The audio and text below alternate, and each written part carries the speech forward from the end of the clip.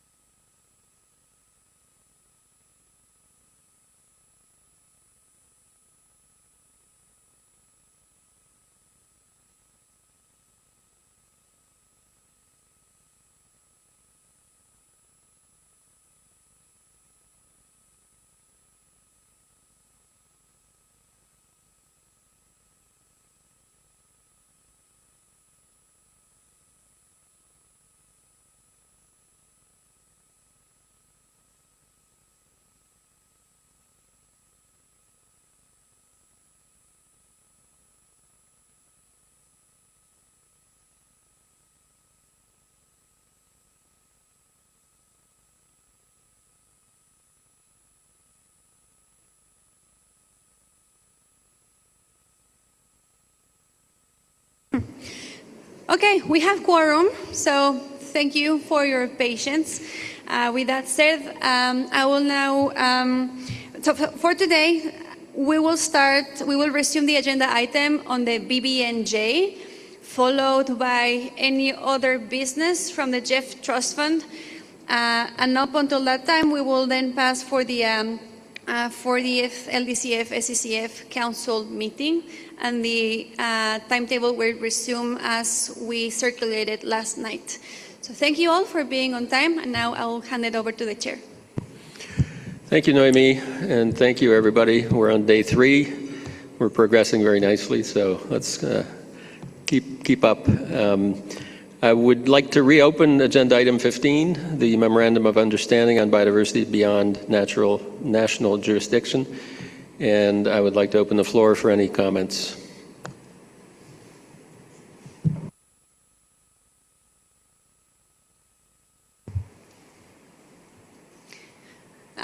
Hope? Yes, floor is yours. Thank you, Noemi. Good morning, all. I'm pleased to report out from the small group discussion we had on BBNJ MOU yesterday evening.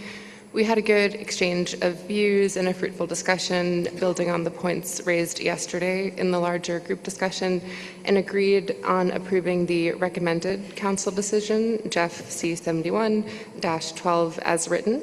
And we even had time to enjoy a beer together afterwards. So to say, we really appreciate the flexibility from council members to find a way forward that was mutually agreeable. Back to you, Noemi. Thank you. Thank you very much, Hope, and to the whole group that met last night. I don't see anyone else requesting the floor. Chair? Oh, yes, John, floor is yours. Thank you, Naomi. In our intervention yesterday, we argued for adopting the MOU at this meeting without inviting members to comment in writing. This was because the MOU represents a carefully crafted text that most of the countries present in this room agreed on in the BBNJ PrepCom. So, in our opinion, this would still be the best way forward in order to avoid any delay in formalizing the relationship between the GEF and the BBNJ. But as Hope has just mentioned, we had very good discussions in the small group of countries yesterday. We had good opportunities to address each other's sensitivities, so after consulting carefully with our BBNJ delegation back home, we can certainly accept this suggestion to go with the original proposed decision. So we ask that it is reflected in the highlights of this meeting, that many council members supported the suggestion to approve the MOU at this council meeting. Thank you. Thank you very much. Note well taken, John. We will reflect as suggested. No one else, I see no other flag. So back to you, Chair. Thanks, Noemi, and thanks to Norway and the U.S. and the rest of the working group. If I'd known there'd been beer, I would have probably crashed the party, but it's good to hear that progress has been made, and I very much want to thank all of you for being flexible. With that, and since there are no more requests for the floor, I would like to invite Council to adopt decision in document GEF C.71/12. I see no flags. Decision adopted.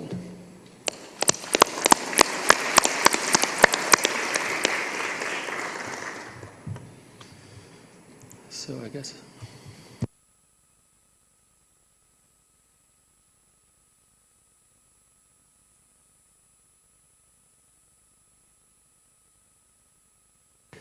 Okay, we will now open agenda item 18, any other business, and I will give the floor to Ben Green to introduce the adoption of the agenda on STEP. Ben?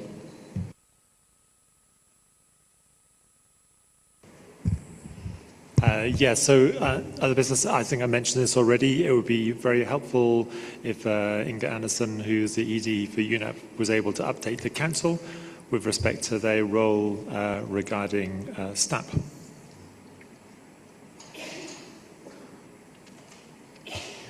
Thank you, Ben. So now I give the floor to UNEP.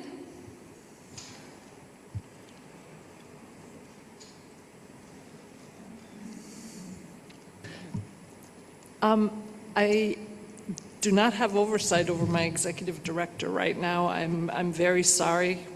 We will fix this.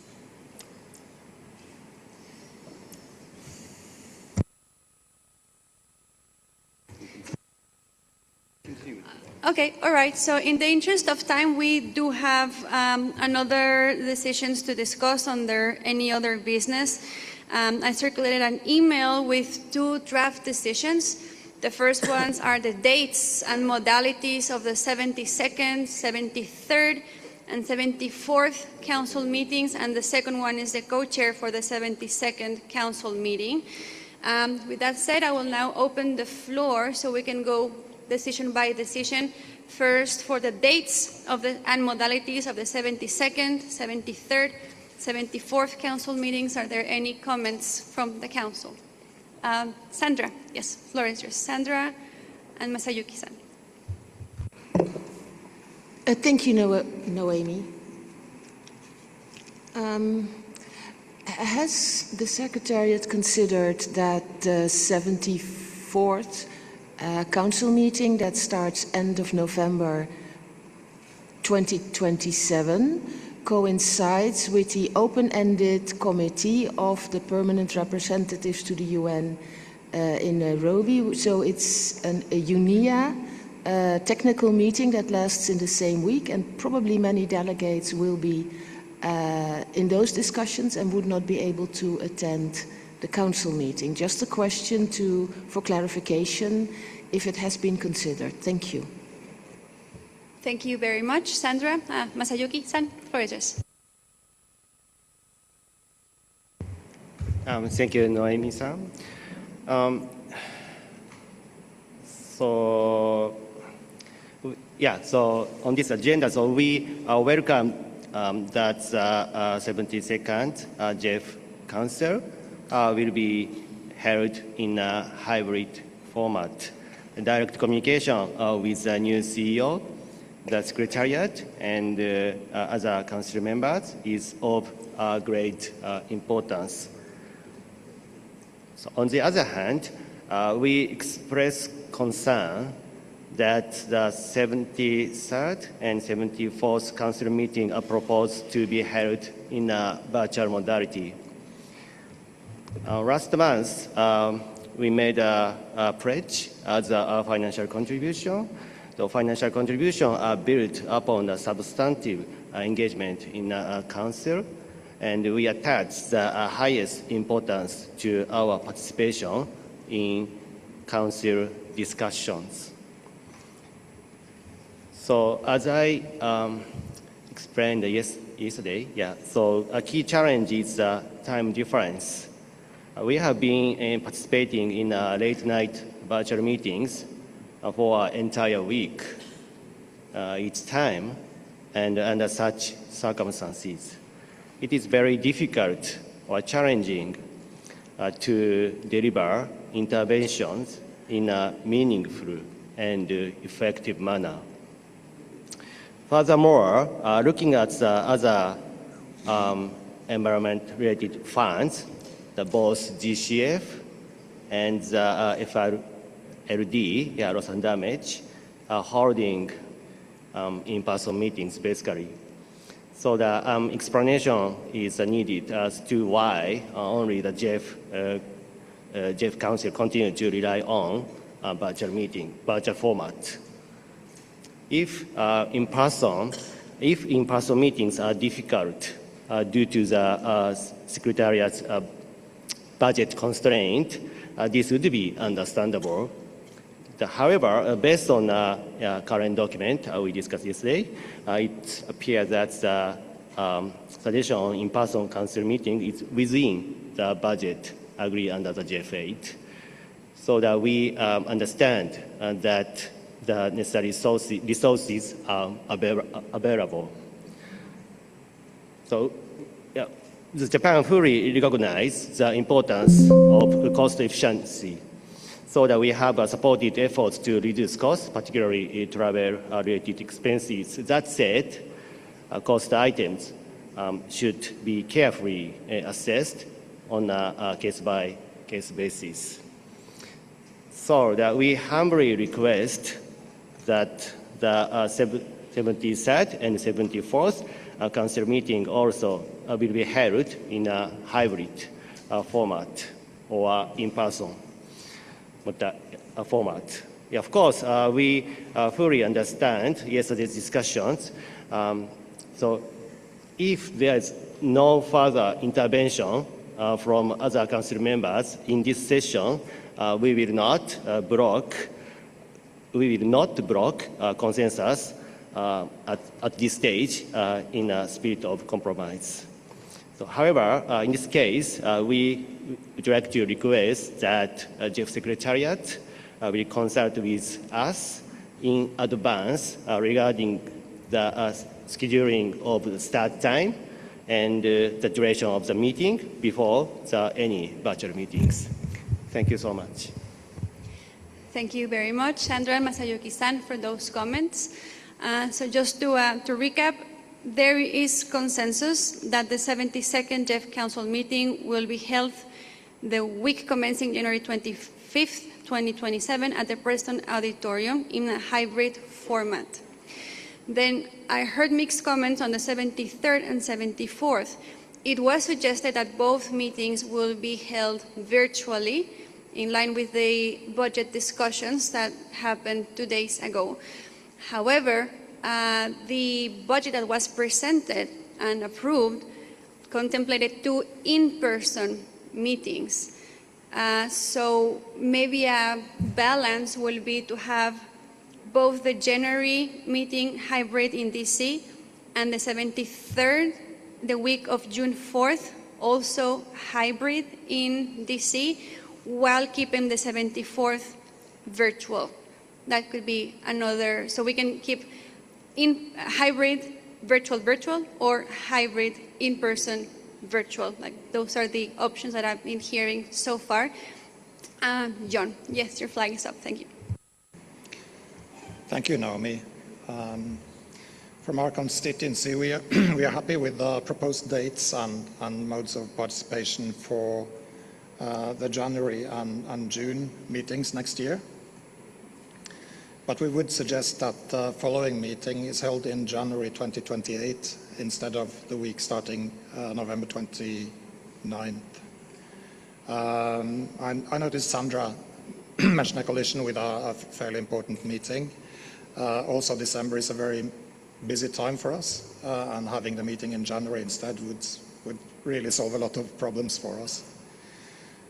So we also understand that this will not set a precedent, this arrangement of meetings will not set a precedent, and that later meetings will be in person in June and a virtual meeting, preferably in January each year. Thank you. Okay, thank you, John. So what I propose is that we now decide on the dates and modality for the 72nd and 73rd, which is January and June. And then after this meeting, I can send around an email to Council to agree on the dates of the 74th and the modality, which I hear a call for it to be virtual. We will find the suggested date in January 2028. I will need some time to see the international events and for Council to consider with more time that date. So again, maybe just we have agreed on the 72nd. Could we agree that the 73rd will happen the week of June 14, 2027 in a hybrid modality in the Preston Auditorium in Washington, D.C. The 74th will be held virtually. I will send an email after this meeting suggesting a potential date for Council approval in January 2028. Would that be agreeable? Okay. Thank you, Council. I will update the decision accordingly. And then I will move to the second decision in our end, which is the co-chair for the 72nd council meeting, where it is proposed that Richard Bonchier, council member for the constituency of Australia, New Zealand, and the Republic of Korea, as co-chair until the 72nd GEF council meeting, at which time the new co-chair will be appointed and regular co-chair terms will resume at this time. Do we have any comments? Okay, thank you, Council, and thank you, Richard, for all your support to this GEF Council.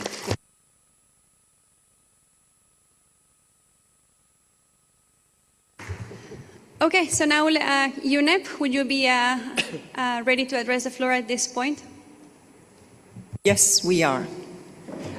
Thank you. Inger, floor is yours. Thank you so much. And Mr. Chair, Excellencies, distinguished delegates and colleagues, it's a great pleasure for me to be with you here today. I speak to you on the issue of STAP, the Scientific Technical Advisory Panel. At a time when science and the multilateral system faces growing pressures, the role of STAP as a source of independent, credible, and scientifically grounded advice remains more important than ever. Science continues to provide a common foundation for cooperation, shared evidence base that helps guide collective action on increasingly interconnected environmental challenges. Distinguished delegates, for the last 31 years, UNEP has been the proud host of the Scientific and Technical Advisory Panel on behalf of the Global Environment Facility Partnership. We regard this not only as an institutional responsibility, but as an important stewardship role in support of the GEF partnership as a whole, while fully respecting STAP's independence and scientific integrity. Through STAP, UNEP has helped strengthen the GEF's access to high-quality scientific and technical advice, supporting more integrated, innovative, and risk-informed approaches across the GEF portfolio. And as the OPS 8, the 8th overall performance study of the GEF rightly noted, STAP remains a core strength of the GEF. At a time of increasing complexity and uncertainty and interconnected environmental risks, the integrity and credibility of science must remain constant. More than ever, the GEF partnership depends on sound, timely, and policy-relevant scientific advice to guide decision-making, anticipate emerging challenges, and support transformative action. At the same time, like any strong institution, STAP must continue to evolve and remain fit for purpose in a rapidly changing global context. UNEP therefore welcomes the review of the STAP review as a timely opportunity to build on the panel's many strengths and further reinforce its mandate, effectiveness, and impact for the GEF partnership. Colleagues, as you know, the current STAP chair, Dr. Rosina Bierbaum, will conclude her term on 30th of June 2026. Rosina has served the GEF partnership with extraordinary dedication, wisdom, and integrity, and I would like to express my sincere gratitude for her leadership and service over the year. Following a careful consultation on a careful review of a number of highly qualified candidates, and with consultation with the Council, I'm pleased to announce the appointment of Dr. Edward Carr as the interim chair of the STAP for a one-year period beginning on July 1, 2026. Dr. Carr is a distinguished scholar and internationally recognized thought leader on global development and environmental change, with over 25 years of experience across academia and major international institutions, including USAID, the World Bank, and the GEF. He previously served on STAP and has contributed to the major global assessments, including IPBES, the Millennium Ecosystem Assessment, and the IPCC. His work is strongly interdisciplinary, bridging environmental science, development policy, and implementation at multiple scales. The combination of scientific excellence, ability to integrate across disciplines, direct familiarity with the STAP mandate, and credibility across the GEF partnership provides a strong basis for assuming the interim chair role for a 12-month period at this critical juncture.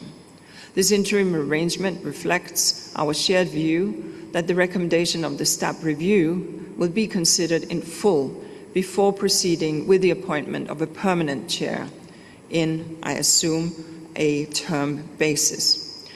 To ensure continuity and stability in the panel's work, the current panel membership will remain in place during this interim period. Please be assured that we at UNEP will continue our commitment to support STAP and the GEF, therefore, in its important role in serving the broader GEF partnership through independent, credible, and policy-relevant science. I thank you. Thank you very much, Inger. And I open the floor for any comments to that decision. Thank you, Council. I see no comments, so back to you, Chair. So since there are no more comments, I'd like to invite Council to adopt that decision on the interim appointment, or the appointment of the interim chair of STAP. Seeing no objection, this decision is adopted. Thank you very much.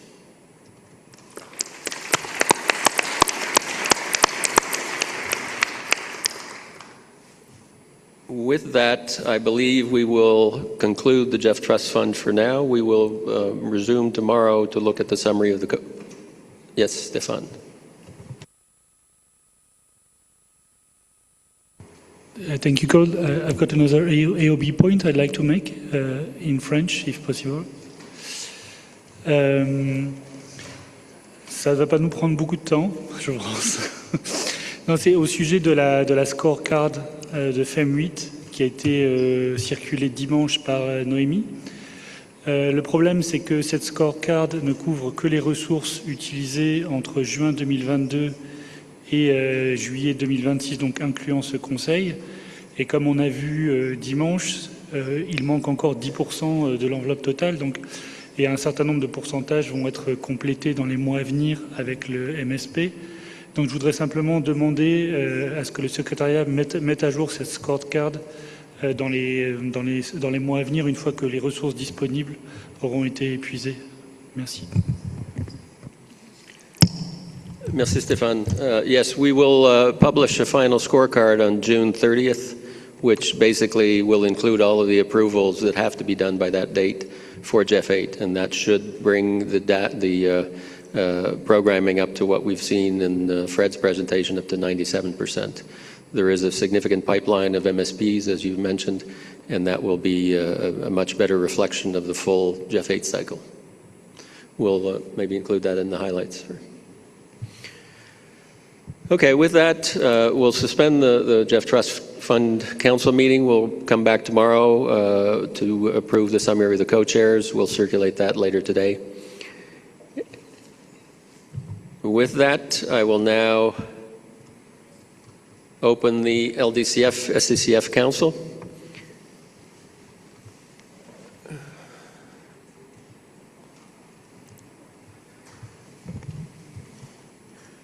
Dear colleagues and partners, it's a pleasure to welcome you to this meeting of the LDCF and SCCF Council here in Samarkand. We meet at a critical moment, both for these funds and for the communities they serve. Over the past year, we have worked together to shape a new programming strategy and operational improvements for the LDCF and SCCF for the GEF 9 period. I would like to thank you for that strong engagement, and I look forward to your endorsement of the LDCF SCCF strategy and your full support for the work program before you today. Within the GEF family of funds, the LDCF and SCCF play a distinct role. They deliver adaptation support where climate impacts are most immediate, most severe, and where the need for practical action is greatest. Over the last 25 years, the LDCF and SCCF have demonstrated their value as dedicated, country-driven instruments for adaptation. With this final work program, the LDCF will have supported 90 projects and programs over the GEF 8 period, reaching 44 least developed countries with total programming of over 750 million. Nearly all eligible countries have access support. This includes a growing number of multi-trust fund projects linking adaptation priorities with broader investments across the GEF partnership. At the same time, the SCCF has sharpened its focus and expanded its reach, particularly in small island developing states. And in GEF 8, it will have supported 40 projects, including 25 in non-LDC SIDS under Window A, alongside support for innovation, technology transfer, and private sector engagement under Window B. These are not just numbers. They represent real progress, supporting millions of people and helping countries manage climate risks in some of the most challenging contexts. But they also point to something else. Demand is growing and it is outpacing available resources. Countries are looking to move from plans to implementation and from pilots to scale.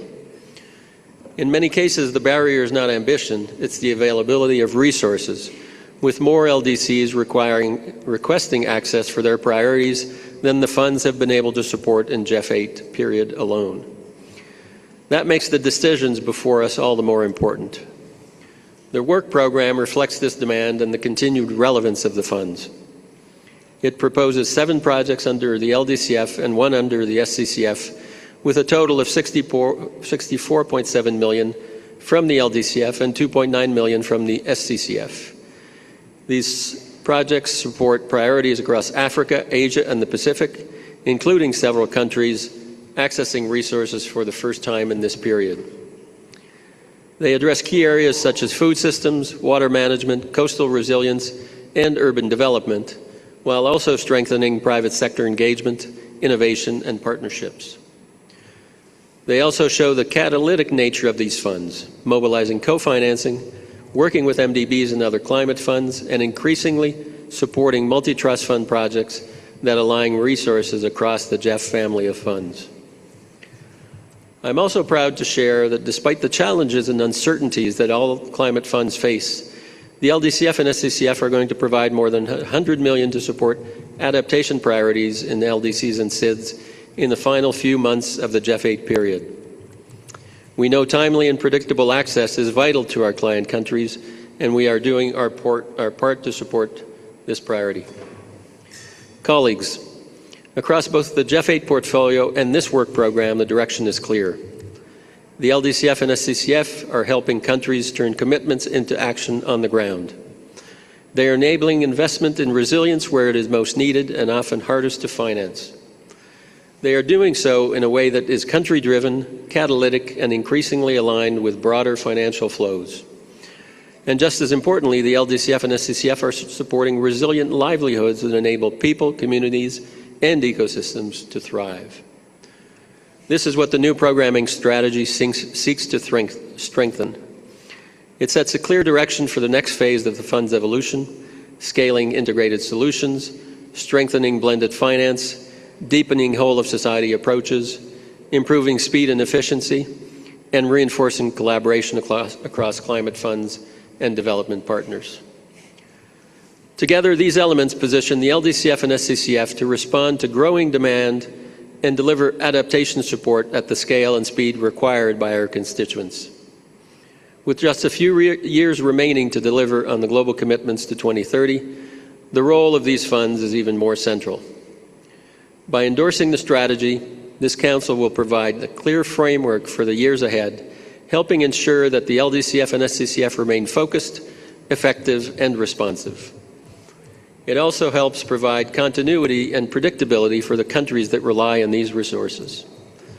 The momentum is there, the demand is clear, and the opportunity is in front of us. With this in mind, I look forward to your guidance and to a productive discussion here today. Thank you. Now I would like to invite my co-chair, Richard, to make his opening statement to the Council. Thank you, Claude. Council members, distinguished delegates, observers and colleagues, it's a privilege to be here with you in this wonderful city of Samarkand and to open the 40th meeting of the LDCF and SCCF Council. This is an important meeting for these funds and for the recipient countries and local communities the funds serve. I want to begin by expressing appreciation to all Council members, donors, agencies, partners and recipient countries who continue to support the LDCF and the SCCF. These funds have a distinct purpose within the GEF family to help countries facing some of the most immediate and severe climate risks move from priorities and plans to practical action on the ground. Personally, this work has particular resonance for SIDS, and especially for many countries in the Pacific. Climate risk is not theoretical. It is a harsh reality already shaping livelihoods, infrastructure, ecosystems, food and water security, and long-term development choices. The challenge is not only environmental, it is social, economic, and deeply human.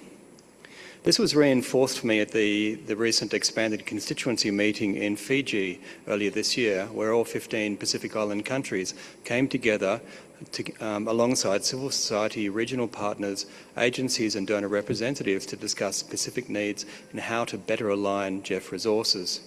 Aside from the incredible Fijian hospitality and a strong sense of Pacific community, what came through clearly from the workshop was the importance of really listening to recipient country needs and priorities and to what effective support looks like in reality.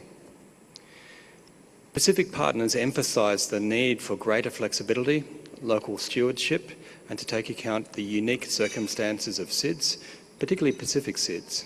It was an excellent example, of this was given by Tuvalu, where she noted that initially the GEF Secretariat would not allow the purchase of boats, yet in Tuvalu a car would not be enabled to travel across the islands. A boat was essential, and one of the features of the GEF is that it adapts to those contexts, and in this case it was essential for the needs of the project. The GEF Secretariat adjusted its policy to accommodate this, highlighting that flexibility and change are indeed possible and in fact part of the construct of the way the GEF operates. The agenda before us today matters. We met at the close of the GEF 8 period with a final work program before us, and with the new programming strategy and operational improvements for the GEF 9 period presented for our consideration and endorsement. I'm particularly pleased to see that the proposed project in Solomon Islands, which leverages World Bank IDA support, as well as the multi-trust initiative in Niue.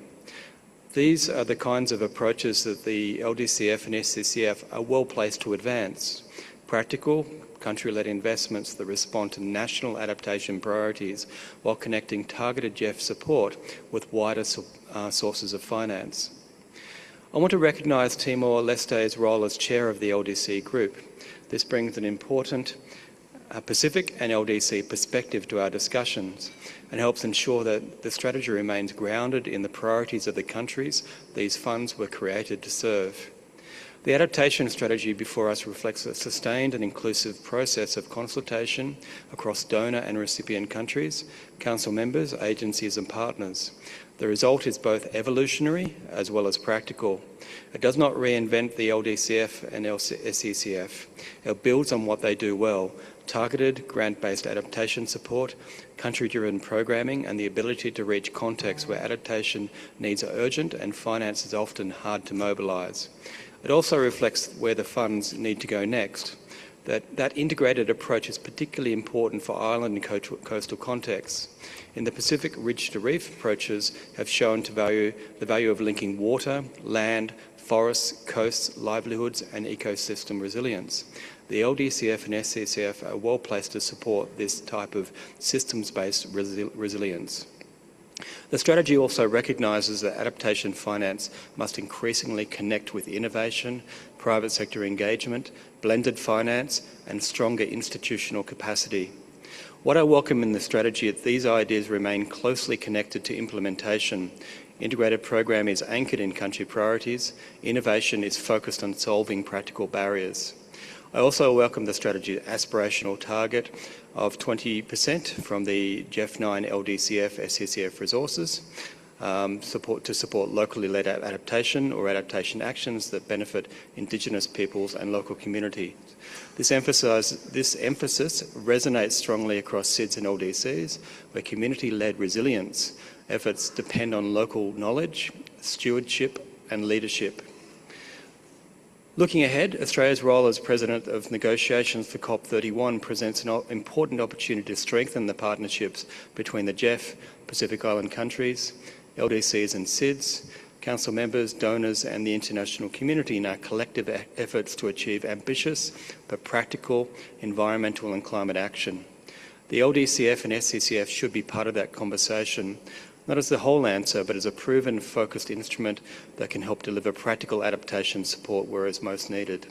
Colleagues, the LDCF and SCCF enter GEF 9 with a strong foundation, a clear mandate, a strong track record, lessons from GEF 8 and a proposed framework for becoming integrated, more catalytic and effective.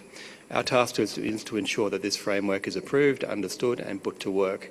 I look forward to a constructive discussion today and to your guidance on the final GEF 8 work program and your consideration of the new programming strategy. Thank you very much. Thank you, Co-Chair. It's my pleasure now to invite Mr. Evans Njewa from the former chair and representative of the Least Developed Countries Group to address Council. Evans. Thank you very much, Co-Chairs. Distinguished Council members, esteemed colleagues and the respected participants. I'm grateful this morning for the opportunity to return to this Council and to address you on behalf of Ambassador Adao Suarez Barbosa, current chair of the LDC Group from Timor-Leste. Mr. Barbosa sincerely regrets that he cannot attend this Council meeting in person as he is currently in Bonn, coordinating the LDC Group ahead of the Bonn Climate Change Conference. On behalf of the chair and on my own behalf, I would like to thank the GEF Secretariat and the LDCF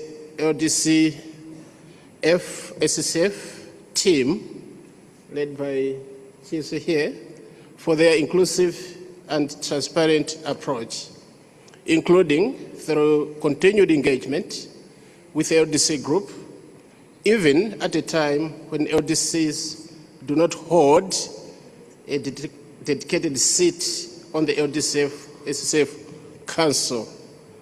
In fact, I was amazed and I talked to the interim CEO, I think yesterday, also in the margins of the meeting. I said, everyone is talking about LDCs here in this Council, but the LDCs cannot raise a hand and speak over the past 2 or 3 days. I think we need to consider this and give us a seat so that we can also voice our seats and appreciate what you are doing.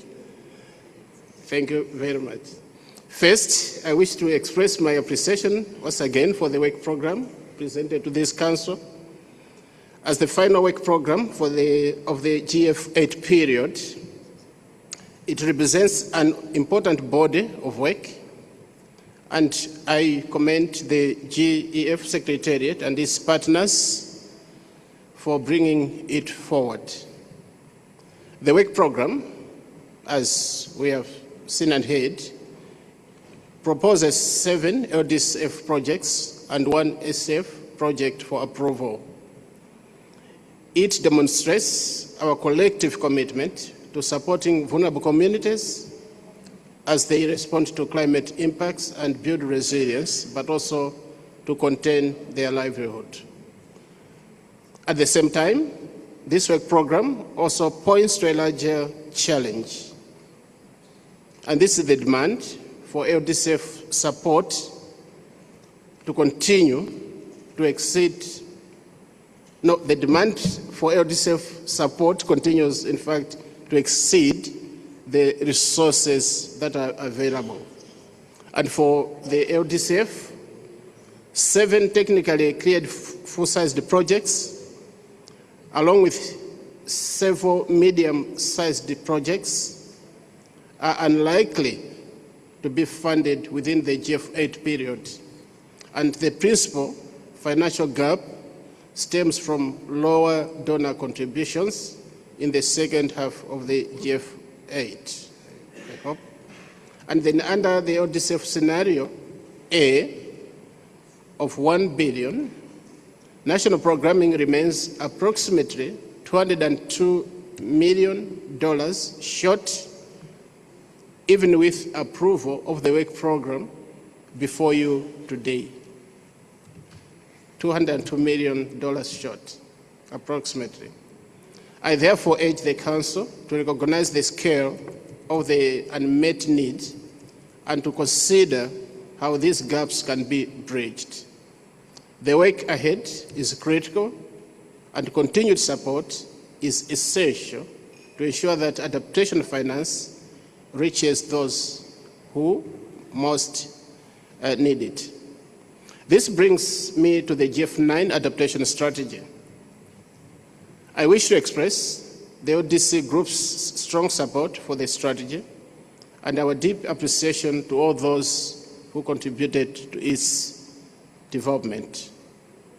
The inclusive process that underpinned this strategy enabled diverse perspectives to be heard and helped ensure that the aspirations and priorities of the LDC Group were reflected. Of course, not everything has been absorbed. The resulting document is responsive to our needs and sets out forward-looking approaches to adaptation rooted in creativity and collaboration. These innovations are vital as we confront the complex and growing realities of climate change. Of course, while there is much to welcome, we must also recognize the limits imposed by the current financial scenarios. Many of us had hoped for greater ambition and higher levels of resources, consistent with paragraph 15 of the COP29 Baku decision under the new collective quantified goal decision and the COP30 global multilateral Brazil, we were just there in November in Belém, decision, and greater resources would have indeed allowed us to scale our impact further. As I conclude, I believe we have achieved the best possible outcome given the constraints, and this progress is significant. It provides a foundation on which we can build while continuing to advocate for increased support and stronger strategies in the future.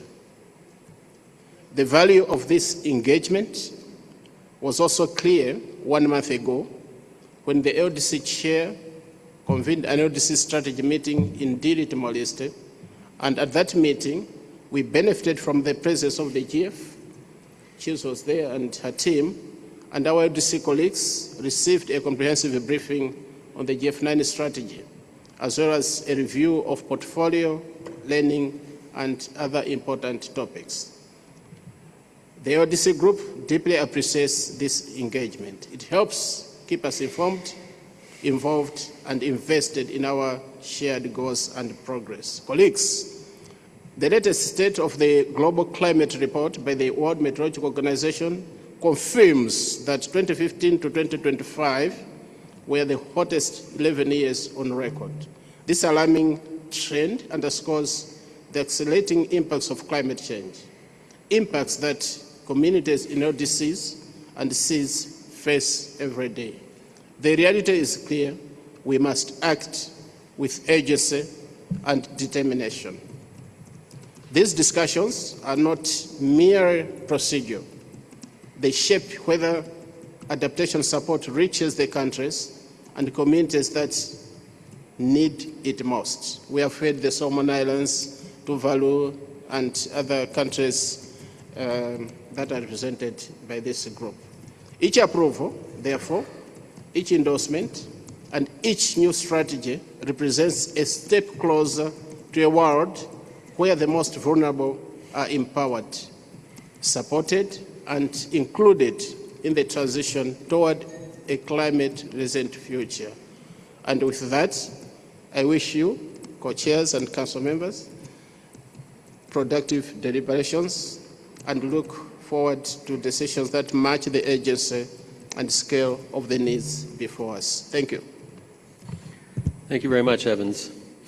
Now I'd like to invite Council to watch a short video produced by the Secretariat that highlights the recent work of the LDCF and SCCF. I see floods that we had never experienced in the past 10 years. I see floods destroy human beings, destroy infrastructure, destroy gardens. quantity of rain that we get now, our soil get more poor because the rain takes away the topsoil. Lorsqu'il y a de fortes inondations, nous avons des pertes de culture, des produits agricoles, ce qui entraîne forcément l'insécurité alimentaire. I see gender inequalities being exacerbated. The worst thing that I think we are seeing is that an innocent, and I repeat, an innocent human life, someone who did not contribute to this climate change problem, is dying, is losing their life.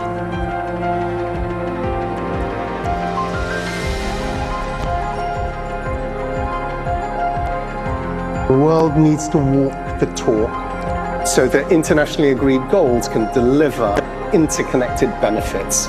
While we try and clean up the environment and take care of climate change and protect biodiversity, the world is changing. These communities that are most vulnerable need resources, and the LDCF and SCCF are providing those resources so that communities can be more resilient in the face of change.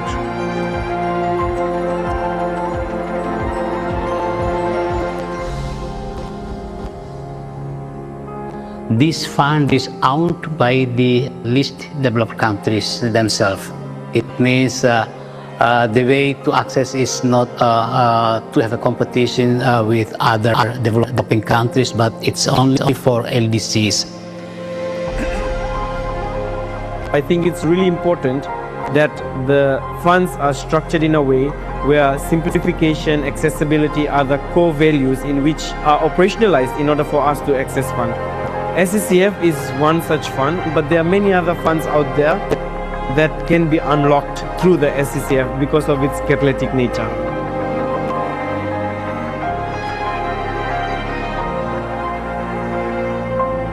As some of the farmers today say that they can send their kids to the schools, they can buy the household needs as well. This is something that really shows us that's how benefit the projects being implemented. The two funds, the LDCF and SCCF, they're moving plans into real practices by working with governments, with the communities, as well as institutions at the national level and local level to really articulate and implement adaptation action that will benefit the people, the environment, as well as the ecosystems.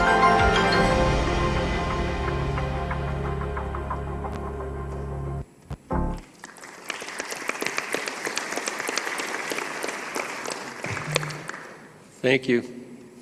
Let me just stop and open the floor if there are any comments or questions at this point. I don't see any requests, so let's move on.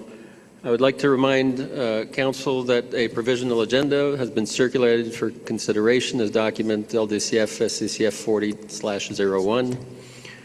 At this point, I'd like to ask Council if there are any other items or comments to add under other business. Seeing none, I will ask Council or invite Council to adopt the agenda for this meeting. Adopted. Thank you. So we can move on to agenda item 2, GEF Programming Strategy on Adaptation to Climate Change for Least Developed Countries and the Special Climate Change Fund and Operational Improvements, July 2026 to June 2030. I'd like to invite my colleagues Jason Spenceley and Dorji Chiwang to present the documents before you. Thank you, Chair. My name is Jason Spenceley, and I'm a member of the Climate Adaptation Team in the GEF Secretariat. It's an honor to present the Climate Adaptation Programming Strategy and Operational Improvements for the GEF 9 period, together with my colleague, Tsewang Dorji. I'm happy to note that the document detailing this full strategy is currently posted on the web page for this council meeting in English, French, and Spanish. Next slide, please.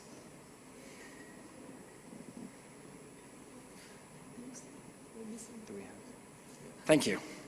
The strategy benefited from extensive consultation and guidance, which started in late 2024, which has included 4 specific in-depth meetings, as well as a series of other consultations. Next slide, please. The LDCF and SCCF are purposefully focused for coherence and complementarity with other sources within the broader climate finance architecture. The LDCF is targeted exclusively for least developed countries, with predictable, grant-based climate adaptation support based on country priorities. The LDCF is a strategic entry point for GEF support to LDCs, least developed countries. Operationally, this can be achieved by promoting multi-trust fund projects and by encouraging coordination among other projects supported across the GEF family of funds. SCCF Window A is focused specifically on small island developing states that are not LDCs, with targeted, grant-based, ring-fenced, and predictable climate adaptation support. SCCF Window A is a SCCF Window B is a catalyst for innovation, technology, and private sector engagement with significant risk appetite through both grants and non-grant instruments. Next slide, please. The theory of change for the GEF9 climate change adaptation strategy articulates how the LDCF and SCCF will facilitate transformational adaptation in the world's most vulnerable countries, based on IPCC insights and UNFCCC guidance. This theory of change specifies 5 barriers for adaptation that GEF9 programming must address, as well as programming areas which include a set of themes and approaches that produce key outputs and transformational impacts. This is all underpinned by cross-cutting enablers and transformation levers, including operational improvements and strategic communication. Importantly, the theory of change aligns with the global goal on adaptation and the UAE framework for climate resilience. Next slide, please. Here is a closer look at the GEF9 programming areas. At the top are 3 priority themes, reflecting where adaptation needs are most urgent: agriculture and food systems, water, and nature-based solutions and infrastructure. In the middle row are 4 approaches to achieving adaptation priorities in the GEF9 period.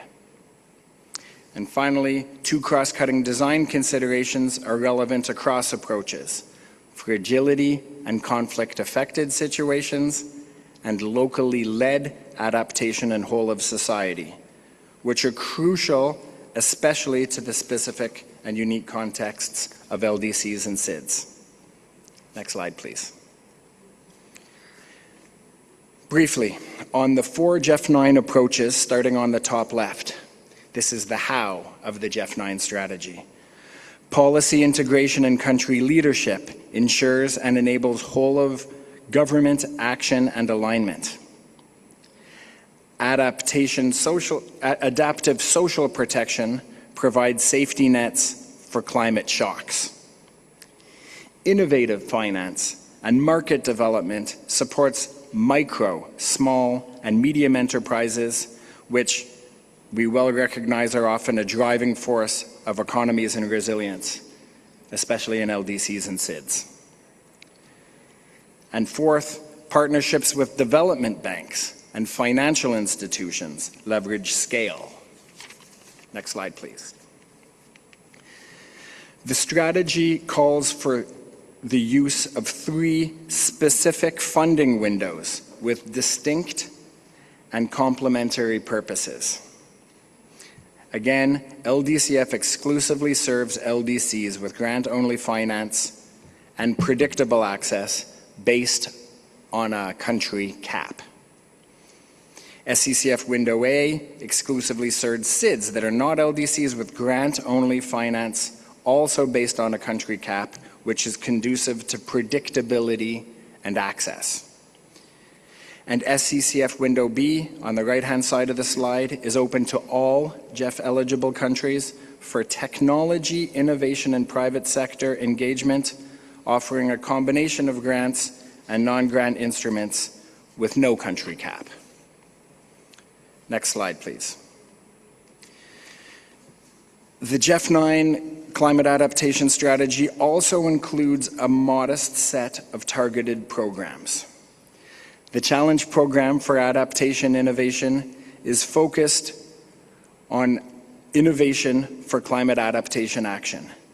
This program will deepen its provision of grant support for identification and piloting of innovative solutions with a growing diversity of partners. And the non-grant instrument for climate adaptation will make catalytic and risk-appropriate blended finance investments to pilot new models for catalyzing private sector investment with potential from scale-up from other multilateral, bilateral, and especially private sector investors. This program will operate alongside and in complementarity to the GEF NGI set-aside under the GEF Trust Fund, with the same set of policies and procedures, but focused directly on climate adaptation impact. Next slide, please. As my last slide, I'm glad to share 3 explicit targets for LDCF and SCCF programming in the GEF 9 period. First is an MCF coordination target, a multilateral climate funds coordination target.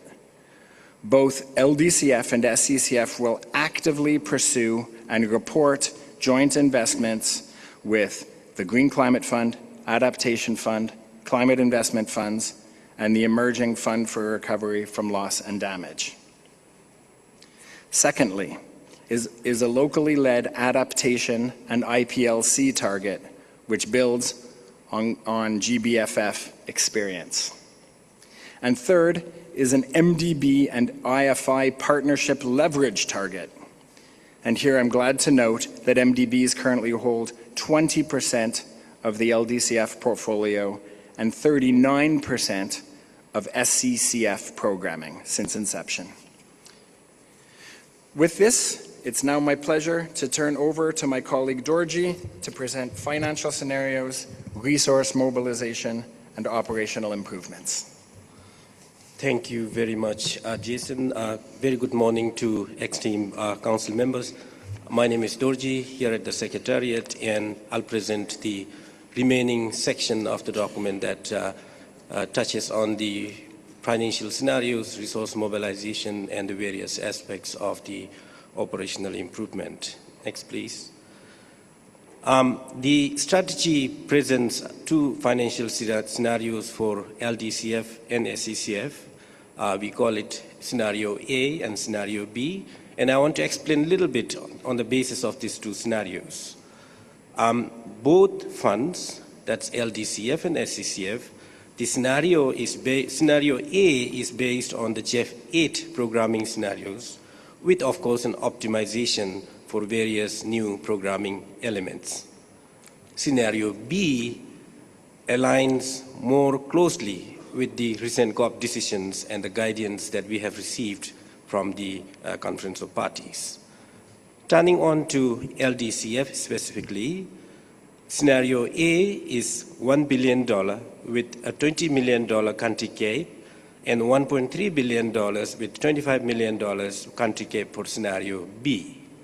Both these scenarios include resources for support for recently graduated LDCs, Challenge Program for Adaptation Innovation, Regional and Global Initiative, Country Engagement Strategy, as well as PRIA Capacity Building Program, which I will talk about briefly in next couple of slides. Next slide, please.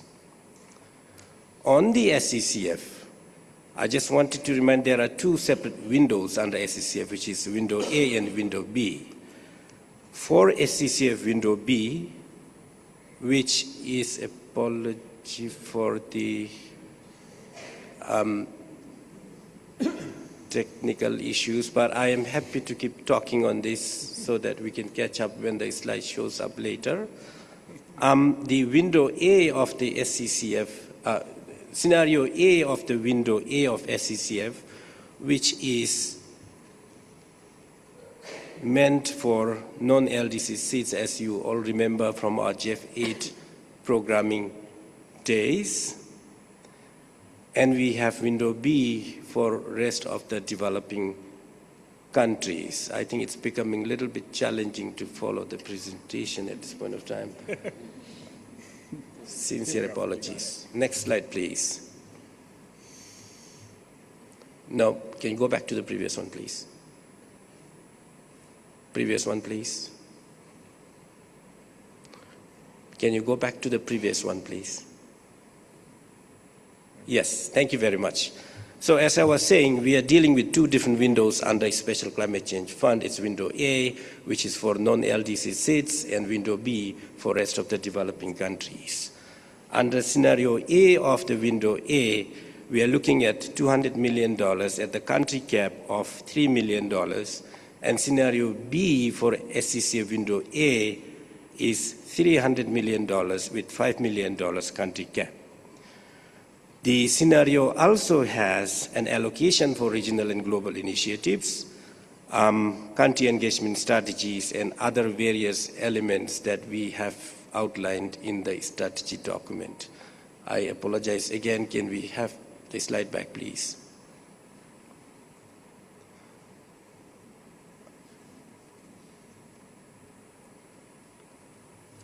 You can do the bottom button. Really? This one? Go back? Yeah. On the window B aspects, I think it gives us a little time to think about the numbers.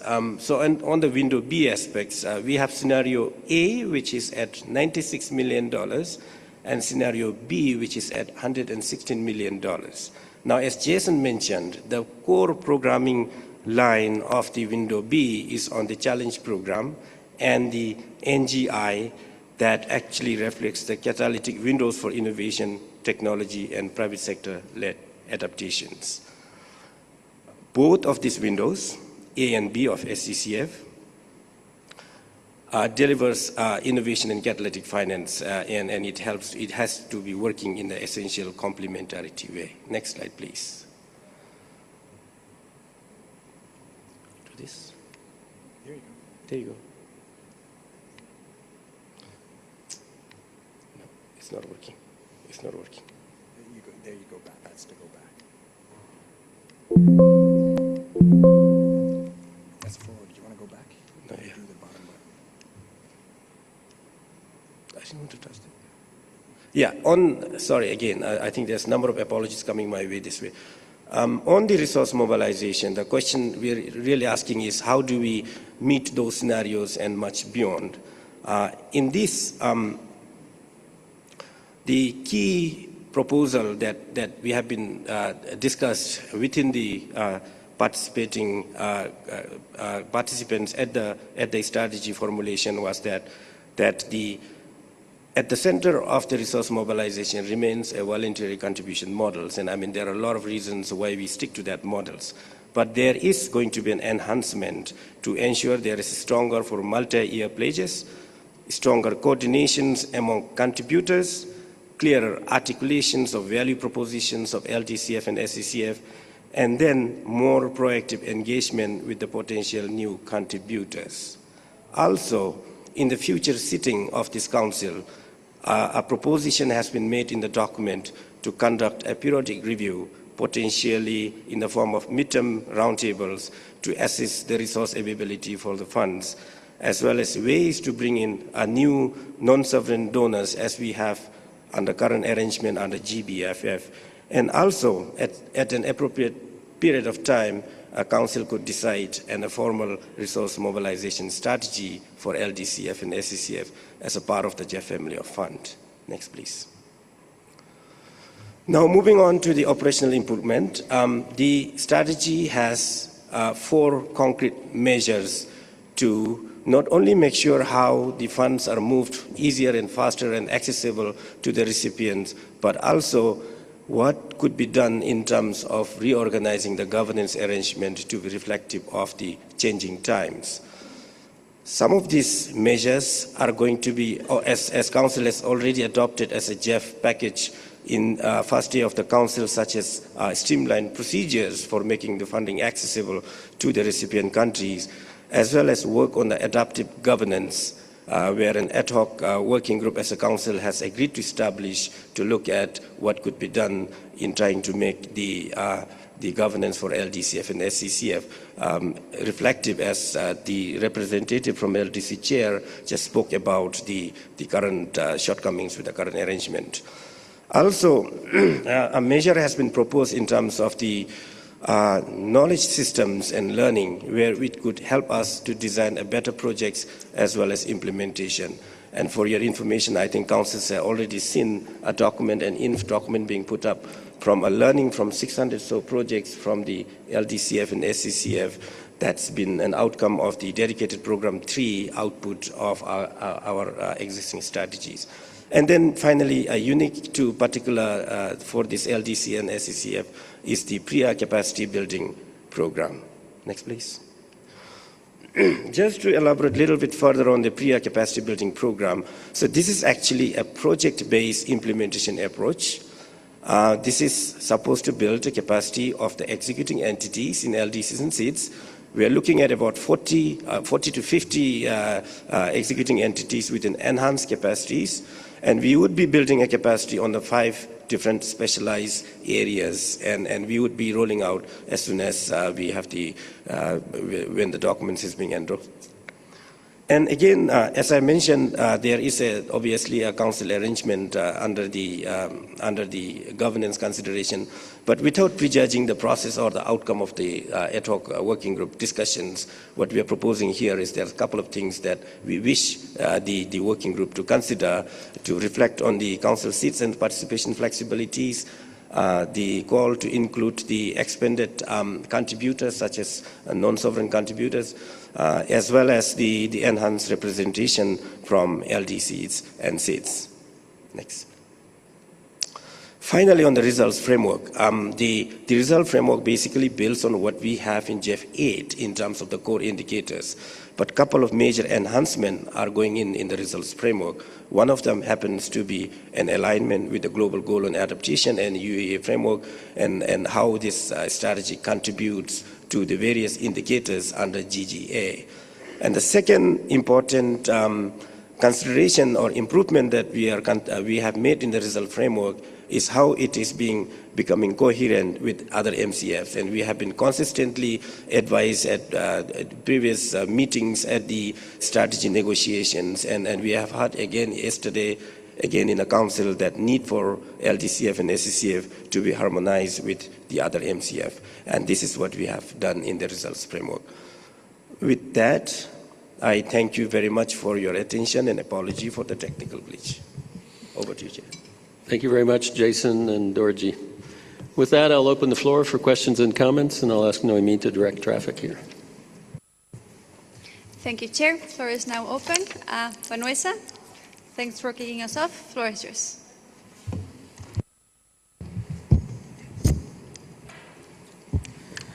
Thank you, Naomi. The Caribbean constituency welcomes the GEF 9 programming strategy for the LDCF and SCCF and appreciates the continued recognition of the SCCFA as the only material climate adaptation fund dedicated exclusively to small island development states. We welcome the strategy focus on water security, climate resilient food system, nature-based solution, and locally led adaptation, which closely reflect the priorities and vulnerabilities of Caribbean SIDS. As climate risks continue to intensify across SIDS, we encourage continued efforts to strengthen SCCFA and, subject to resource availability, to consider increasing the level of support available to individual SIDS over time. We also welcome the proposed operational improvements and would encourage more detailed reporting on support and results achieved in the Caribbean SIDS to better inform future programming and resource mobilization efforts. The Caribbean constituency will support the endorsement of the strategy. Thank you. Thank you very much, Vanessa. Also, as we mentioned yesterday, we will, starting today, put a timer for reference, a 3-minute timer. We are already 1 hour over time giving the executive session, so it will shortly appear on the screens. So while we put that, allow me to give the floor to, oh, there it is. Thank you. Okay, Coantan, floor is yours.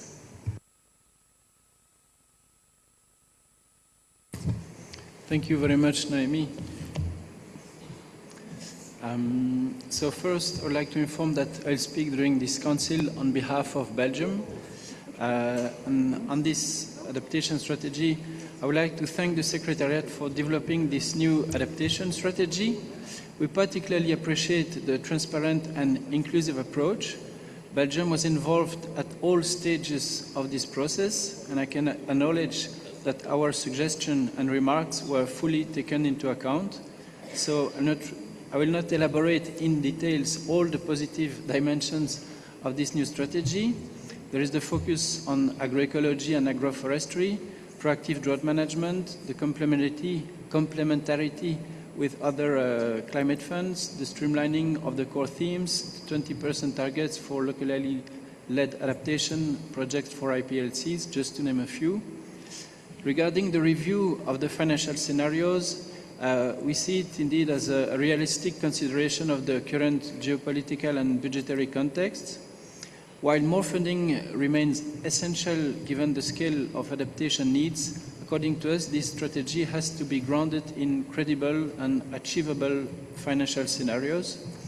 This being said, we continue to encourage all actors in a position to do so, including non-traditional donors, to contribute to the LDCF and SCCF. The donor base of these funds should critically be broadened, also in light of the new collective quantified goal of the UNFCCC.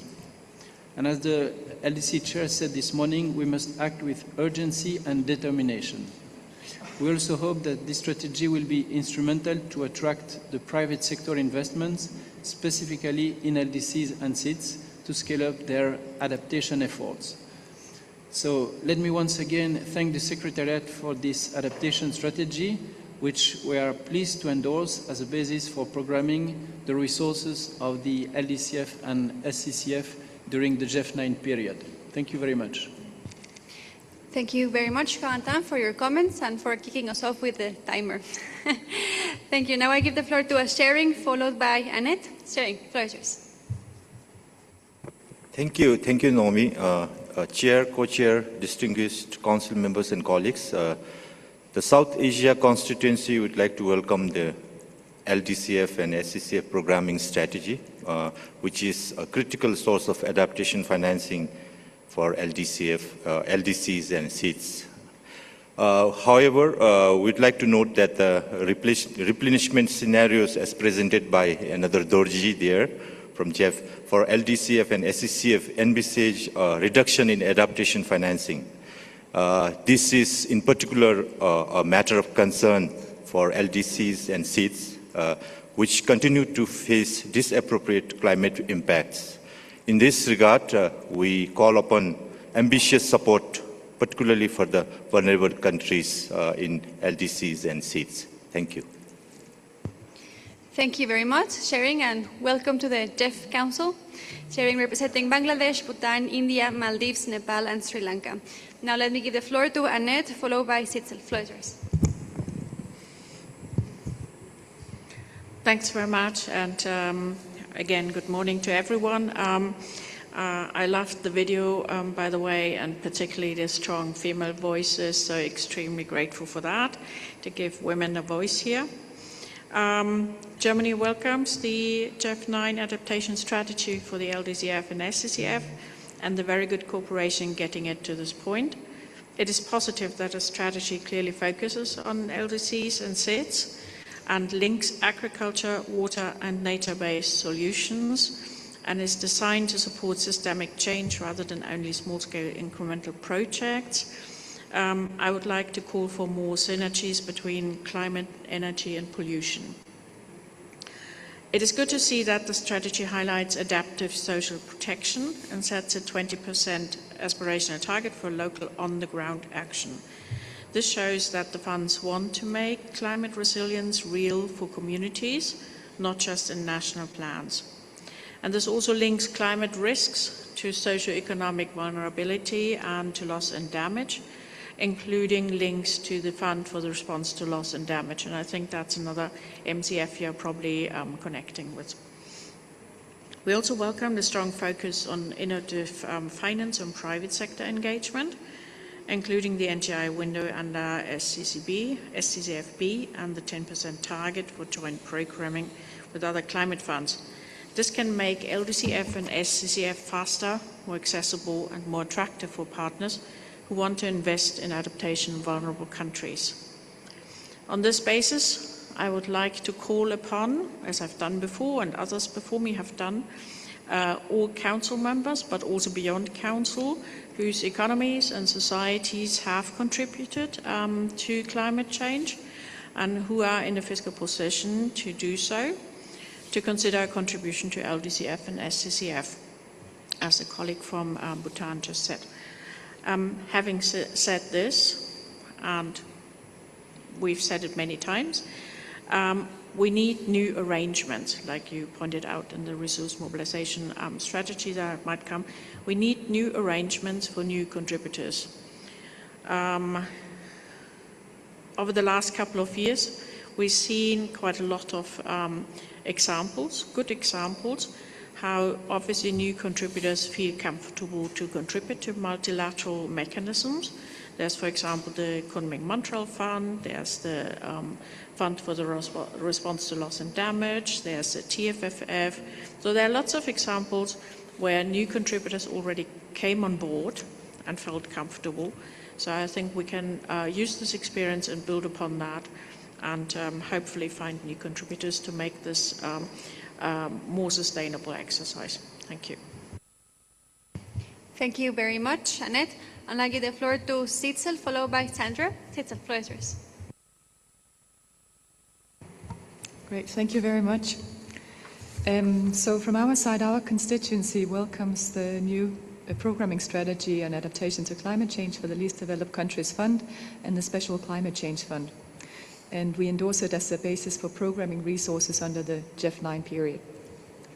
We would like to thank the Secretariat for conducting an inclusive and thorough consultation process and designing an ambitious strategy which really underscores the LDCF and SCCF's comparative advantages. We believe it provides a very clear programmatic direction for targeted and relevant support.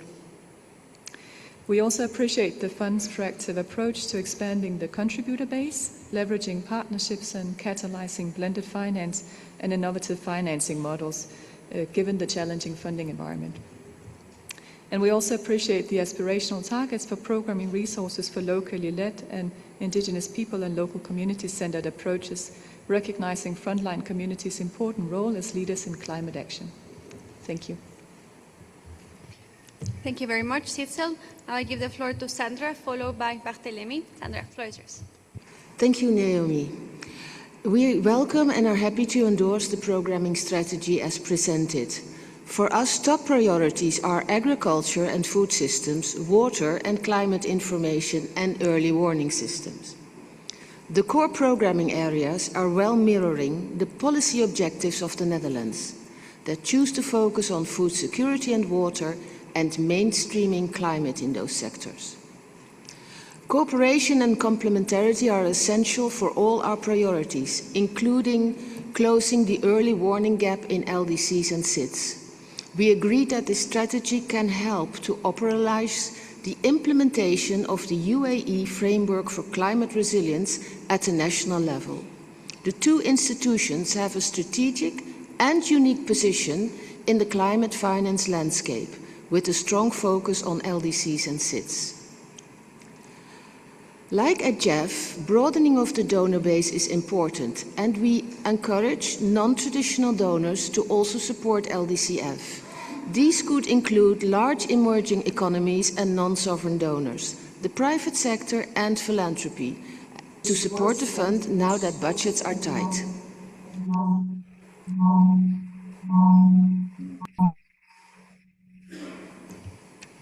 Like Belgium, Germany and Denmark, we thank for the open and inclusive process and communication with the LDCF team while we were discussing this document. Thank you.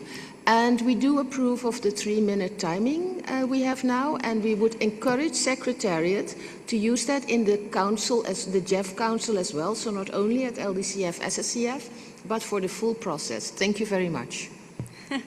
Thank you, Sandra. It seems to be working well. Everyone so far has stayed within the 3 minutes. And yes, the idea, if it works, is to, consultation with you to see if we can keep it moving forward. Okay, so next in line we have Barthélemy, followed by Lucrecia. Barthélemy, vous avez la parole. Merci. Merci, Madame Noémie. Merci, Monsieur le Président. La circonscription Afrique centrale note les efforts fournis par le secrétariat du GEF pour bâtir cette stratégie de programmation adaptée aux PMA, qui sont donc des pays qui sont confrontés à des graves problèmes environnementaux, notamment la dégradation de terres, la déforestation, la perte de la biodiversité et l'extrême vulnérabilité au changement climatique. Et donc, cette stratégie répond mieux aux besoins de cette circonscription. La stratégie donc, qui a été proposée vient à point nommé, car elle vise à aider les pays, les PMA et les PED, à prendre des mesures proactives pour renforcer leur résilience climatique et réduire leur vulnérabilité structurelle et conjoncturelle. Cette stratégie reconnaît et prend en compte les avantages sociaux et environnementaux des mesures d'adaptation des PMA et favorise une approche économiquement viable de l'adaptation au changement climatique, répondant ainsi à l'urgence d'une transformation profonde pour faire face à l'accélération des risques climatiques. Il est temps de pousser les réflexions pour faire asseoir des approches climato-intelligentes afin donc d'inverser les tendances toujours croissantes ces dernières années en termes de hausse de température et donc des événements météorologiques extrêmes tels que donc les inondations, les catastrophes dans les sécheresses. La cible de 35% accordée au PMA et PED dans le GEF 9 représente déjà un effort important, car elle permettra de construire une résilience durable des populations, surtout donc les communautés, donc les femmes, les jeunes et les communautés locales, les peuples autochtones, dont leurs moyens de subsistance sont donc liés aux ressources naturelles et diminuent donc suite aux effets du changement climatique. Cette stratégie donc permettra également au PMA de rendre opérationnel l'accord de Paris, et donc ça permettra également de pouvoir construire donc une résilience durable dans des différentes populations qui sont donc exposées au risque donc de changement climatique. Merci beaucoup. Merci à toi, Barthélemy. Now I give the floor to Lucrecia, followed by Sagar from the CSO network. Lucrecia, floor is yours. Thank you very much. Switzerland has been a long-standing supporter of both LDCF, SCCF, and in the last period we've actually been able to double our contribution compared to the previous one. We will announce our planned contribution for this period after parliamentary approval next year, and hope, of course, others, including new contributors, will do so too. We support the new LDC SCCF strategy, and as others, thank the Secretariat for the thorough document and the inclusive process. Let me highlight a few aspects of the strategy that are of particular importance to us, and also the successful development potential growth of the two funds. The priority themes, including agriculture, water, and nature-based solutions, respond to the adaptation needs of recipients and correspond to priorities in Switzerland's bilateral support, in particular water, but also sustainable food system and agroecology. Similarly, we strongly support the proposed approaches, particularly those that enhance private sector engagement, as these efforts are essential to mobilize the additional resources urgently needed for adaptation, particularly in a time of fiscal constraints and uncertain political situation. We're very supportive of the increased attention to fragile and conflict-affected situations. We welcome the the final version of the family of funds approach. For us, it's really very important to distinguish clearly between the LDCF, SCCF, and the other family of funds, and highlight the respective comparative advantage, and that so co-investments are exclusively complementary and not duplicative. Finally, we'd like to thank the Secretariat also for the adjusting the financial scenarios to what we believe are more realistic levels, as we caution against setting unrealistic expectations. Thank you. Thank you very much, Nuclesia. Now let's hear from Sagar. Then we have Pepe, Aipak, Rashid, and Kelly. Sagar, floor is yours. Thank you, Noemi. Thank you, Dorothy and Jason, for the presentation. The GEF CSO network welcomes this final version of the GEF 9 programming strategy for LDCF and SCCF. It has improved across the process, and we thank the Secretariat. We have raised the following points before, and we raised them once more because they remain open. We welcome that the 20% target for locally led adaptation and IPLC actions is retained in paragraph 131 and named in the prioritization criteria in paragraph 247. But the target is set in resource, and the indicators are not. Sub-indicator 1.3 counts indigenous peoples who benefit. 3.6 counts CSOs engaged. Neither tracks the resources channeled to or through them, where they execute or hold decision-making control. With the list refined from 45 to 25 sub-indicators, this was the moment to fix it. We again ask for a resource flow indicator for IPLCs and CSOs. We also note that 1.3 names indigenous peoples only. Local communities, women, and youth are a distinct constituency under this target and should be visible too. We welcome the PRIA capacity building program. We ask that CSOs and community-based organizations are explicitly eligible among the executing entities it strengthens, and that the competitive RFP does not favor established institutional actors. Two structural concerns remain. On MDB and IFI programming, paragraph 98 sets a 35.7 percentile baseline to maintain in GEF 9, and paragraph 247 ranks MDB and IFI proposals above locally led and IPLC proposals. We do not oppose MDB partnerships. We ask for a metric tracking the resource reaching national institutions and community-based actors, and for that prioritization order to be revisited. On governance, paragraph 217 offers the GBFF advisory group as a model for non-sovereign contributors. We ask the working group to consider a comparable advisory mechanism for CSO and IPLC representatives. Finally, we again call for climate and nature education to be embedded across adaptation initiatives. Its continued absence needs to be addressed.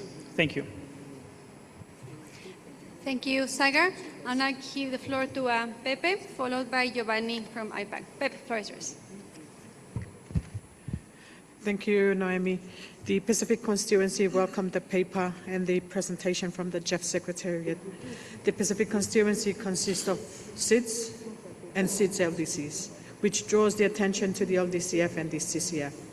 The scenarios presented for the GEF 9 period is noted, and at the same time we echo the remarks made by the representative of the LDC chair, which states clearly the significance of the LDCF to resilience building and strengthening livelihoods of communities. We therefore encourage the donor communities to provide the financial support required by the most vulnerable people, the SIDS and the LDCs. The strategy presented also gave opportunities in which the resources mobilization strategy can be strengthened and delivered in an expedited manner to allow SIDS and LDCs to have access to financial resources to support the adaptation of efforts. For many LDCs, if not all, and many SIDS have committed to developing their NAPs, their National Adaptation Plans. This plan sets clearly the adaptation needs. It is therefore the donor communities and development partners are encouraged to make the available financial resources required to implement adaptation priorities. As highlighted in the video, this fund serves as the catalyst. The coordination target for MCF is therefore needed, and we look forward to work collaboratively with partners and donors in the GEF 9 cycle to enhance adaptation resilience. Thank you. Thank you very much. And now I'll give the floor to Giovanni, followed by Rashid. Floor is yours, Giovanni. Thank you, Noemi. The Indigenous Peoples Advisory Group to the GEF appreciate this opportunity to reflect on how adaptation programming under the LDCF and SCCF can better recognize and support contributions of Indigenous peoples in climate change. For direct guardians of biodiversity, climate change is not an abstraction. While science persistently aligns Indigenous peoples' territories with high levels of biodiversity, we also experience traversing climate impacts in which Indigenous peoples have the least contribution to, yet are the most vulnerable. We welcome the aspirational target of 20% of GEF 9, LDCF, and SCCF resources to support the effectiveness of locally led adaptation actions. This step encourages Indigenous peoples and local communities to see it paired with a voluntary, country-driven approach on a non-objection basis. It honors the design of these funds while creating real-world resilient pathways for countries that are ready to move. This builds respect, trust, and consent rather than imposed direction. We likewise welcome the inclusion of sub-indicator 1.3, measuring adaptation benefits to Indigenous peoples, and sub-indicator 3.7, measuring adaptation support for the preservation of cultural heritage and practices. We therefore request the LDCF and SCCF to include Indigenous and Traditional Territories indicator, which is already considered in the GEF 9 Results Management Framework, so all the indicators of the GEF 9 family of funds are homogeneous. We are happy that our contributions at the forefront of climate action will be counted and reflected in a meaningful way. We also welcome the intention to develop guidelines drawing on the GBFF experience. IPAG was part of that journey, and we saw firsthand what is possible when Indigenous peoples participate as co-architects from the beginning rather than consulted at the end. We strongly encourage the same spirit here. Indigenous peoples' engagement with the LDCF and SCCF has been built step by step. We honor the openness reflected in this document, and IPAG stands ready to support the co-creation of the guidelines to engage with governments, implementing agencies, and civil society, and to bring the voices, knowledge systems, and actual experiences of Indigenous peoples at every stage of this work. Thank you. Thank you, Giovanni. And now let's hear from Rachid, followed by Kelly. Rachid, vous avez la parole. Merci, merci Noémie. Au nom de la circonscription de l'Afrique du Nord, permettez-moi tout d'abord de féliciter le secrétariat du FEM pour la qualité de ce document de stratégie. Nous saluons la vision qu'il porte, notamment en continuant à faciliter l'adaptation transformative dans les pays en développement vers l'atteinte de l'objectif mondial de l'adaptation de l'accord de Paris. Ces stratégies arrivent à point nommé, d'autant plus que notre sous-région concentre certaines des vulnérabilités climatiques les plus aiguës au monde. Nous subissons de plein fouet les extrêmes hydriques, sécheresses récurrentes et inondations soudaines qui dépassent souvent les capacités d'adaptation de nos pays. Face à ce constat, nous voudrions manifester notre intérêt de continuer de bénéficier des opportunités offertes par le SCCF, notamment en termes de financement, de transfert de technologie, d'innovation et de renforcement de capacités. Par rapport à la stratégie, notre circonscription souhaite formuler les remarques suivantes. Nous considérons que le scénario de financement proposé par le SCCF reste relativement modeste au regard de l'écart de financement pour l'adaptation qui croît rapidement et les décisions de la COP appelant à une augmentation du financement de l'adaptation. Nous encourageons à cet égard un effort de mobilisation des ressources plus ambitieux pour le SCCF, proportionnel aux besoins croissants en matière d'adaptation des pays en développement. Les scénarios financiers doivent être considérés comme des objectifs minimaux plutôt que comme des plafonds aspiratifs. Nous appelons également le SCCF à soutenir à grande échelle les projets Nexus eau, énergie, alimentation, écosystème, à développer des chaînes de valeur agricoles, climato-intelligentes et résilientes en lien avec les systèmes d'alerte précoce et à promouvoir les solutions fondées sur la nature pour la restauration des terres dégradées et la protection des écosystèmes naturels. Notre circonscription remarque également que la stratégie met de plus en plus en avant le financement mixte, le développement des marchés et les instruments autres que les dons dans le cadre de la fenêtre P du SCCF. Néanmoins, il faut noter que de nombreux investissements d'adaptation dans les pays en développement génèrent des rendements financiers limités et ne peuvent pas facilement attirer des investissements privés. Nous affirmons à cet égard que le financement privé peut compléter, mais ne doit pas se substituer au financement de l'adaptation basé sur des dons. Le soutien à l'adaptation doit être guidé par la vulnérabilité et les besoins plutôt que par la bancabilité. Une plus grande clarté est nécessaire concernant les mesures de sauvegarde afin de garantir un accès équitable pour les pays présentant une attractivité limitée sur le marché. Je vous remercie pour votre attention. Merci à toi, Rachid. I'll now give the floor to Kelly, followed by Lauda. Kelly, the floor is yours. Thank you, Noemi. As someone new to the Council, I continue to be impressed by the thought and the rigor that the Secretariat puts into each of these documents, and therefore we extend our sincere appreciation to the Secretariat and the partners involved in its development. It reflects a strong collaboration and a clear forward-looking vision for the LDCF and SCCF. It's a useful strategy that brings together many priorities for LDCs and SIDS, and components of the Paris Agreement arising from COP28 decisions. It includes the Global Goal and Adaptation, the UAE framework, and the new collective quantified goal, as well as requests from Council members. So it's quite a complex document.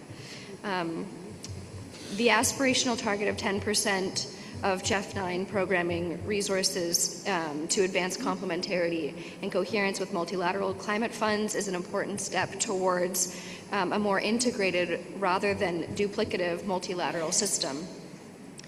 We welcomed the planned Secretariat assessment to inform GEF 10 through various analyses, the strengthened engagement in country platforms, to enhance coordination, policy coherence, and leverage investment, the proactive approach to expanding the contributor base, and the focus on locally led adaptation.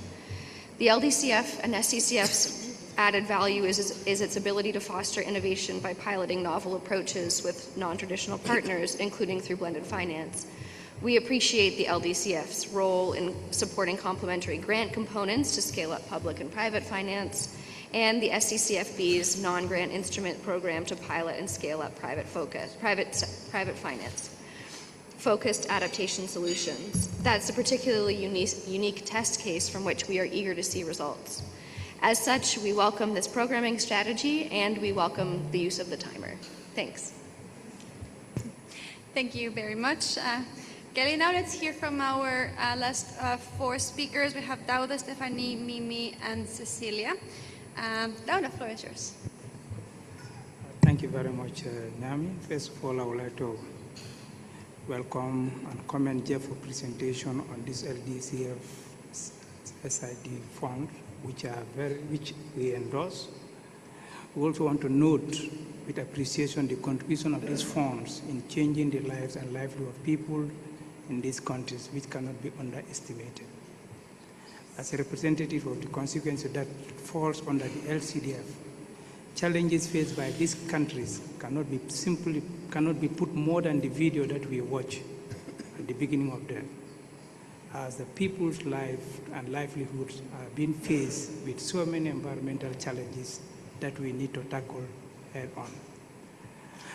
On that, I would also like to echo the call by Germany for the able donors to support to this fund, and also take this opportunity to thank the donors that are contributing generously towards this fund. Please note that any dollar or money that is given to this fund is changing a lot of life and livelihood in these vulnerable countries across the globe. I thank you very much for your kind attention. Thank you very much, Dauda. Now let's hear from Stéphanie, followed by Mimi. Stéphanie, vous avez la parole. Bonjour à tous, je vais m'exprimer en français et je vais respecter le timing. La France accorde une attention particulière aux pays vulnérables. C'est pourquoi nous avons largement soutenu que le GEF Main Trust Fund garantisse au moins 35% de ses ressources au PMA et PEID. Dans le même sens, nous soutenons cette stratégie du LDCF et SCCF. Nous soutenons notamment les thématiques retenues, la sécurité alimentaire, l'eau et les solutions fondées sur la nature qui sont cruciales à l'adaptation de ces pays. Et nous soutenons les objectifs d'accompagnement des IPLCs et d'articulation avec les autres fonds et les institutions financières qui s'inscrivent aussi dans les priorités françaises du G7. Merci.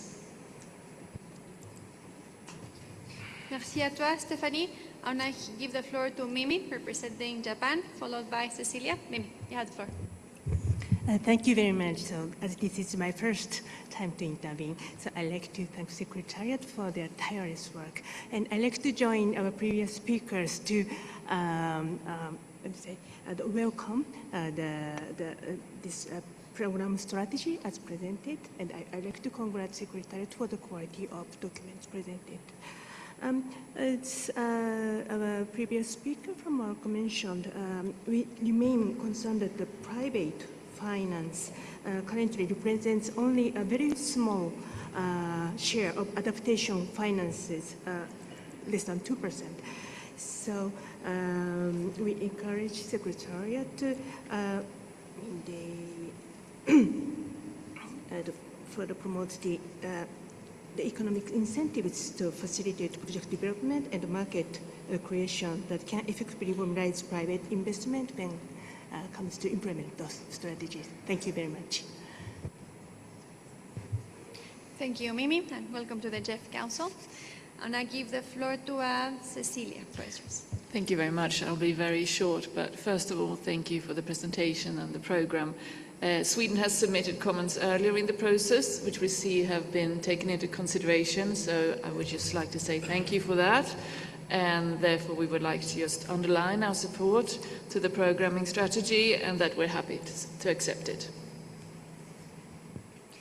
Thank you, Cecilia. I see Isaac Stakshaus, or that's Barthelemy, that's your flag?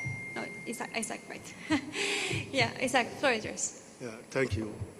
We extend our sincere appreciation to the GEF Secretariat for this program, in which most of our constituency members fall under. However, we call for the revision of the status of countries through reconsidering the classification of certain countries that do not really correspond to the category of least developed countries, but which adopt the same behavior and do not have the needed financial muscles to pilot some of these activities. So that's our concern. Thank you. Thank you, Isaac. I don't see any new flags around. So we do thank you all for staying on time. We have been very efficient this morning. With that, now let me give the floor back to Jason and Georgie. Thank you very much. I will start to acknowledge and respond, and my colleague Dorji will go into greater depth. First of all, gratitude. Thank you for all this guidance and reflections. We really appreciate it, and we're taking very close note. We've heard many reflections on the substance of the programming areas, on the operational improvements, and especially on the financing scenarios. Thank you also for the feedback on reflections on the process that's been undertaken. A couple of specifics. A number of council members reflected on the importance of collaboration among the broader climate finance ecosystem, specifically multilateral climate funds. We're looking forward to the engagement and collaboration of representatives from each of the multilateral climate funds over the next couple of days, including, yes, the FRLD, of course, with which, all of whom we're enjoying close ongoing collaboration at the heads of secretariat levels, as well as on the increasingly deepening on the operational technical levels as well. Thank you for the reflections on private sector innovation and blended finance and the importance of this. Very well noted. We can highlight that this area of the strategy is stronger than, certainly much stronger than it has been in previous cycles of the strategies. Specifically, a number of reflections on indicators and monitoring. Indeed, there will be additional guidance on the updated monitoring framework that will be produced right at the beginning of the GEF 9 cycle. We're now in the phase of consulting with agencies on the specifics of that specific guidance and guidelines. We can say that tracking will be done on finance related to IPLC targets, separate and additional to the results framework. And we can also say specifically that beneficiaries of female related impacts will continue to be tracked around all related indicators or relevant indicators. I'll pause there. Over to you, Dorji. Okay. Thank you very much. Thank you, council members, and thanks to the team for the presentation and the Q&A. I don't see any more requests for the floor, so I'm going to invite council to adopt the draft decision that's included in document LDCF SCCF 40/02. Seeing no objections, the decision is adopted.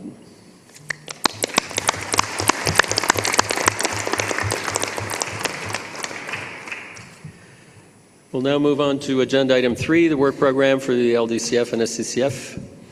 I'd like to invite Chizuru and Olu to come and present the documents. Over to you.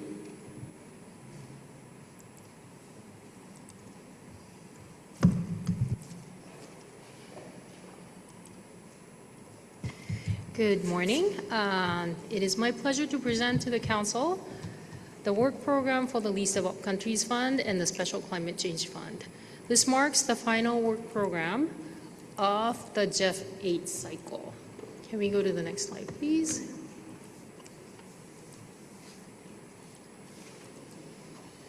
Thank you. So let me start by outlining a few noteworthy features of this work. Oh, thank you so much.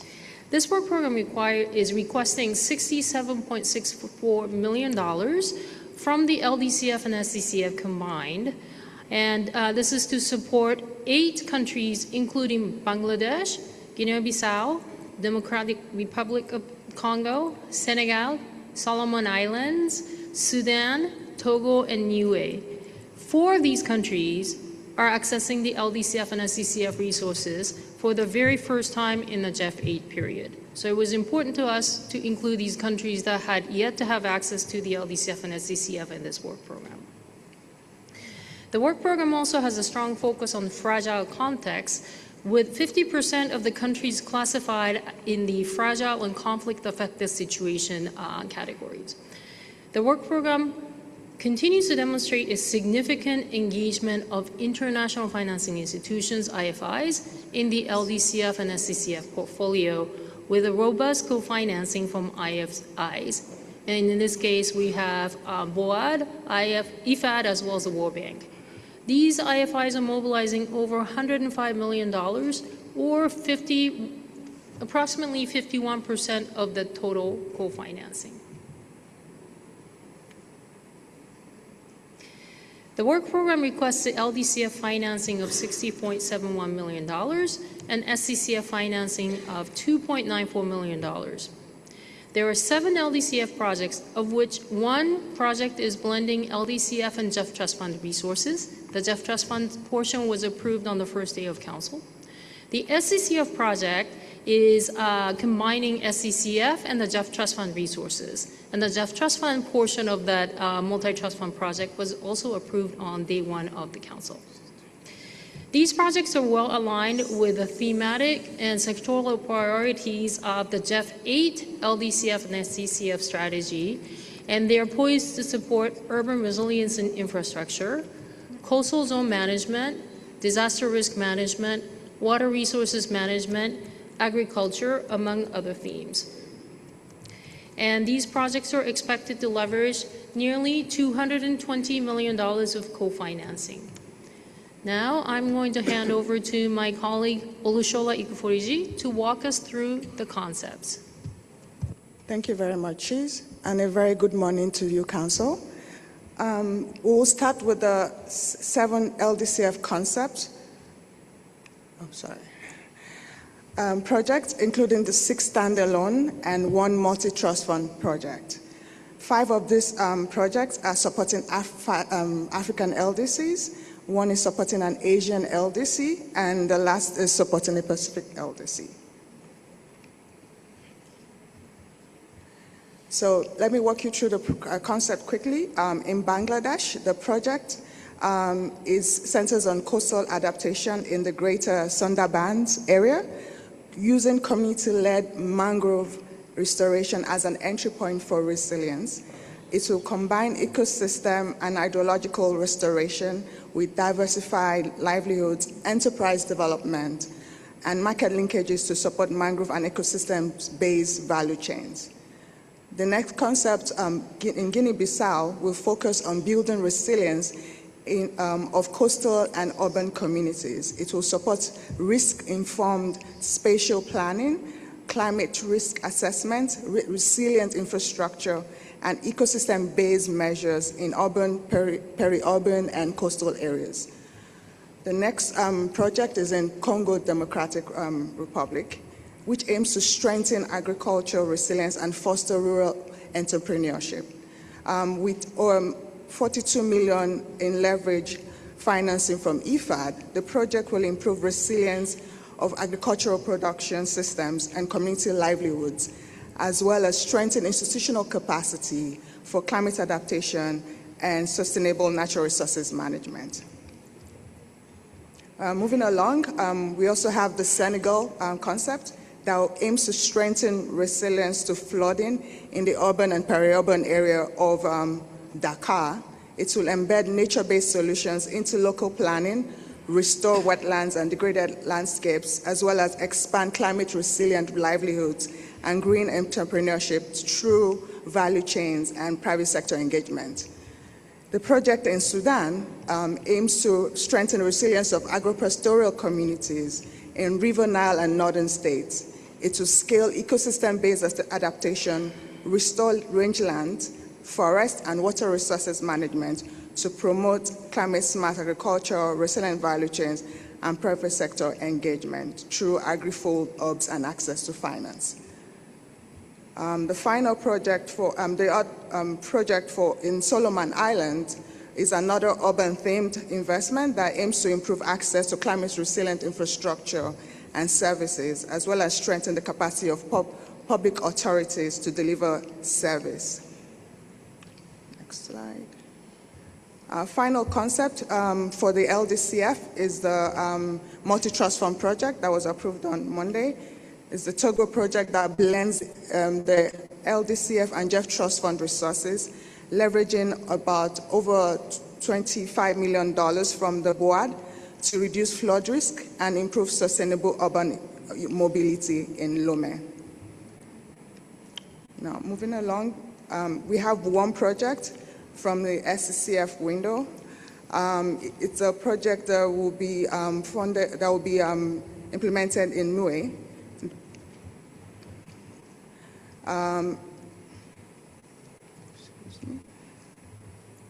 The project takes an integrated approach to climate adaptation, mitigation, and biodiversity protection.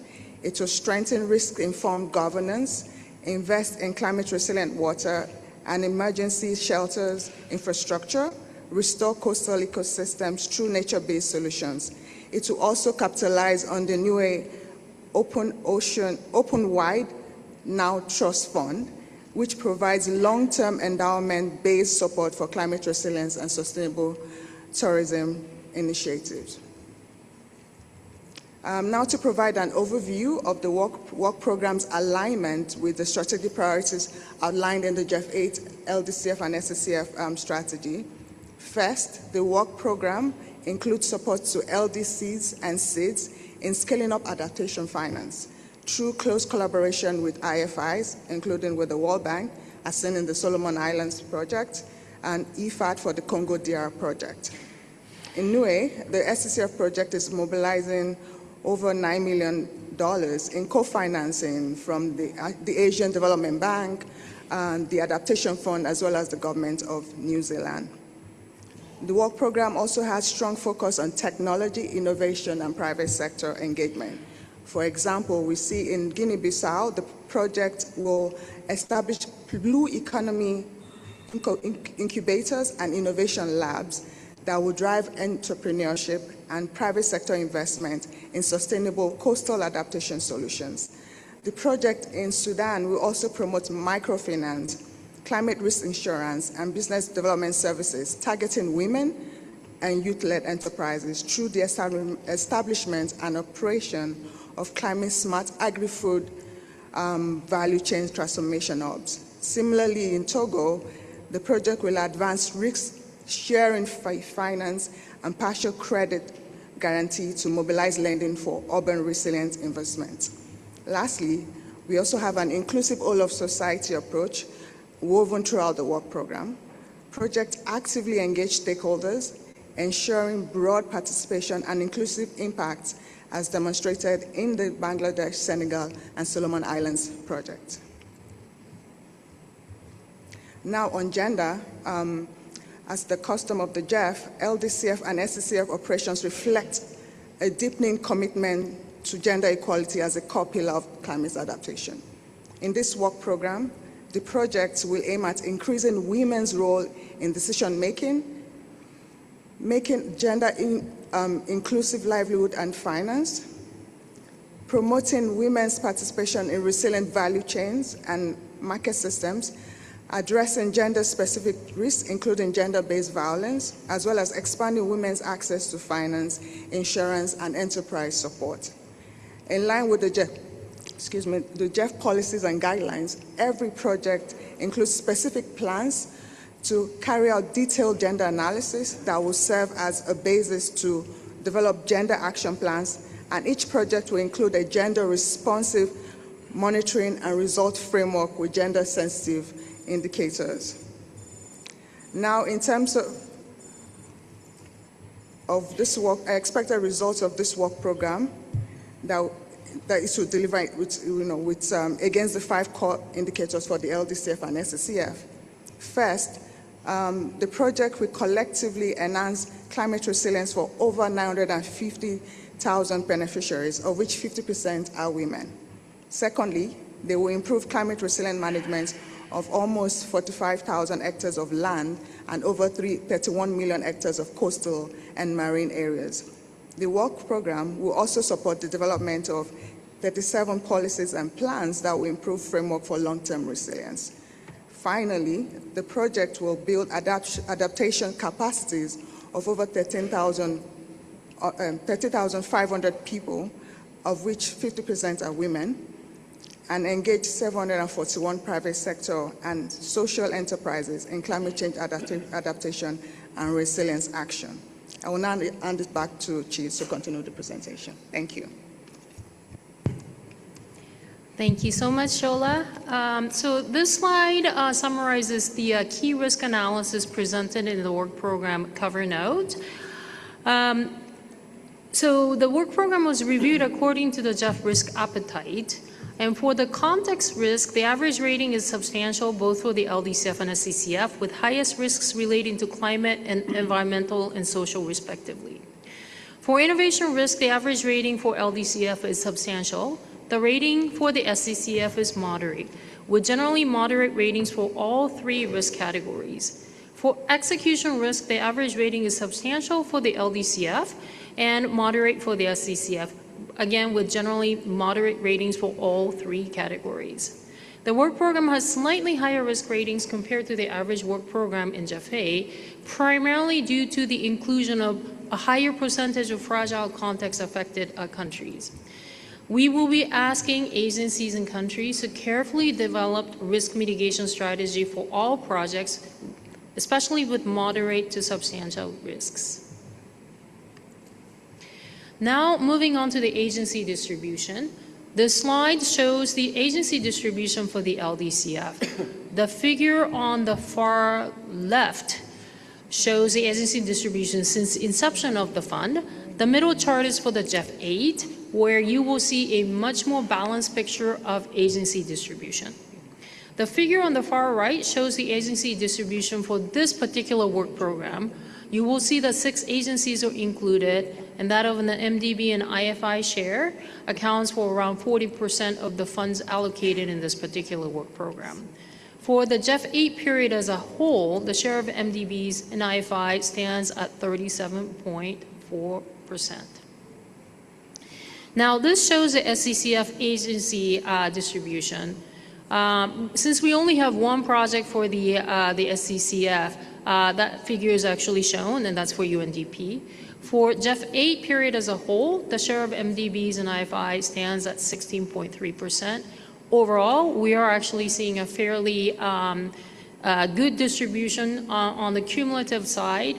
As for the GEF 8, we do have some agency distribution on concerns that the Council has raised earlier, and we have worked to ensure that there is more equitable as well as balanced agency working on the SCCF portfolio.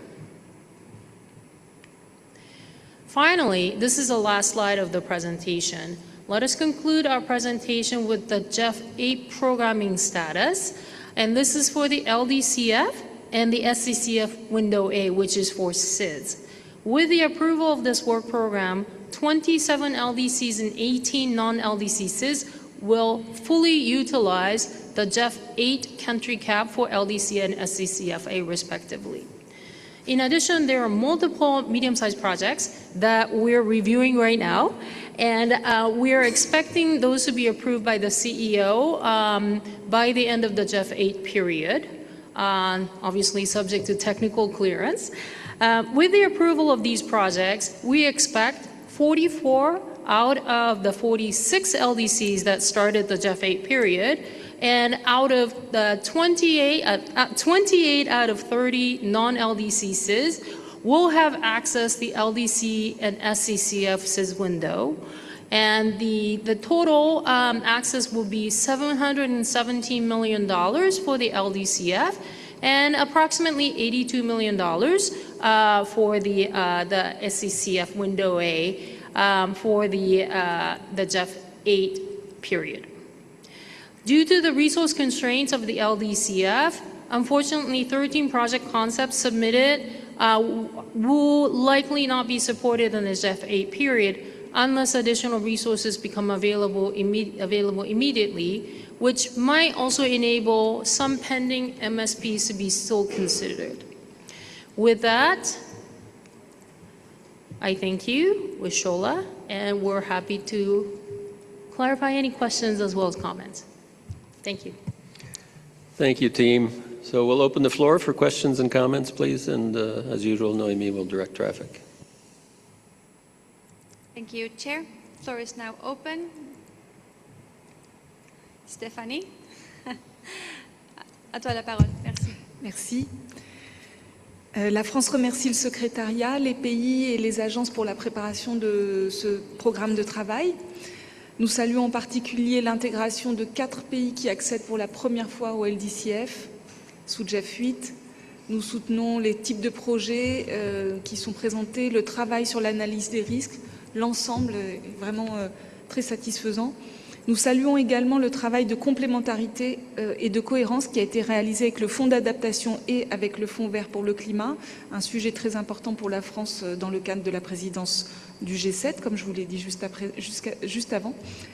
Nous invitons le LDCF et le SCCF à poursuivre ces efforts dans ce sens. Nous souhaiterions également que les efforts se poursuivent pour maintenir un bon niveau de diversification des agences. Et un dernier point que j'avais déjà fait à Bonn, et c'est valable pour l'ensemble des sujets, vous faites des présentations PowerPoint qui sont extrêmement bien illustrées, pédagogiques, synthétiques, et ce serait vraiment très utile de les avoir peut-être quelques jours avant, juste même la veille ou l'avant-veille, ou idéalement une semaine avant. Ça permet quand même de bien compléter notre lecture des documents. Voilà, merci beaucoup. Merci à toi, Stéphanie. And I'll give the floor to Sandra, followed by Corentin. Sandra, first. Thank you, Noemi. We welcome the work program for LDCF. We are pleased to see that LDCF is strengthening its efforts in scaling up finance in support of LDCs with MDBs and the private sector. When programming for agribusiness, MSMEs and livelihoods, we are pleased to note that LDCF pays special attention to women entrepreneurs, since they are most often not the recipients of financial sector services.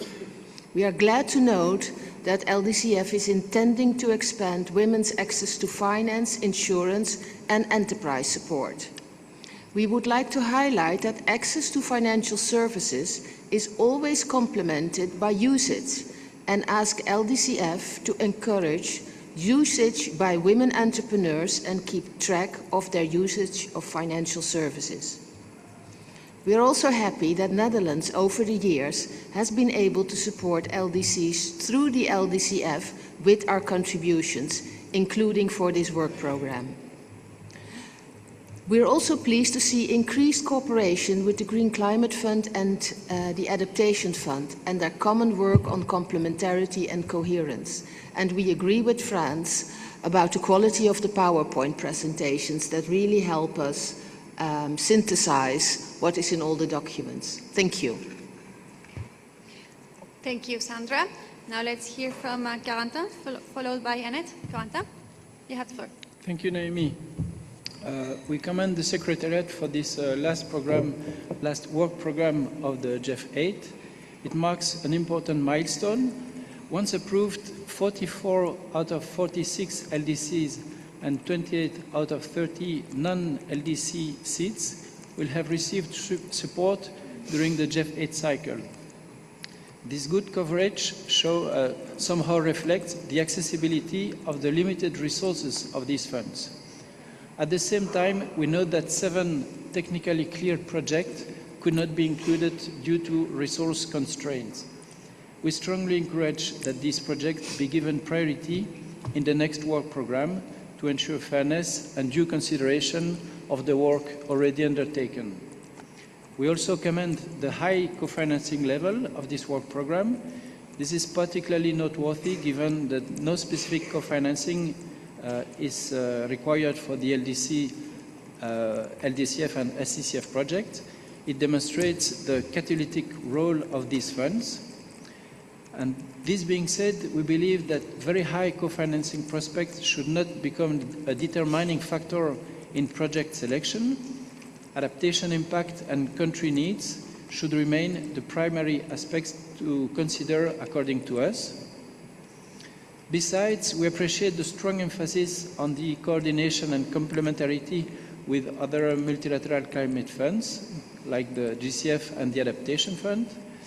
And we note that this is currently reflected mainly in qualitative terms, so we look forward to the implementation of the new programming strategy, and in particular the aspirational 10% targets on this topic, to see it also translated in quantitative terms in the future. Now a short remark concerning the project in Senegal. We have a question about the co-financing ratio. We would appreciate more explanation on how this co-financing will be mobilized. This is a bit unclear to us. The PIF mentions that co-financing opportunities will be actively sought. This suggests that the proposed high amount is rather indicative. So could we get further detail on the sources and possible commitment concerning the proposed co-financing level? And overall, we wish to thank the Secretariat for this work program that we are pleased to support. Thank you very much. Thank you very much, Corentin. And I give the floor to Annette, followed by Sitzel. The floor is yours, Annette. Thanks very much, and thanks very much for the good explanations and the PowerPoints. My time is not running, so yes, I can talk for hours. No. There you go. No, actually what I wanted to say is that I'm going to make it very, very brief like others. Before me, we noted with lots of appreciation and lots of support many features of this work program, which we fully support in total. But allow me to voice some technical concerns and about the following GEF projects, and request that the Secretariat sends final project documents for Council review prior to CO endorsement. I'm just noting the numbers of this project. So that's GEF project 1188-3, GEF project 12075, GEF project 12082, and GEF project 12014. Thank you very much. Thank you, Annette. And next, Sitzel, Faisal, and then Faisal. Sitzel, floor is yours. Great, thank you. So our constituency would also like to thank the Secretariat for preparing this relevant work program, which we can approve. We are happy to see that this work program seeks to ensure that as many countries as possible have access funds from the LDCF, and for the SCCF we are likewise happy to see a broad geographically balanced support for SIDS. We also, like others, take note of the resource constraints, and we are happy to see a strong emphasis on engaging the private sector and programming with international financial institutions so that LDCF and SCCF resources can be leveraged to catalyze scale-up finance for adaptation. We appreciate the overview of the delivery rate vis-à-vis the programming scenarios, and would like to ask for an overview of total contributions received for GEF 8 to better understand the delivery rates. We are also happy to see a more balanced agency distribution for the LDCF in GEF 8 in comparison to the cumulative total since fund inception, and we're pleased to see that IFIs have programmed 39.6% of LDCF resources in GEF 8, and we believe this should be a strong inspiration. And while it may be more difficult to achieve a balanced agency distribution in the SIDS context, we would like to request a continued attention to addressing agency concentration going forward in GEF 9, as well as to increasing the share of programming through IFIs to strengthen mobilization of investments in the view of a constrained grant finance landscape. We are also happy to see a larger risk appetite reflected for the innovation dimensions in the LDCF work program. And we were happy to hear just now that the GEF Secretariat is well tuned into the implementation-related risks when it comes to increased engagement in fragile and conflict-affected context in the LDCF program. In terms of, or sort of in interest of time, we will send some comments for several projects within the deadline. Thank you very much. Thank you, Sitzel, and I give the floor to Faisal, followed by Lucrecia. Faisal, floor is yours. Thank you very much, Naomi.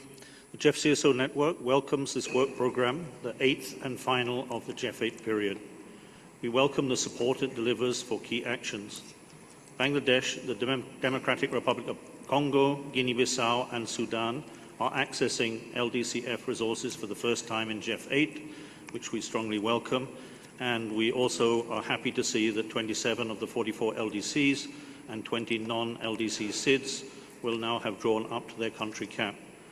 We also take note of the good level of co-financing and would like to ask for clarity on the engagement of civil society in the co-financed activities. We also welcome that every project engages civil society according to documentation given and affected communities at the design stage as required by the stakeholder engagement policy of 2017.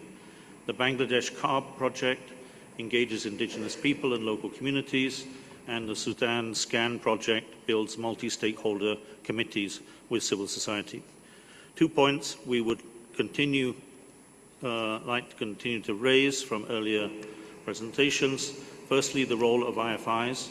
3 of the 7 LDCF projects are programmed by IFIs at 39.6% of LDCF support and 50.8% of co-financing. We do not oppose this, but we ask that national institutions and community-based organizations are given real space as executing partners, not only as beneficiaries, and that care is taken in the balance between grant and loan finance in the overall package. Secondly, the bar for GEF 9 on engagement. Engagement is present according to the documentation, and that is very welcome.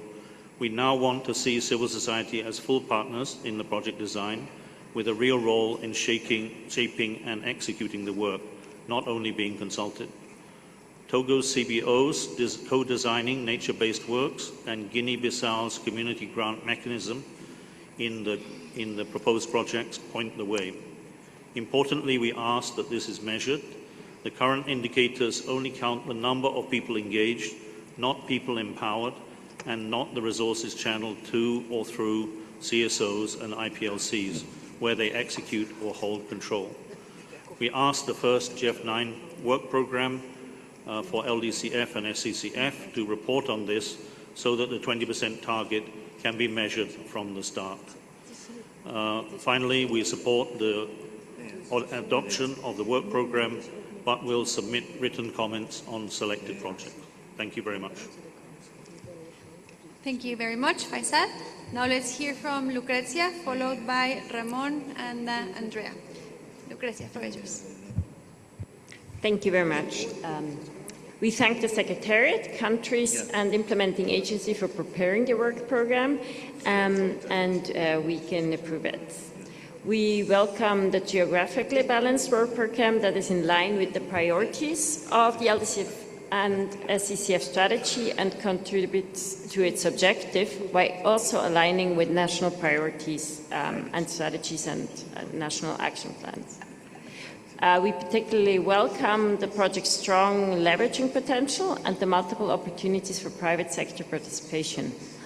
While we are aware of the challenges going forward, we would like to see these two aspects converge more with a greater share of mobilized resources coming from the private sector. The significant share of programming going through IFI is certainly a positive sign and possibly a step in this direction.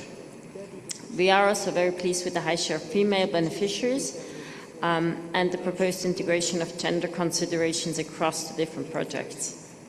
Finally, we have two comments, one or two, on the achievement over the past 4 years. Overall, the results are very satisfying. As we've heard, 44 out of 46 LDCs will have received support.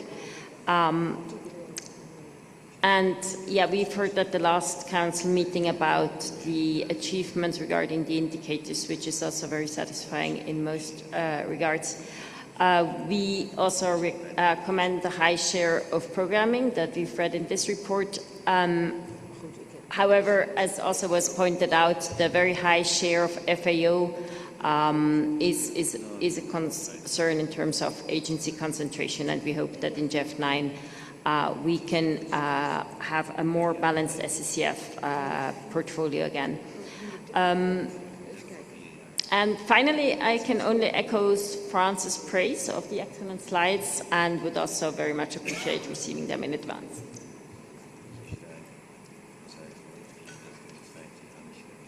Thank you very much, Lucrecia. And I give the floor to Ramón, followed by Andrea.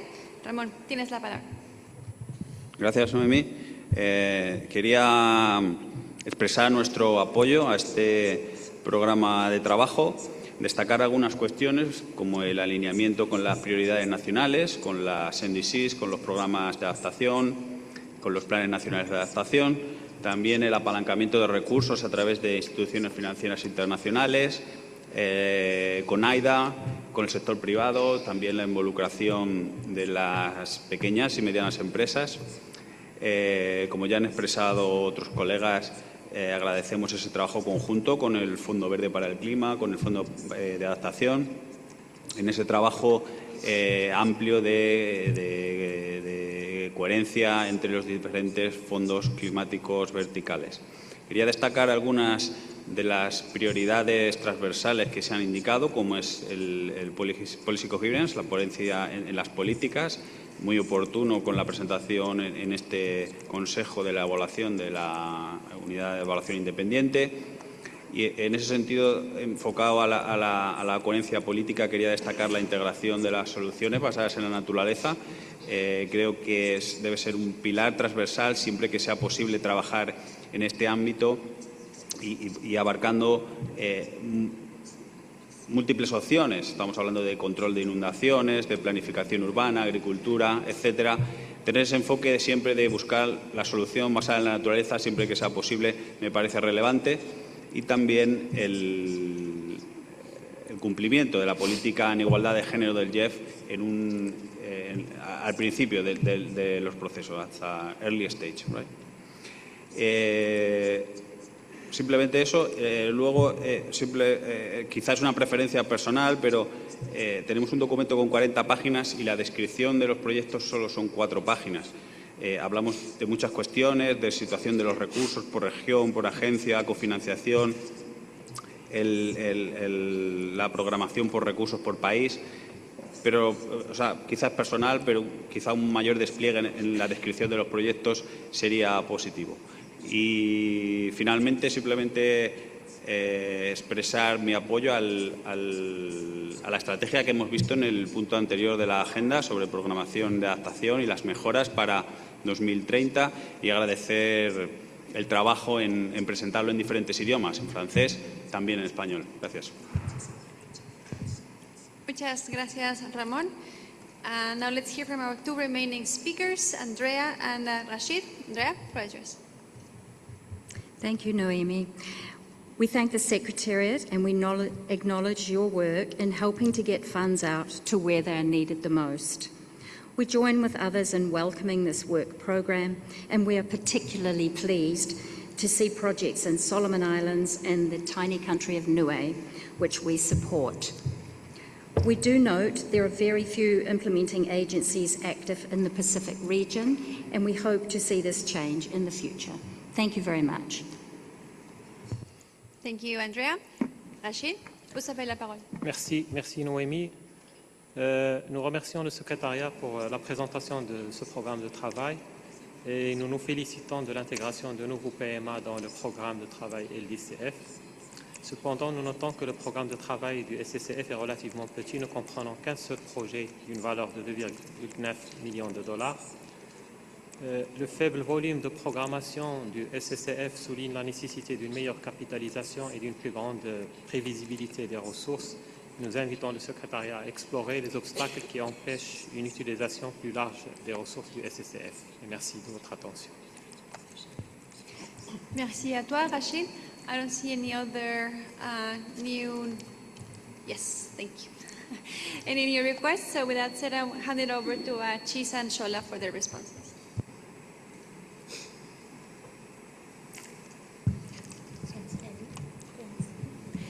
Okay, thank you so much.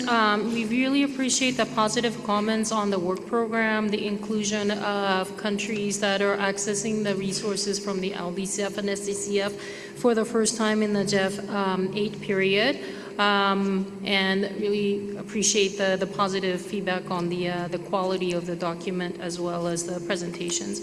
A number of specific questions that were posed, wanted to highlight those. We'll circle back on the question on the Senegal co-financing. Let me first address certain questions that were put in front of us. There was a question, I think it was from Faisal. Can we start to report on the 20% target from the first work program in GEF 9?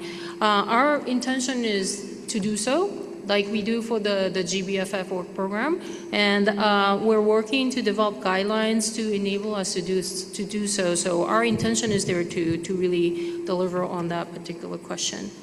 There were, I think from Lucretia, a comment on the diversity on the agencies working in the SCCF window A. We are cognizant of this particular issue. And I have to say, GEF 8 was the first time we had the CIS window, and I think there were a number of countries that were very eager to come access the SCCF window B resources from the CIS, and because the programming volume is at $3 million per CIS, as Andrea also alluded to, that actually did have some impacts on the number of agencies that could do the programming. Nevertheless, quite a number of countries decided to come back and do either a multi-trust fund project or come together in a programmatic approach, and that enabled us to have additional agencies to work, and I think that's one way to address them. And now that I think CIS are aware of the opportunity from SCCF window A, moving ahead into GEF 9, our expectation is that the countries can also be cognizant of a larger number of agencies that might be interested as well as ready to undertake programming in the SIS for adaptation, because there are quite a number that are capable of doing so. On Rashid's very good question on the small volume of projects of the SCCF, as part of the streamlining, there was a decision to increase the ceiling for the MSPs to $5 million. So projects, if they were coming from the SCCF window A at $3 million as a discrete project, those are not going to be included in the work program. So there's a large number of projects from SCCF window A that are programmed as medium-sized projects. And we do report back to you on the MSPs. It's just they're not going to be included for your decision because the decision for MSP approvals are now with the delegated authority entrusted in the CEO to do so. So I just wanted to clarify that. It's not that countries are not accessing SCCF window A. It's just they're not going to be included in the work program unless the volume is above $5 million. Okay.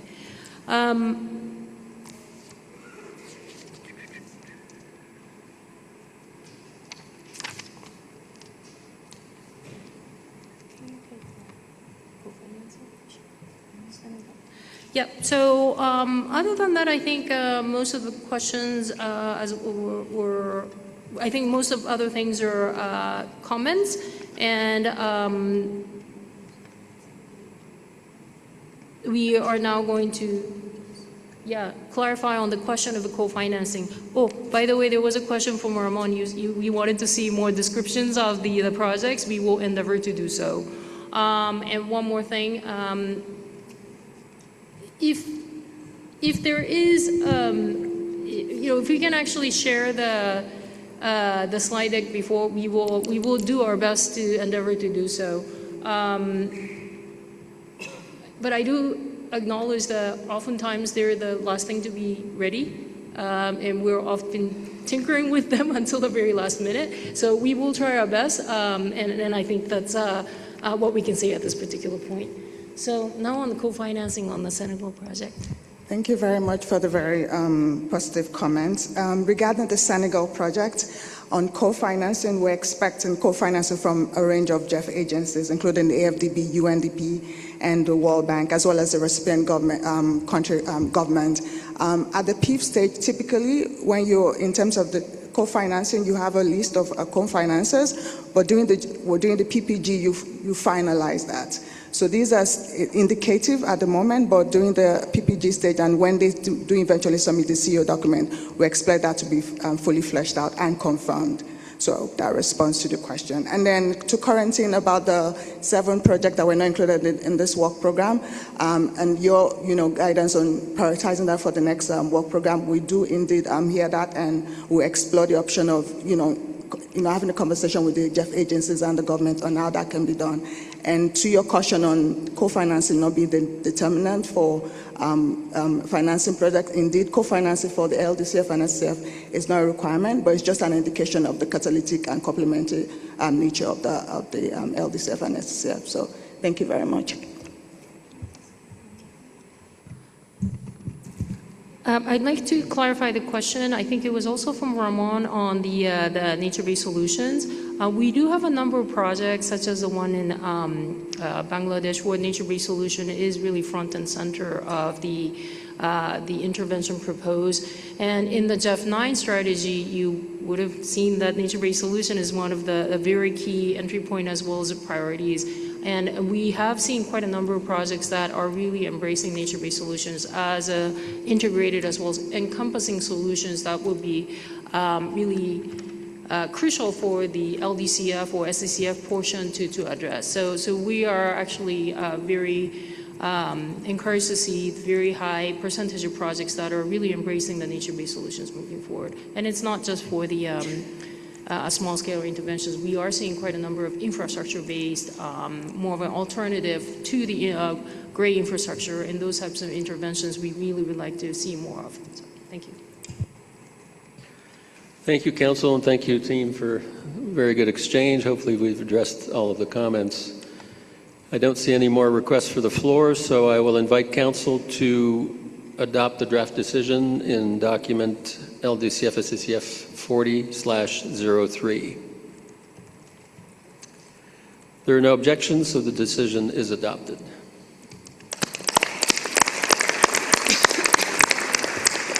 I'll now hand over to the co-chair for the next agenda. Thank you, Claude. We'll now move on to agenda item 4, which is the administrative budget and business plan for the LDCF and SCCF. So I'd like to now hand over to Juan Pablo to present document GEF LDCF SCCF 40/04, the financial year 27 administrative budget and business plan for the LDCF and SCCF. Over to you, Juan.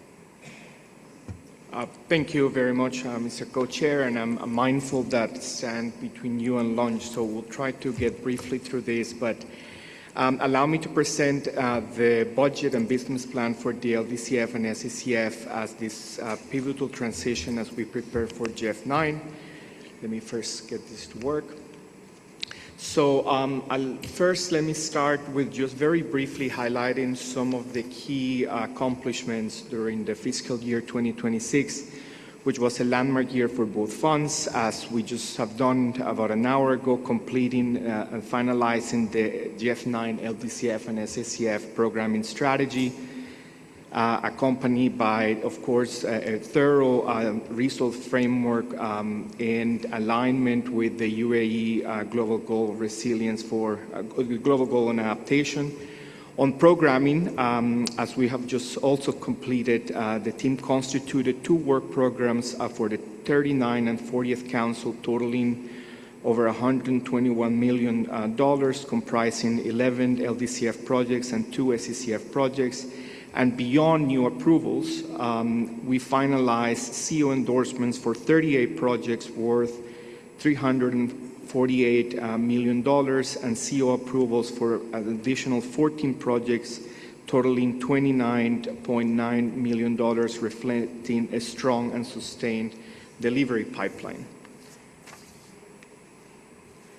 Very briefly, we'll quickly highlight, of course, also some additional accomplishments of the fiscal year. One of them, of course, the successful completion and organizations of 2 LDCF, SCCF Council meetings.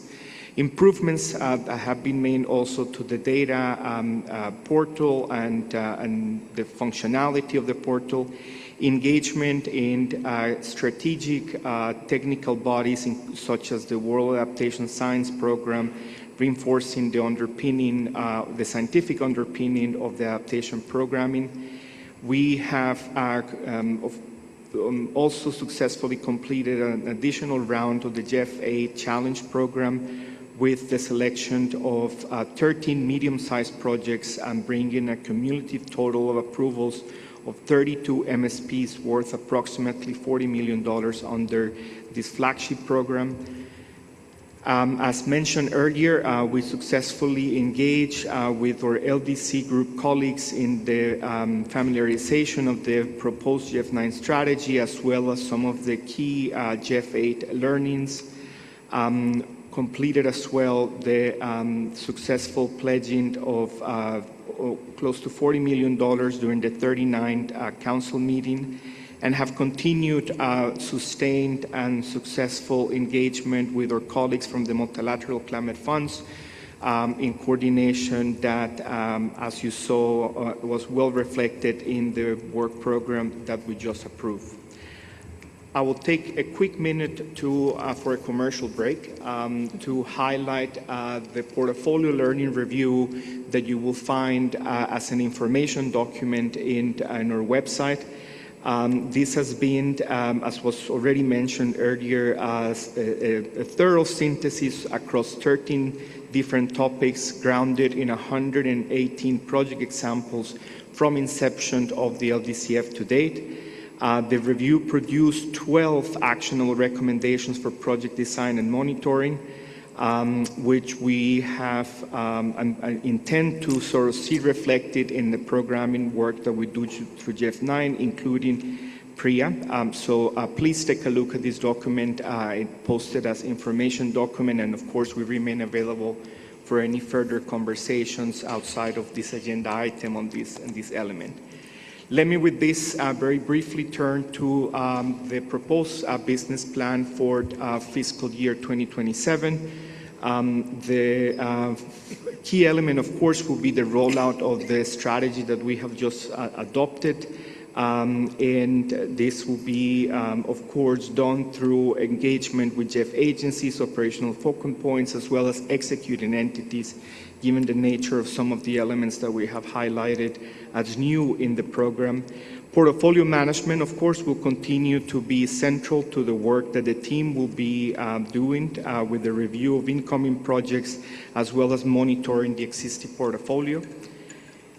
And very briefly, some additional elements that will be key deliverables, of course, will continue to be the organization of council and the support that we do, engagement in the UNFCCC space, the work around the country engagement strategy that is being a new element for the GEF 9 period, the rollout of the multiple targets that we have presented during the discussions earlier today, the MCF target, the target for locally led adaptation action and IPLCs, the PRIA capacity building program, and of course the operationalization of the new non-grant instrument for adaptation, as well as a new round of the challenge program into the GEF 9 period. And of course, among multiple other elements, not to forget the operationalization of the aspects related to fragile and conflict-affected situations, which will require, of course, alignment with the GEF Trust Fund wide work, as well as any specific considerations that we will need to undertake in the context of our programming. With this, let me turn to, not the last, not yet, the last slide on the requested fiscal year 2027 budget. The consolidated request is for 8.0 million, comprising 5.89 million for the LDCF and 2.21 million for the SCCF. Of course, the IO portion gets reviewed and approved separately by the Council. For today, the request for approval is for 4.98 million for the LDCF and 1.79 million for the SCCF for the GEF Secretariat plus trustee and staff allocations. Fiscal year 2027 marks the first year of the GEF 9 period, and therefore the budget growth reflects that transition. It's not an expansion of the administrative base. The staff cost, in fact, is a modest 0.6 combined increase, which is greatly driven by the salary rate increase approved by the World Bank, as well as filling 2 existing vacancies and adding 1 new level entry position. There's, of course, additional costs associated with the IT and portal costs. Travel costs have decreased in the proposed period, particularly as we wrap up the strategy negotiation process. We have also, as discussed earlier also in the week, seen a decrease in office lease costs.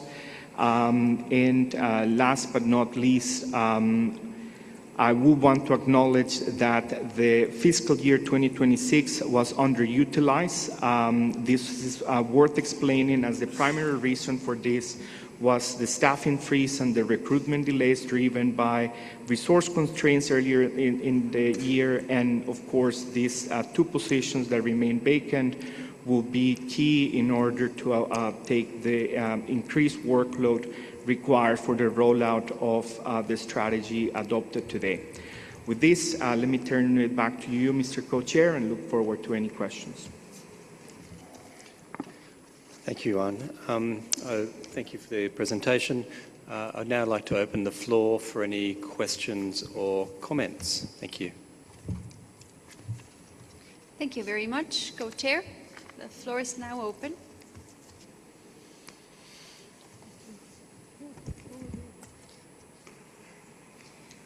Okay, I see no requests from Lucrecia. Yes.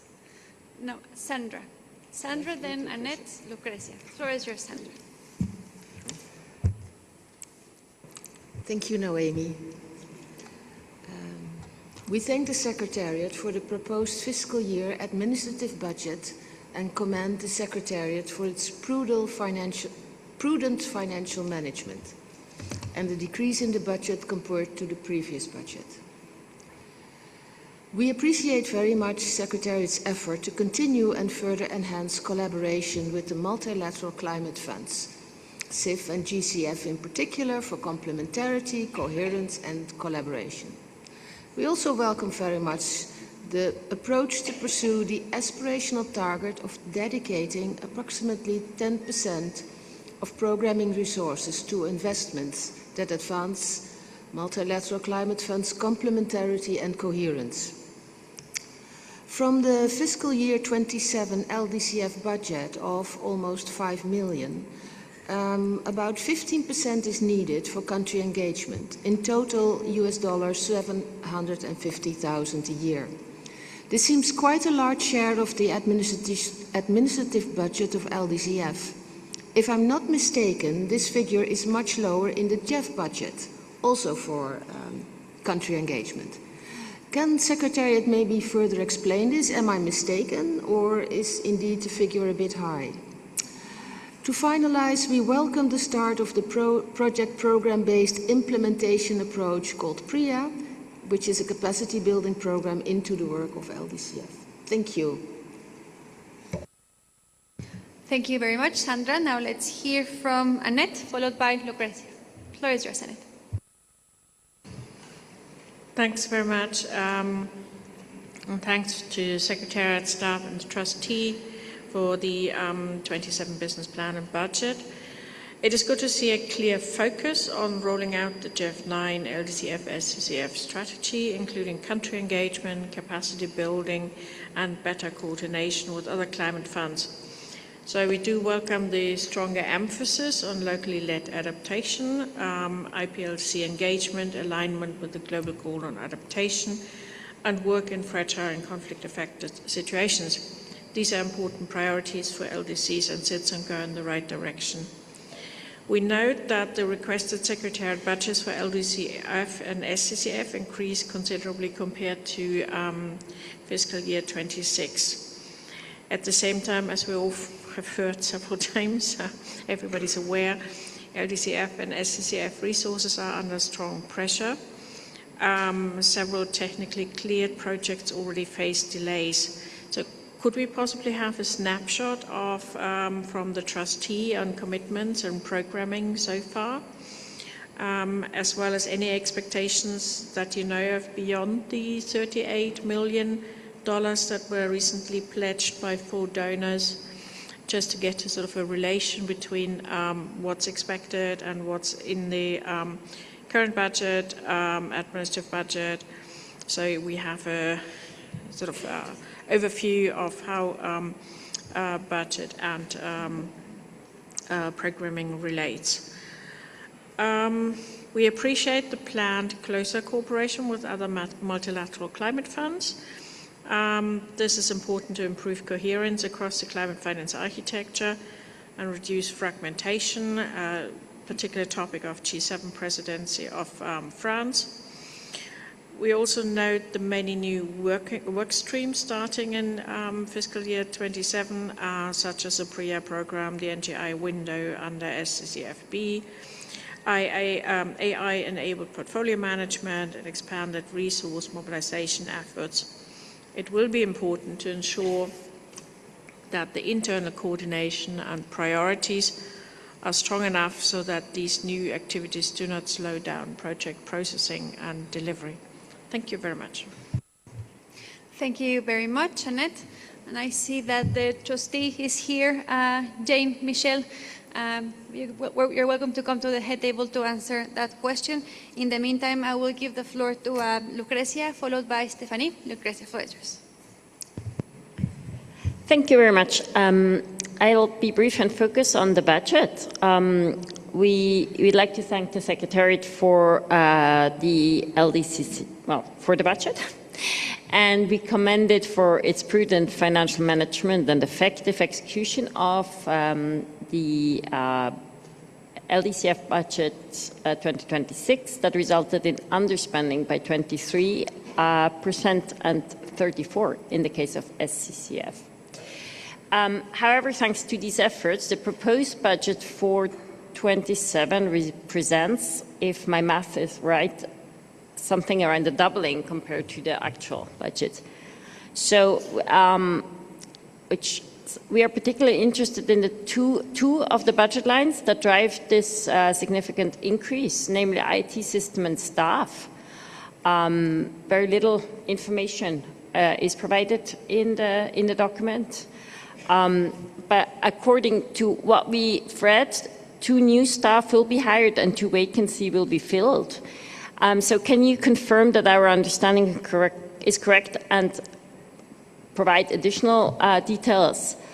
And I'd also like to add that we question whether such hires are prudent before the Secretary has greater visibility on future pledges for the LDCF and SCCF. In that sense, I also echo Annette's request. I think that would be useful to have more clarity from the trustee. And yeah, as I mentioned, the expected IT expenditure or supposedly investment, it's really only mentioned very briefly, but the increase is staggering 1,000%. So a little bit more information would be interesting. Yeah, that's it. Thank you. Thank you very much, Lucrecia. Now let's hear from Stephanie, followed by the CSO network. Stephanie, vous avez la parole. Merci. D'abord, de manière générale et en préalable, nous rejoignons l'Allemagne sur la demande de projection par le trustee sur les contributions, de manière à comprendre l'équilibre général de ce projet de budget avec les contributions estimées.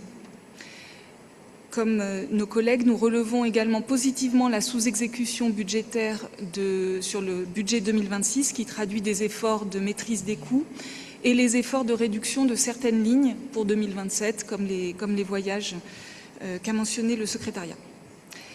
Nous comprenons que le budget 2027 accompagne le lancement opérationnel de GEF 9 et vise à soutenir notamment la stratégie d'engagement pays, Country Engagement Strategy, et le programme de renforcement des capacités fondé sur l'approche projet-programme, PRIA. Cependant, une question, pourquoi les coûts de Country Engagement Strategy et de PRIA apparaissent dans le budget de fonctionnement sur une ligne spécifique, ce qui n'est pas le cas pour le budget du GEF Main Trust Fund. Ensuite, comme la Suisse, nous sommes surtout surpris par la hausse des lignes RH et IT.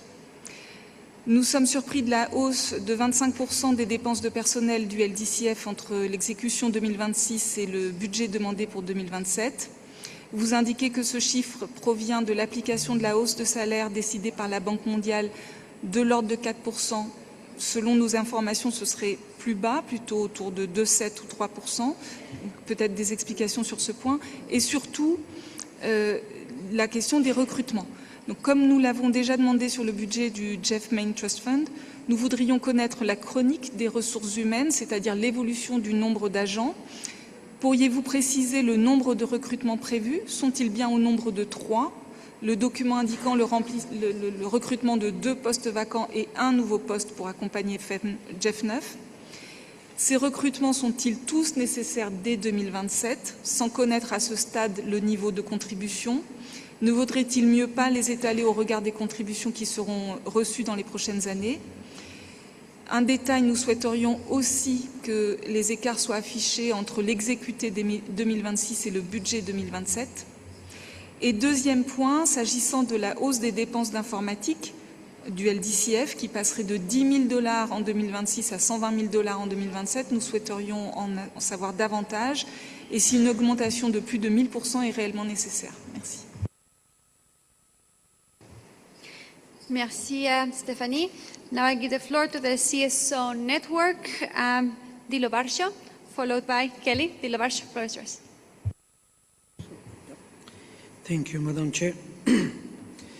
The GEF CSO network supports the proposal for the 2027 financial year budget and business plan for the LDCF and SCCF.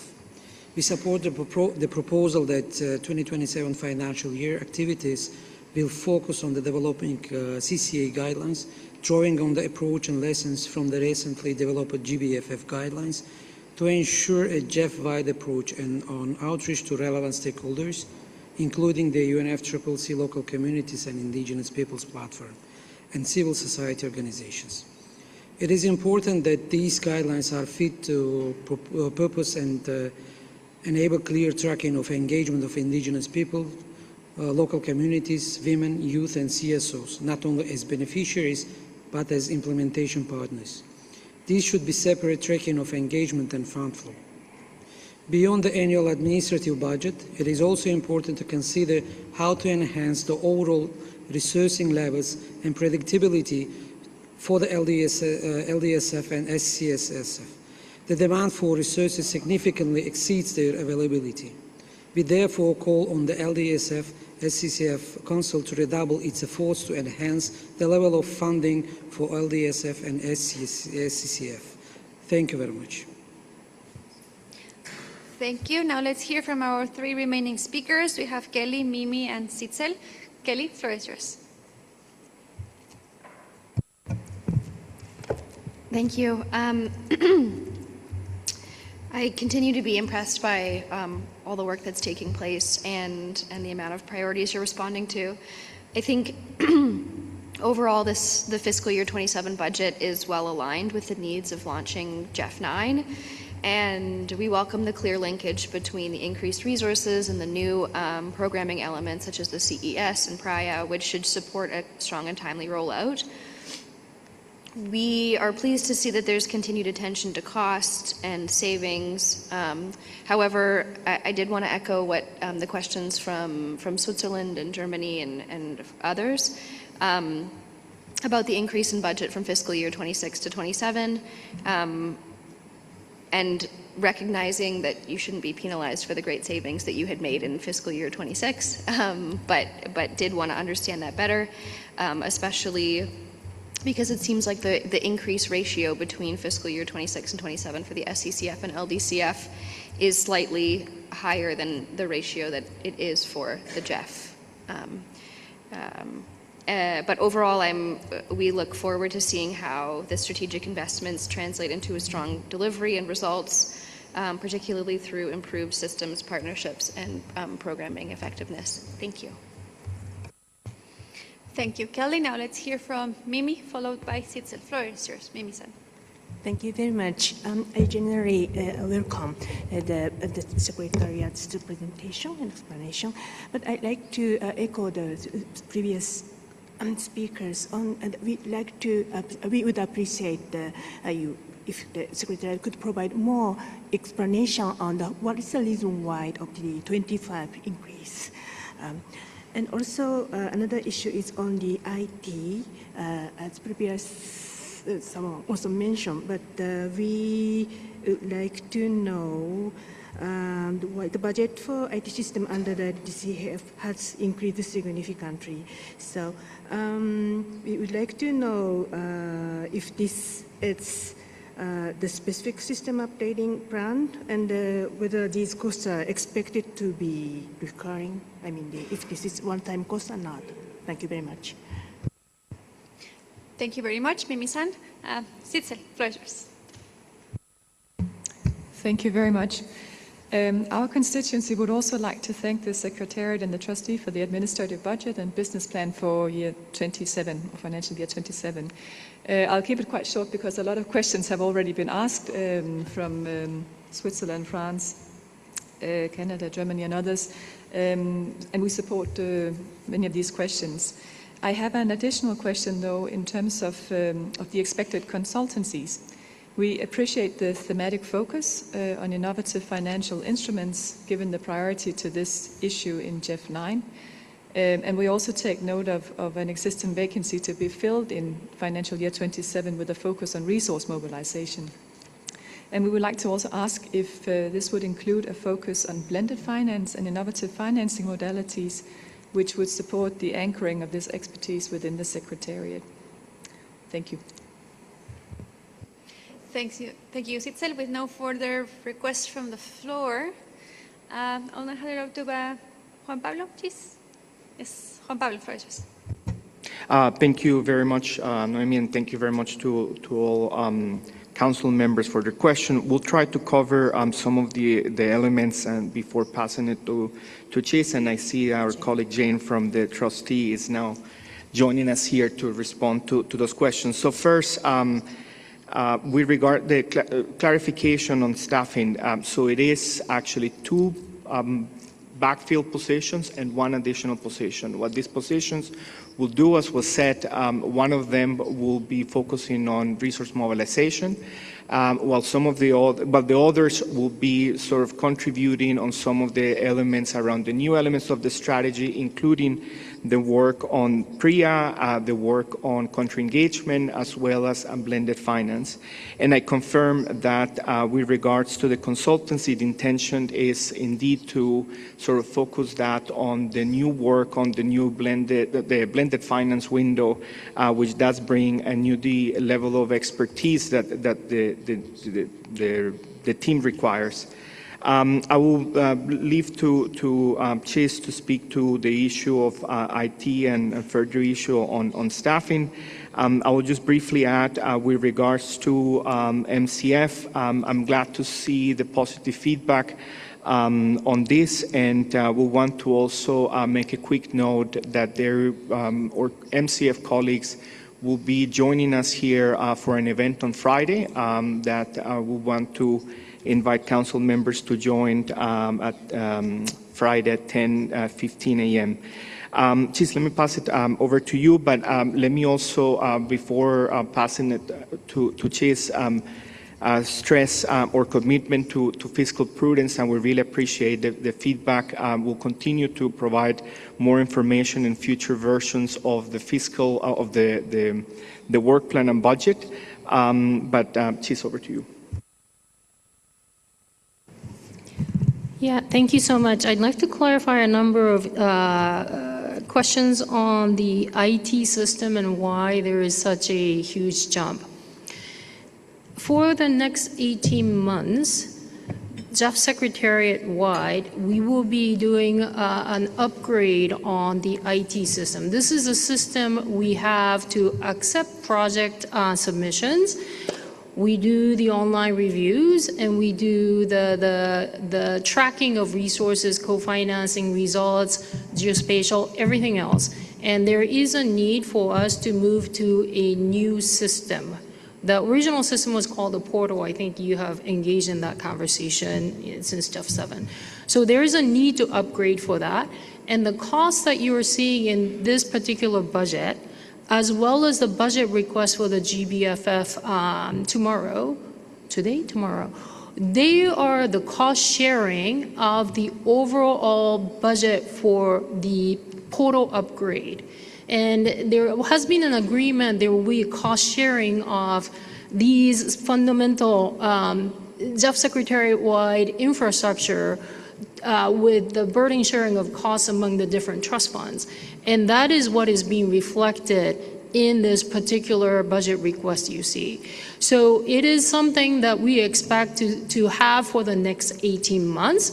This level of expenditure we should not be seeing continuously through the GEF 9 period, but it is an upfront investments we will need to make in order for us to have an updated system that will enable us to do the project reviews, project tracking, as well as resource tracking, results tracking, and everything else that we would do. And I would also add that this element was also included in the GEF Trust Fund budget request.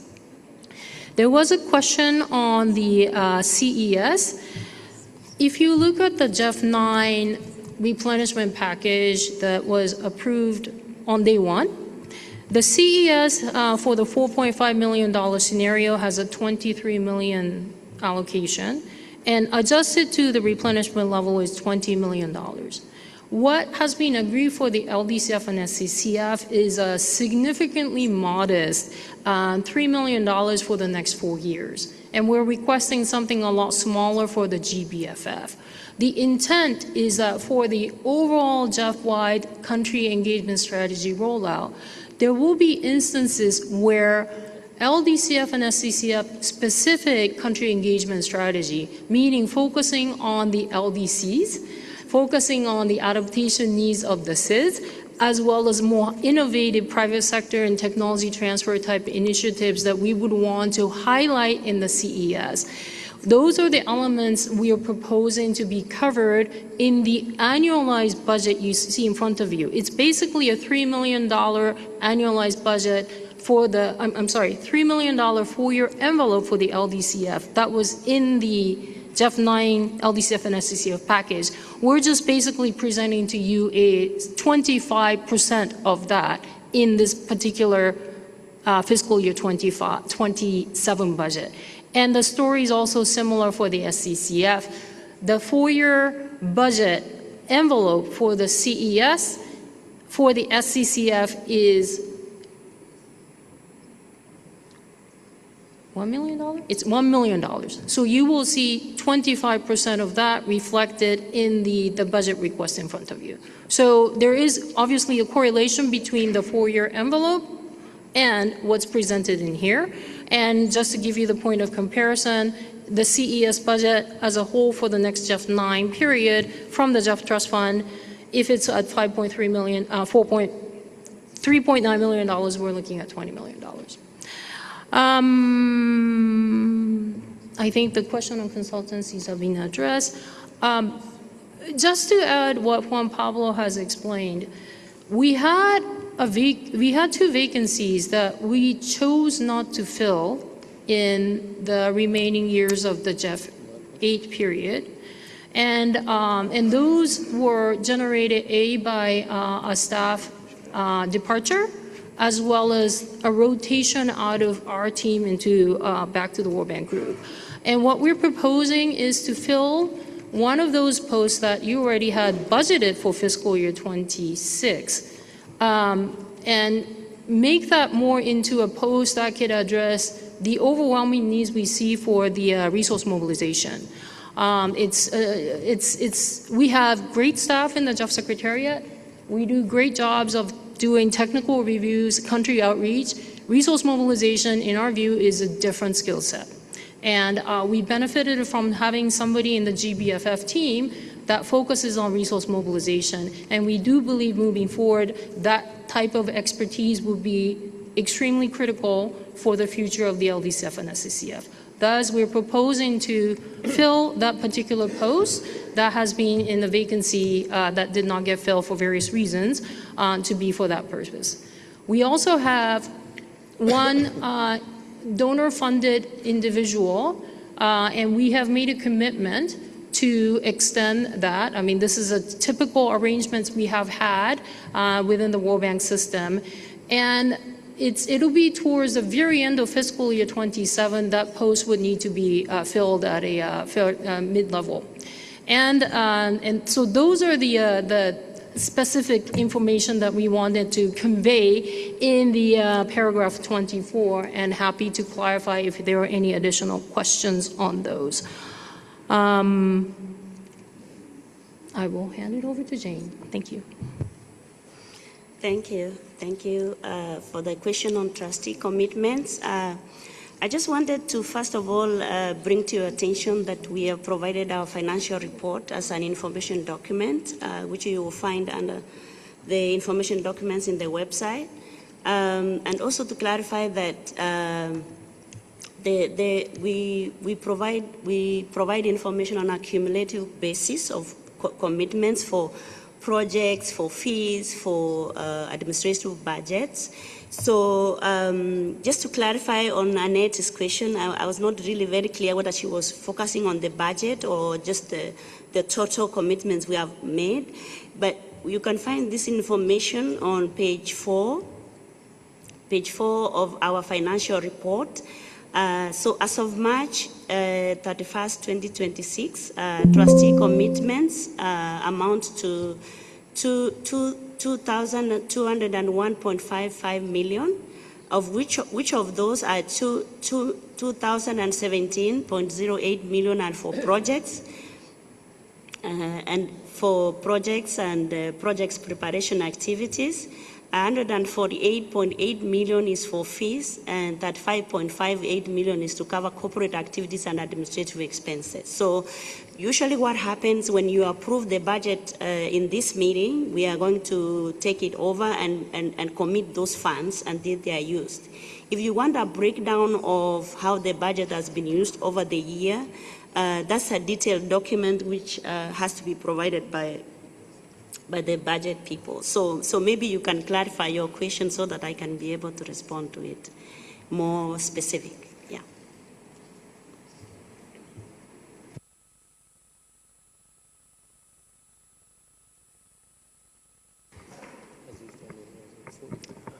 Oh. Sorry, Yes, Stephanie. Stephanie, you have floor yours. Alors, d'abord, je pense qu'on ne s'est pas compris sur les questions de country engagements et PRIA. C'est simplement que dans le budget du GEF Main Trust Fund, ça ne figure pas du tout. Donc, j'aimerais comprendre pourquoi il y a ces lignes dans le budget LDCF et SCCF et dans le budget GBFF qui sont comparables. Les deux budgets, ces deux budgets-là sont présentés de la même manière, enfin ces trois budgets. Mais celui du GEF Trust Fund est présenté totalement différemment. Donc c'est très difficile pour nous d'arriver à comprendre où sont les lignes, etc. Ça, c'est la première question. La deuxième question, enfin, c'est pas vraiment une question, mais je pense que les explications sur les contributions ou sur vos projections ne sont pas suffisantes au regard de l'enjeu de recruter 3 nouvelles personnes. Donc certes, 2 personnes ont déjà été approuvées l'an dernier, mais si on ajoute une 3e personne dès cette année sans avoir de visibilité sur les contributions, ça pose vraiment une question par rapport à l'équilibre de ce budget en fonction des contributions.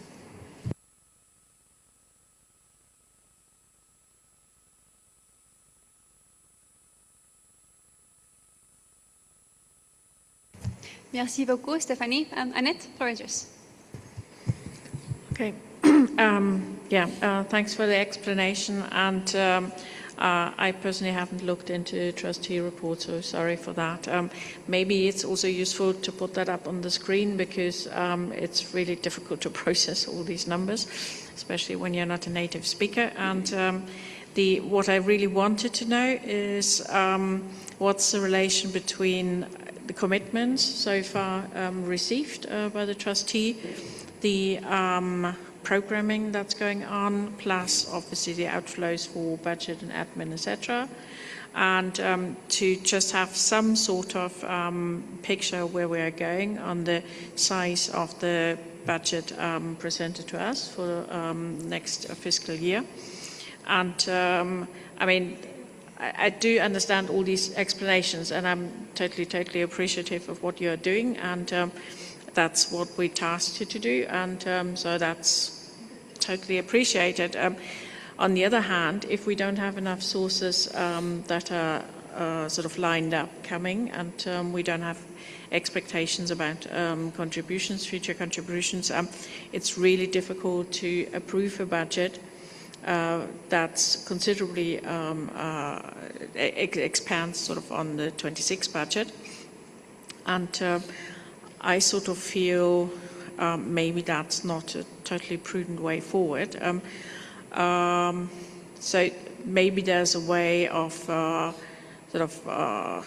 giving you the advice to actually try and also under budget in the implementation, whatever, I don't know. But I think we need to have a serious discussion about that. And for that, I need a little bit more information. And if that sounds very sort of unprofessional, and I don't use the right words for these budget matters, and please, trustee, advise me on being a little bit more sort of up to professional standard. But I hope I made myself clear what I need to have in order to actually make a decision.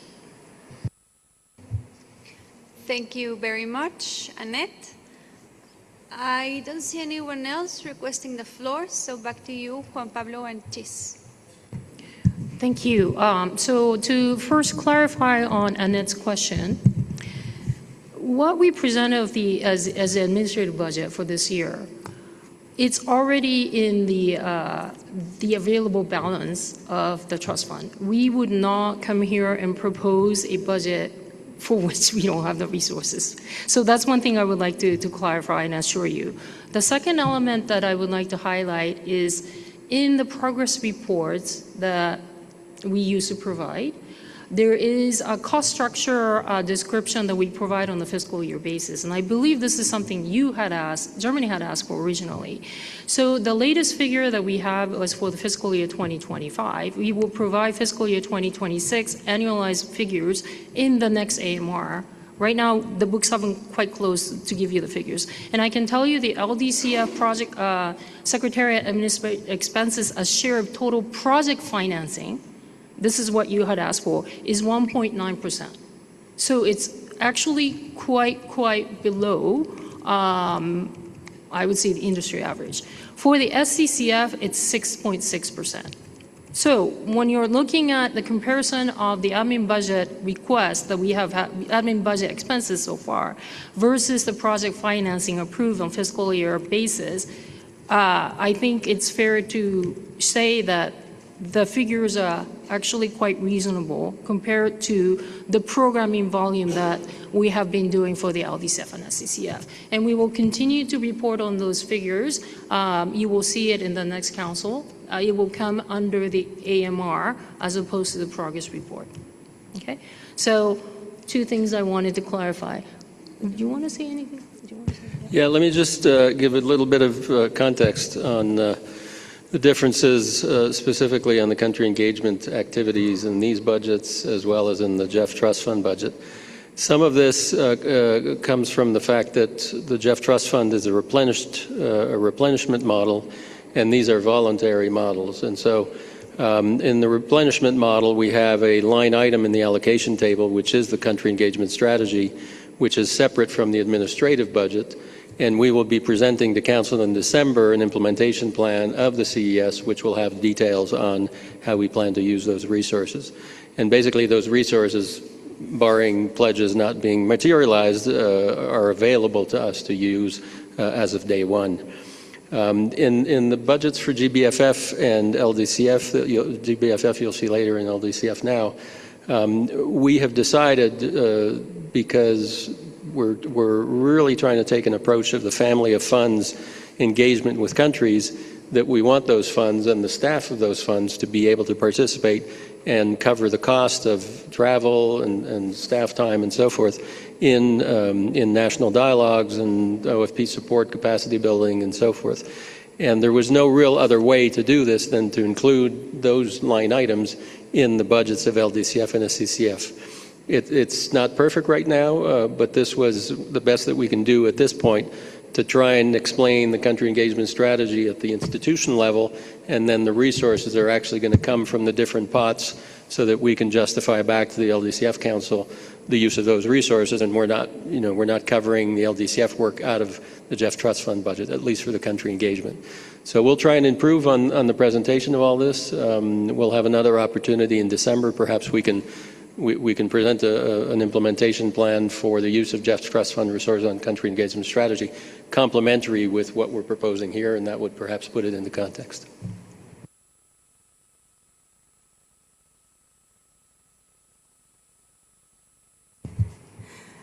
I just wanted to assure Annette that before the GEFSEC prepares their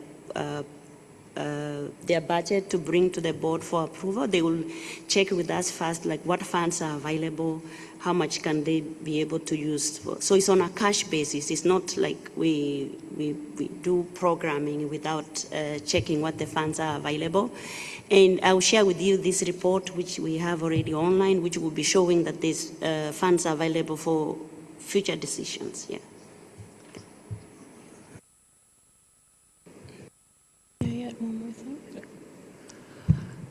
Yeah, thank you. Just in response to the very good comment from Annette as well as others, the intention is to present a budget that is within the budget, 4-year budget envelope, but with the clear intention that all measures will be taken to not make expenditures that are not necessary. And we will, of course, continue to exercise fiscal prudence moving forward.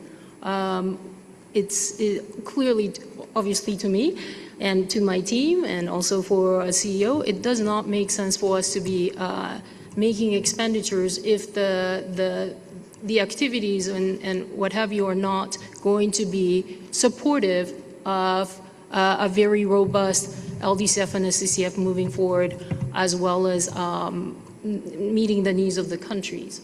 So you have our assurances that we will continue to endeavor that the fiscal prudence, as well as our, I think, the tradition of making sure that we will come under budget. And I think we have demonstrated that on a repeated yearly basis. And we will continue to adhere to those principles of fiscal prudence, as well as making very, very practical budget decisions, as well as hiring decisions. Thanks.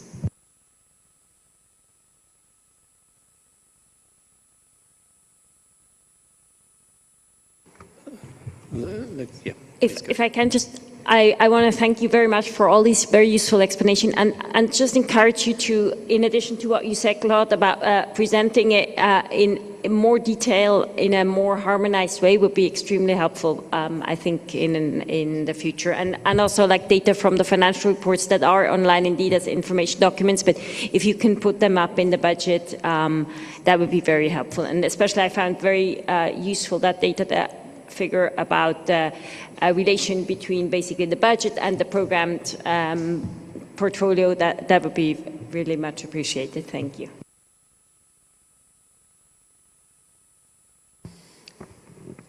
Thank you all. I don't see any other calls from the floor. Thank you for all the comments and the responses.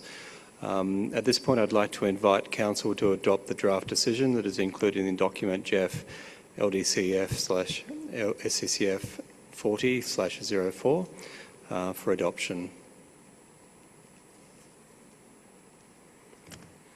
I don't see any calls from the floor. The decision is so adopted. Thank you, everyone. I know we've been going for a while, but with Council's indulgence, we'd like to see if we can just press ahead with this item. Unless there's a desperate need to break for lunch. I'm assured by Gita that this should be a reasonably quick item.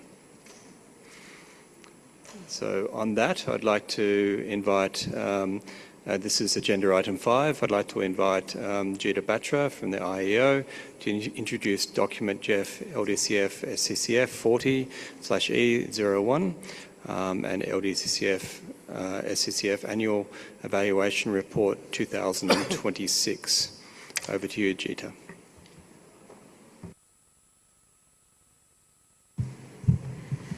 Thank you, Co-Chair. And since we are between us and lunch, you and lunch, we will make it as snappy as we can.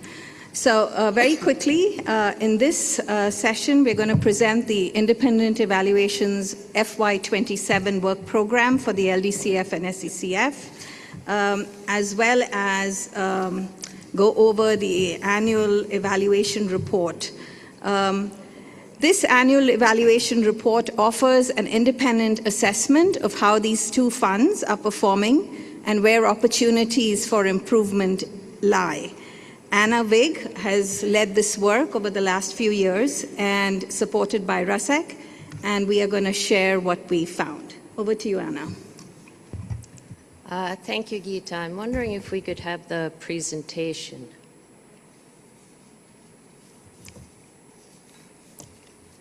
Thank you. This year reports does 3 things.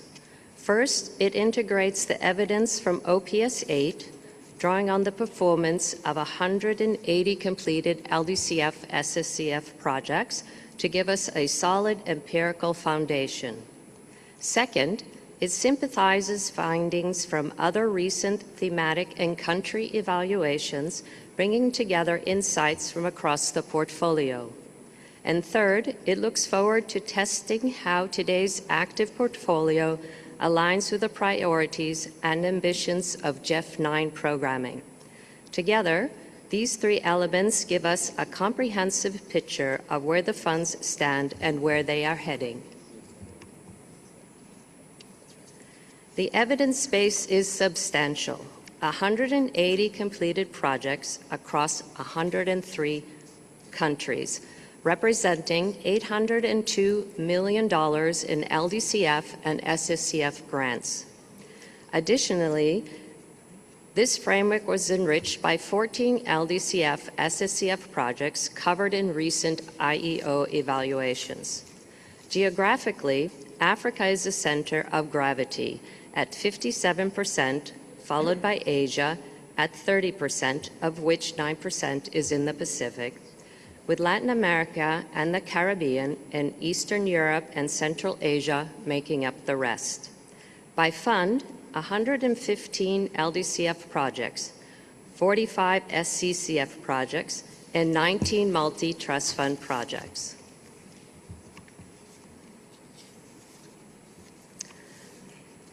The first finding is the most important, and I want to state it plainly.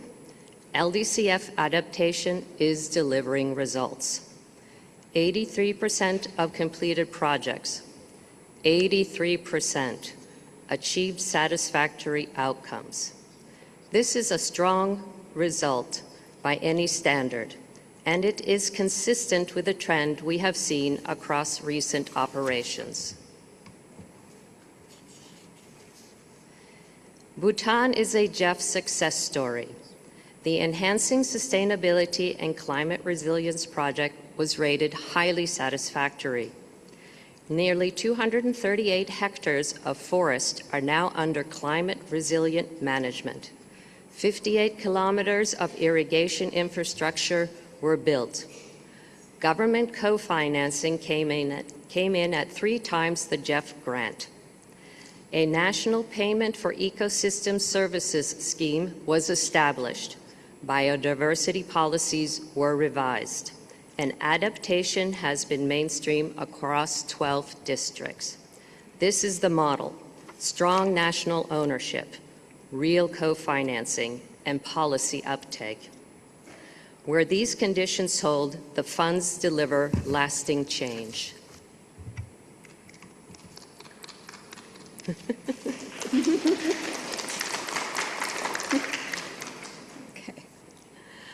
We developed an adaptation results typology covering 5 dimensions. The portfolio is exceptionally strong on the first 3: capacity and knowledge, on-the-ground resilience, and institutional and policy results, all ranging between 90 and 100%. Most projects build capacity, deliver tangible resilience on the ground, and influence policy. However, the picture changes for the last 2 dimensions, where more can be done on financing and market access, and on catalytic and scaling effects to get them to go over 40%. The portfolio is excellent at building capacity and delivering interventions, but struggles with a handoff, the transition to markets, private sector engagement, and scaling beyond the project boundary. Addressing the transition is central to the programmatic shift signaled in the GEF 9 strategic directions. Chad shows what it looks like when a project hits all 5 dimensions. Pinamac in the Sahel is rated potentially transformational. At 50% women's participation mandate reached, 4,400 hectares restored through agroforestry. Embedded in the Great Green Wall National Agency, village savings groups linked to gum arabic, sesame, and onion value chains, and income incentives that give communities a reason to sustain the work after closure. When all 5 dimensions line up, Transformation becomes plausible. The challenge is that in the AER portfolio, this alignment is the exception rather than the rule. Which brings me to an important finding of this report. We call it the sustainability wall. Outcomes are rated satisfactory in 83% of cases. But sustainability, the likelihood that benefits will continue after closure, is at risk in 39% of projects. This is a 22-point gap between what we deliver and what endures. 3 cases illustrate why. In Senegal, the Ferro Solum project, installed units became non-operational because market access failed and seasonal constraints were not adequately accounted for in the design. In the Democratic Republic of Congo, the Metasol project, committed government counterpart funding, never materialized against a backdrop of monetary fragility. And in Lebanon, smart adaptation in forest landscapes, the 90% collapse of the Lebanese pound invalidated most economic assumptions underpinning the project's sustainability strategy. Overall, delivery is strong, sustainability is not. And the drivers are predictable: weak market linkages, fragile co-financing commitments, and macroeconomic risks that were underweighted at design. It's worth noting that low sustainability ratings are not unique to the LDCF SCCF. It's also common in other climate funds. Liberia makes the cost of the gap concrete. The Monserrato Coastal Resilience Project built 1,125 meters of a shoreline protection structure shielding New Crew Town, 8,000 direct beneficiaries, plus 900 school students. The project reversed decades of coastal erosion. That is a real achievement. However, sustainability is rated unlikely because the structure has no maintenance funding identified. Without intervention, erosion will progressively degrade the very investment the fund made. This is what the sustainability wall looks like at the project level: strong delivery, fragile aftermath. 5 conclusions follow the evidence. 1, the portfolio delivers on its core mandate, while sustainability is its most critical gap. 2, project design is strong on delivery logic, but consistently underestimates risks and complexity. 3, operational constraints in LDCs and fragile settings are systemic, not exceptional. 4, results are concentrated at the project level. System-level reach remains limited. 5, inclusion is a growing strength of the portfolio. However, it is inconsistent across projects. 3 conclusions translate into 3 recommendations. First, strengthening sustainability and scaling at project design and review stages. Second, strengthen quality at entry reviews, better align project design with implementation realities in LDCs and fragile and conflict-affected areas.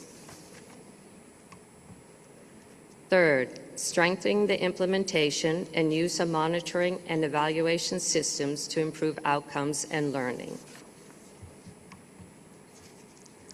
Let me now turn over to Geeta for our proposed work program and budget. Thank you, Anna. So let me start with a brief account of what the IEO delivered in FY26 with the resources Council approved last year. At its 38th meeting in June 2025, the Council approved an annual budget of about $298,207 for the IEO, $171,000 from the LDCF, and $126,000 from the SCCF. Approximately 90% of that budget is expected to be disbursed by the end of this fiscal year. With those resources, the IEO delivered 3 major outputs. We completed the LDCF SCCF Annual Evaluation Report 2026, which synthesized evaluative evidence from the GEF Trust Fund evaluations, including nature-based solutions, socioeconomic co-benefits, results-based management, and programs in the Pacific SIDS. Second, we've started the LDCF SCCF program evaluation, which will be brought to completion in FY27. And third, we incorporated adaptation to climate change based on the LDCF SCCF portfolio into both the draft and final reports of OPS 8, which were presented at the replenishment meetings. Knowledge products from the LDCF SCCF work program were also disseminated through COP reporting, different communities of practice, and the IEO website. For the FY27 work program, 2 anchor evaluations, the program evaluation, in effect, a mini OPS for these 2 funds. We have enough of an evidence base to actually develop and produce a mini OPS 8. No, what is it? OPS 1. It covers adaptation outcomes, sustainability, M&E, and inclusion, while also assessing progress and performance since the last program evaluations. It will analyze the fund's comparative advantage relative to other climate finance mechanisms. Mirroring the structure of OPS 8, it will examine innovation, risk, efficiency across the LDCF SCCF portfolio, assessing how the funds are performing on these cross-cutting dimensions that OPS 8 actually identified as pivotal for the effectiveness of GEF-financed climate adaptation. The annual evaluation report 2027 will continue tracking outcomes, sustainability, as Anna just presented, inclusion, and M&E, and will incorporate the management action record on council-approved action plans submitted by GEF management. Alongside, we will continue knowledge management activities and be disseminating at the COP as well as different communities of practice on adaptation. The total budget request for this work is $283,762. It represents the last year of the 4-year budget request that was made. Fixed costs of $205,000, variable costs of $78,000, the latter inclusive of the World Bank hosting fee. This will be distributed as $152,000 from LDCF and $131,000 from the SCCF. It represents a 5% decrease from the FY26 budget. With that, I just want to highlight, it covers basically half of Anna's time and half of an analyst's time, as well as consulting fees and evaluation fees. So that's what this budget actually covers.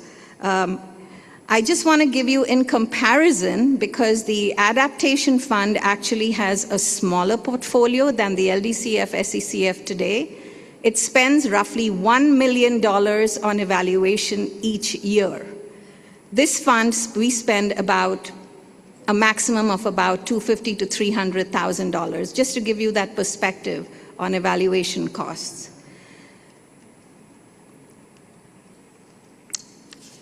So we therefore invite Council to review this document and approve the FY27 budget to deliver the work program that has just been outlined. Thank you, Co-Chair, and I welcome Council's questions and guidance. Thank you very much. Before we move on, I'd like to invite Dorji to do the mandatory response to the LDCF SCCF annual evaluation report 2026. Thank you very much, Co-Chair. We welcome the LDCF SCCF annual evaluation report 2026 and appreciate both the depth of its analysis as well as constructive guidance it offers to the partnership. We are particularly encouraged by the findings that 83% of the completed LDCF SCCF projects received satisfactory ratings, and we also value the report's thoughtful insights on sustainability, gender, and monitoring and evaluation. We also take note of report's reflection on the sustainabilities of the outcome. As the report rightly notes, many projects have delivered important results during implementation, while sustainability of those gains over time can be shaped by factors such as fiscal constraint, institutional capacity, and co-financing realities. We are likewise encouraged by the report's finding on the implementations of gender action plans and by its recognition of importance of sustained and predictable support to LDCF and SCCF.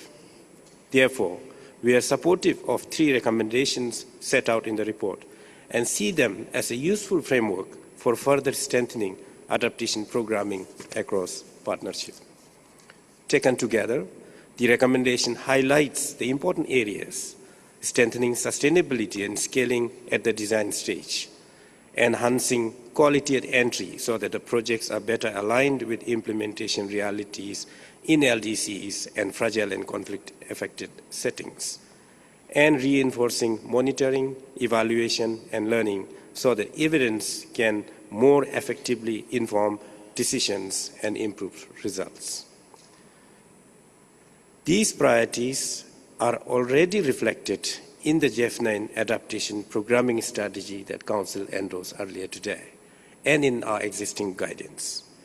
They include stronger attention to the sustainability and scaling, greater focus on implementation realities in difficult operating environment, and continued effort to strengthen monitoring at entry, during implementation, and at the portfolio level. Looking ahead, we will continue working closely with agencies, countries, and partners to strengthen project design, implementation support, and learning so that adaptation results can be sustained, scaled, and translated into stronger resilience on the ground. With that, I thank you, Co-Chair. Thank you, Dorji.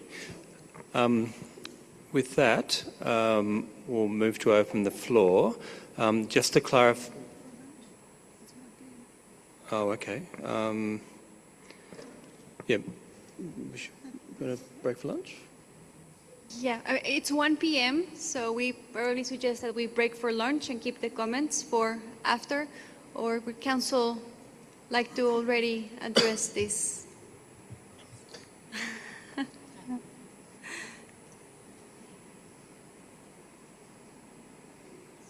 No preference? Croissant or lunch? Should we then just keep on going? Okay. All right, so yes, floor is open. Okay, we're pressing ahead. So just to clarify, we've just had presentations for Agenda Item 5 on the evaluation report and management response, as well as Agenda Item 6 on the work program and the budget. So what we'll do is do a first round of comments on the evaluation report and management response and close off that decision. Then we'll do a second round in relation to the work plan and the budget. So I want to open the floor for Agenda Item 5 on the evaluation report and management response firstly. Over to you, Naomi. Thank you, Co-Chair. Floor is open now.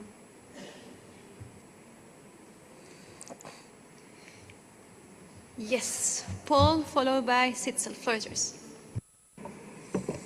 Thank you. I'll be very brief. No, just my compliments for the presentation on the evaluation. I thought particularly enlightening, so that you have concrete examples of where the sustainability did not go right. I think it also flags that sometimes things happen in the project that you could not have overseen. So I appreciate the recommendation to strengthen that sustainability in the earlier stages, but I think also the flexibility to sort of along the project respond to different circumstances is important. But overall, I think the evaluation is very valuable, and I also appreciate that the Secretariat takes on board the 3 recommendations as put forward.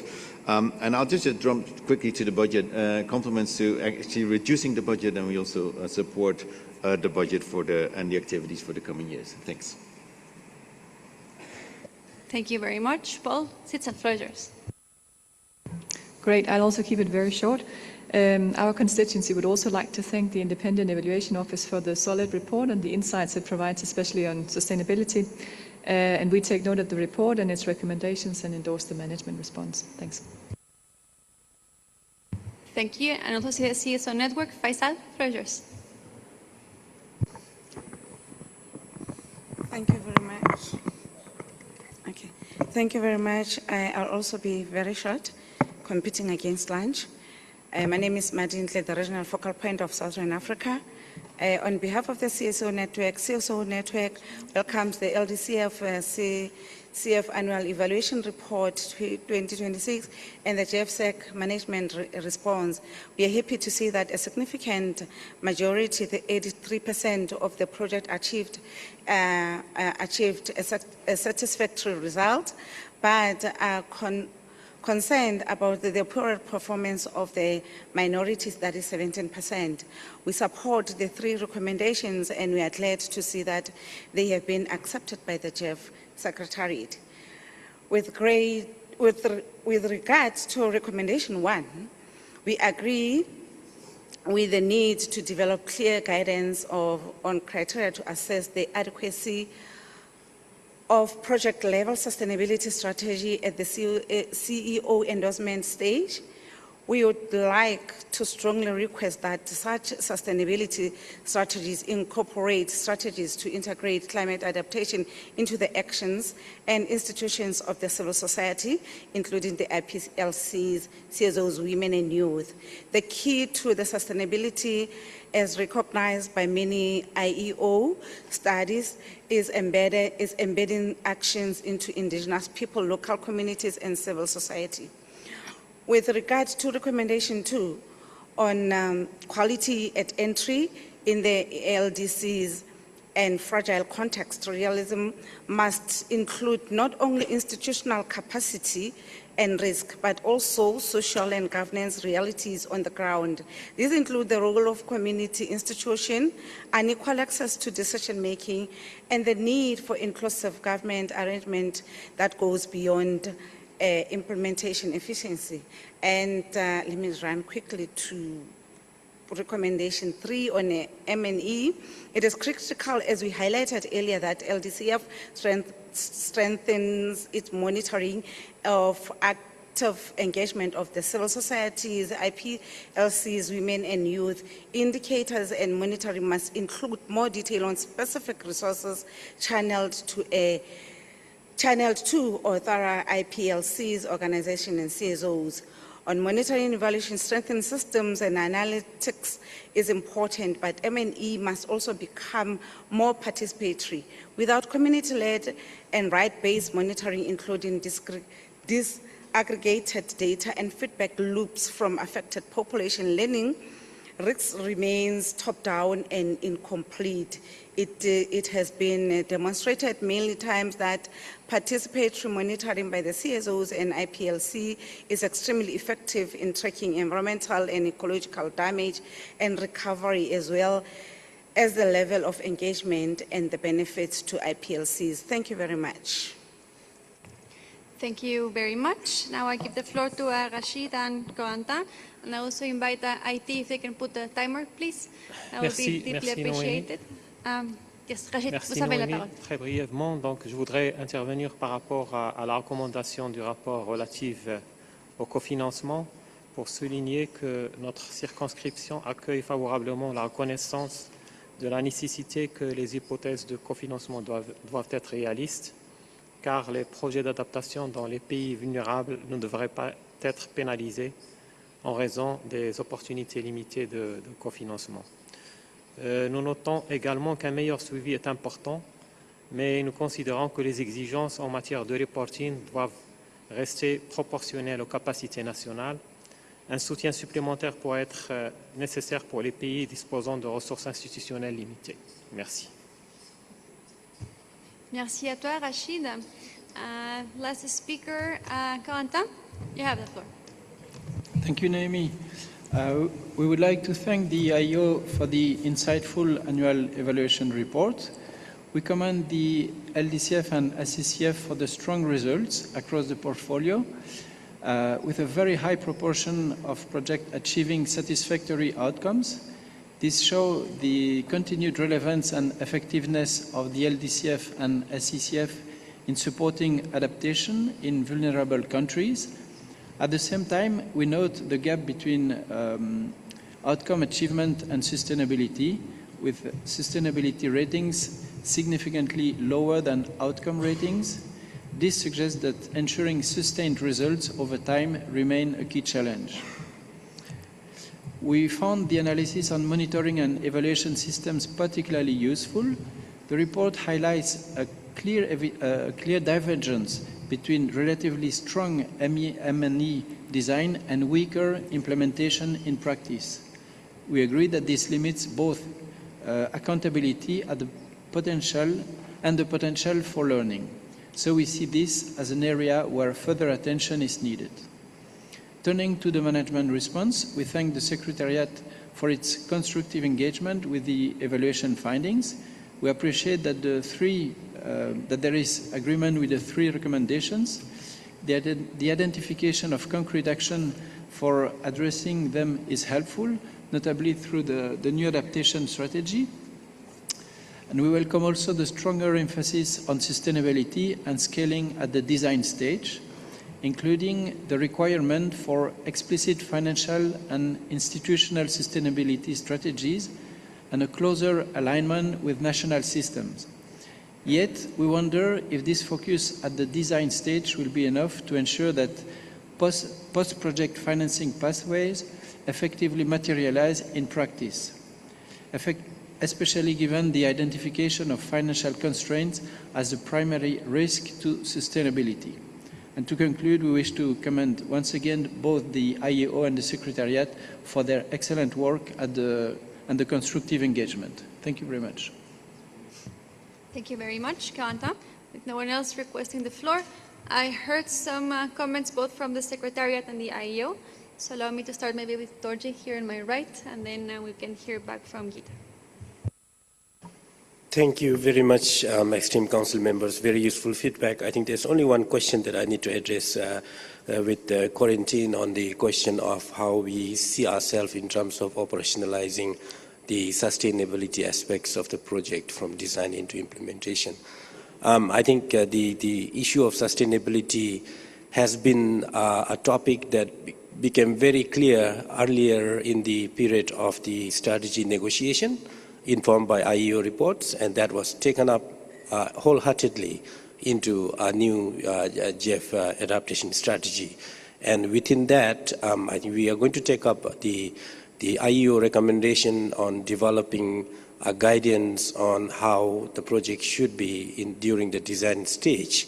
And we have actually went ahead in the results framework as well, where there will be an indicator for us to be able to capture the sustainability aspects of the projects. We would also be enhancing from the Secretariat side the outreach in terms of monitoring the projects during implementations. We have in fact started a process of the portfolio monitoring from the Secretariat, speaking to agencies when we get our PIRs and making sure that the information that's coming through PIR contributes to the sustainability. So there are a lot of ongoing engagement that we see is going to be further enhanced during the implementation of the GEF 9 adaptation strategy. Thank you. Thank you very much, Dorje. Now let's hear from Anna and Gita. So there were no real comments, except we thank you for the appreciation of the IEO's contribution to the LDCF SCCF in terms of our evaluation.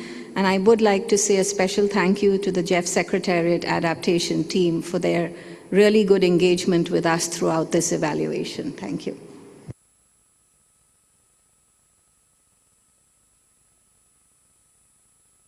Okay. Thank you very much for all those comments. I see no other calls from the floor, unless Corentin, you want to speak again? No, good. So I'd like to invite Council to adopt this draft decision that is included in the document GEF/LDCF SCCF.40/05. I see no calls from the floor, so the decision is so adopted. I'd now like to move back to agenda item 6 and see if there's any other calls from the floor to speak to that item.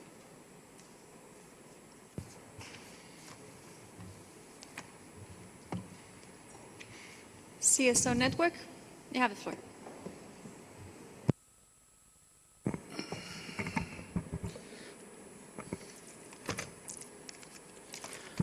Thank you very much. I realise I'm the one in between lunch and this meeting, but I think getting the proper budget for International Independent Evaluation Office is very critical.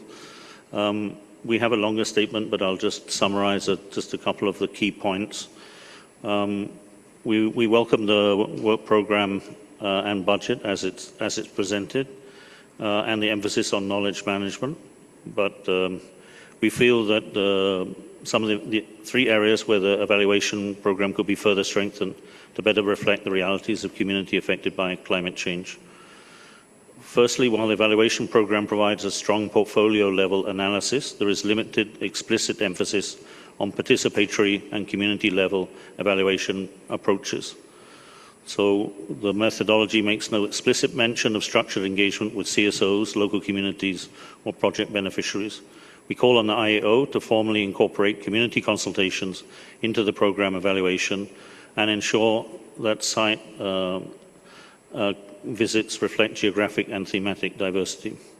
Secondly, we encourage IAO to further strengthen its focus on equity and power dynamics in evaluation frameworks beyond institutional performance and result typologies. This includes systematically assessing who benefits, who participates in decision-making, how climate finance affects marginalised groups, including Indigenous people, women and youth. Third, while knowledge management and dissemination are well developed, there is scope to ensure evaluation findings are more accessible and actionable for local actors, including simplified feedback loops to communities and CSOs engaged in implementation. In conclusion, we support the proposed work programme and budget, but we encourage continued evolution of the evaluation function towards being not only a tool for accountability and learning at portfolio level, but also a mechanism that amplifies the voices and experience of those most directly affected by climate impacts and adaptation interventions. Thank you very much. Thank you, Faisal. And I don't see any other requests from the floor. So back to you, Gita, for final remarks. Very good point. Thank you, Faisal. We will address this in the program evaluation. We do note this as one of our gaps. Thank you. Given there's no other calls for the floor, I'd like to now invite Council to adopt the draft decision that is included in document GEF/LDCF.SCCF 40E02 for approval.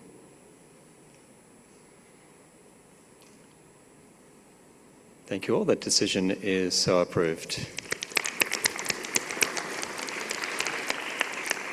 Now, just as a very last item, which is other business under agenda item 9, there was no calls for any other business, and I just wanted to double check that there is no further calls. If not, then we'll close that item, and that brings us to the conclusion of the LDCF and SCCF meeting. So we'll suspend the meeting pending the summary of co-chairs to be distributed. I'll now hand over to Naomi for the housekeeping. Thank you, Richard. Okay, so we will now break for lunch, coming back at 2:30 to jump right into the GBFF Council meeting. So bon appetit, enjoy. See you back at 2:30.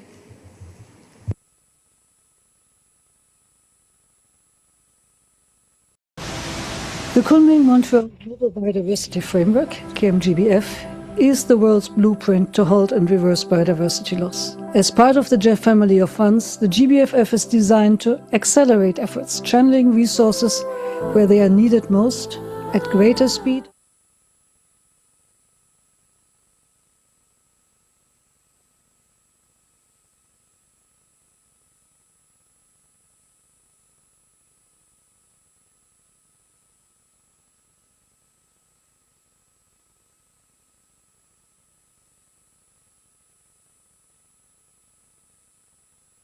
Biodiversity Framework, GBFF, is the world's blueprint to halt and reverse biodiversity loss. As part of the GEF family of funds, the GBFF is designed to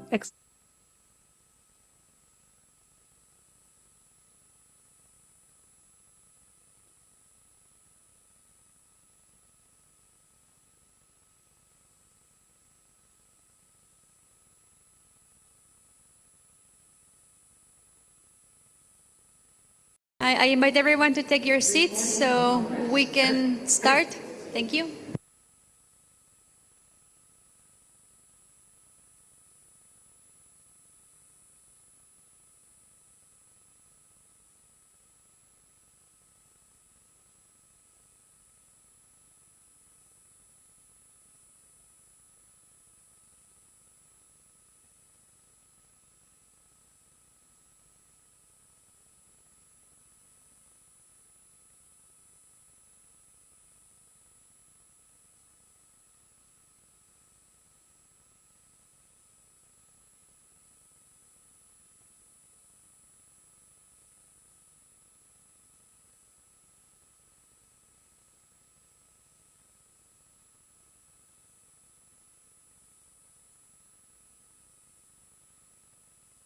And let's just jump into the GBFF, and I will hand it over to the chair so he can kick us off.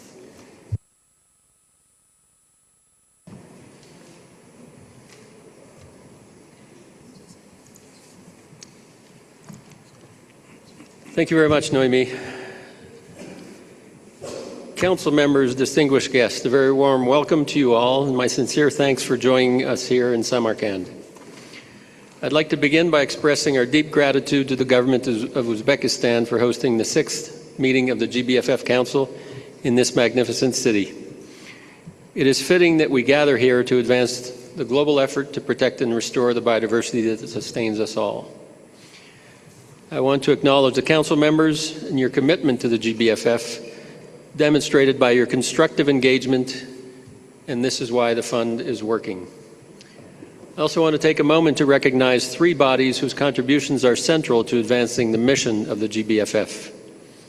To the members of the auxiliary body, I would like to express my sincere appreciation for your work in responding to the Council's request to identify options to facilitate the achievement of portfolio-level targets for programming resources through international financial institutions. As we approach the end of the first term of the auxiliary body, I would like to convey my sincere gratitude to its 17 members for their commitment and engagement. To the members of the advisory group of non-sovereign participants, I want to thank you for your active engagement and advice about opening up new possibilities for contributions to the GBFF. To the observers, I would like to thank you for your active engagement and representation of diverse constituencies and voices. The perspective you bring to the Council strengthens our governance. Thank you all for your service. I want to step back and reflect on how far this fund has come over the past 3 years. Since its launch in August of 2023, the GBFF has now received over $386 million in contributions from 12 governments. Canada set the bar with its landmark contribution of 200 million Canadian dollars. It has since been joined by Austria, Denmark, France, Germany, Japan, Luxembourg, New Zealand, Norway, Spain, and the United Kingdom, with the first non-sovereign subnational government, the province of Quebec, whose contribution marks exactly that, the first subnational contribution for one of the GEF Trust funds. This is exactly the kind of expanded, diverse contributor base we need. The resources mobilized have been put to work with speed and ambition. The GBFF opened 2 programming tranches, which were programmed through 5 selection rounds and provided a total of $362.1 million in support of 82 project preparation grants benefiting 87 countries. In the 5th selection round alone, $73.4 million was approved for 20 projects spanning 25 countries, 16 of which were accessing the GBFF for the very first time. What I find most encouraging is that these resources are moving quickly to implementation. 28 GBFF projects have already been fully endorsed and developed, representing 142 million, or 39% of all that has been programmed so far. In addition, the fund continues to meet all of its portfolio level targets. Close to 32% of GBFF financing is to support actions by IPLCs. This is well above our aspirational target of 20%. 39% has been programmed to benefit least developed countries and small island developing states, effectively meeting our 39% target. And a little over 30% of the portfolio is being channeled through international financial institutions above the 25% target. Meeting all three portfolio targets simultaneously is a great achievement. It reflects the quality of our programming, the effectiveness of our selection process, and the dedication of the agencies and countries who have brought strong proposals to this fund. The sixth Council meeting is a substantive one. I would like to briefly preview three of the items to be discussed. On the work program, you will be asked to consider and approve a new work program of $20.5 million, consisting of two projects at the CEO endorsement stage in India and Papua New Guinea.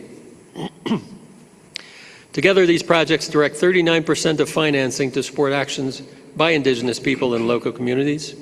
They advance implementation of at least a dozen KMGBF targets and bring an indicative $46.9 million in co-financing. These are exactly the kind of high-impact, country-driven investments this fund was created to support. Regarding the resource mobilization strategy, you will also consider a revised document for the GBFF. Towards this, I want to thank the working group established by Council.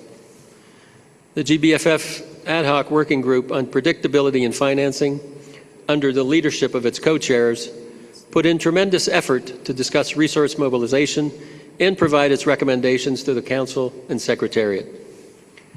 The strategy document presents two financial scenarios for the 5-year period between 2026 and 2030. A $500 million scenario aligned with two full programming tranches, and a $750 million scenario aligned with 3 programming tranches. This is built around 4 pillars: sovereign partners, subnational and regional public institutions, private foundations, and philanthropy, and the private sector corporations and financial institutions. This strategy will equip the GBFF with key tools to mobilize new contributions and ultimately to continue with programming. Engaging new types of partners will require new ways of working. As announced at the opening of the GEF Council, the Secretariat has launched a partnership with the Rob Walton Foundation, a US-based philanthropy, to advance common biodiversity goals in Africa through a platform for matching funds. This also encompasses the GBFF, not simply the GEF Trust Fund. The GBFF will build on these types of engagements in its implementation of the strategy document that we will discuss tomorrow. And finally, you will review the second formative evaluation of the GBFF by our Independent Evaluation Office, alongside the Secretariat's management response. I welcome this evaluation. It is thoughtful, thorough, and I believe will make us better and represent a roadmap for the next phase of this fund's evolution. Colleagues, we are at a pivotal moment. Biodiversity loss continues at an alarming rate. The global political and economic environment is challenging. Official development assistance is under pressure. And yet the GBFF has demonstrated that with the right design, the right partners, and the right political commitment, we can mobilize meaningful resources and direct them to transformative action in record time. The work we do here is the foundation of that credibility. I look forward to productive and forward-looking discussions. Thank you. I would like to now invite the co-chair to make an opening statement. Richard. Thank you, Claude, and thank you all. I would like to also express my gratitude to the GEF Secretariat for their amazing work in preparing for this meeting, support to Council members, recipient countries and all stakeholders, and for the logistics in doing this, getting this meeting organised. I want to begin by reflecting on something I find genuinely encouraging in the documents we have before us today. For countries in the Pacific and SIDS globally, the threats posed by biodiversity loss and climate change are existential, yet access to international funding and capacity to do so effectively has often fallen short of these needs. The work program before this Council includes a project in PNG that I believe exemplifies what the GBFF was designed to deliver, an ambitious, inclusive initiative that places Indigenous peoples and local communities at the centre, not as beneficiaries, but as stewards and decision makers. The breadth of geographic reach is exactly what we envisaged when we set the LDC and SIDS portfolio target for the GBFF. I also want to express my appreciation on behalf of this Council for what the Secretariat has achieved on IPLC inclusion. When Council set an aspirational target of 20% of GBFF financing in support of actions by Indigenous peoples and local communities, it was questions about whether or not it would be achievable. The fund has now reached 31.9% across all programming rounds. This is not trivial, it is groundbreaking. What makes this figure meaningful is not just the number itself, but what it represents, a genuine integration of IPLC perspectives into project design and management, into the selection criteria, and now into the guidelines that the Secretariat released in December. The GBFF has shown that high levels of IPLC engagement are not in tension with the rigorous competitive programming, they are a mark of its quality. Indeed, the GBFF has set the tone for IPLC stewardship and has even influenced the GEF Council in its 9th replenishment with a similar IPLC target. I would note that the IEO's evaluation also reminds us that formal inclusion is not the end point. We need to ensure that participation translates into genuine decision-making authority and control over resources. This is the work that we must continue. Perhaps the most consequential item before us today is the revised resource this week, it may be today, is the revised resource mobilisation strategy. Without new contributions, the GBFF cannot continue to deliver results. The GBFF has demonstrated what it can do, and now is the time to make the case, compellingly, urgently, and with ambition, the need for sustained and growing investment. I want to warmly acknowledge the great work of the ad hoc working group on predictably financing, the significant engagement of Council members and alternates in developing recommendations for this strategy document has been exactly the ownership the Council needs to have. When Council members champion the GBFF with partners and governments, that is when resource mobilisation becomes real, and I encourage you all to continue doing so. I want to close with a personal reflection, because this is my 3rd round of the Council co-chair. This means I have the privilege of co-chairing 50% of the 6 GBFF Council meetings so far. That sounds scary to me. When I took on this role, the GBFF was new, I remember, being part of the discussions in Brazil. It was an experiment in whether the biodiversity finance community could build something genuinely different.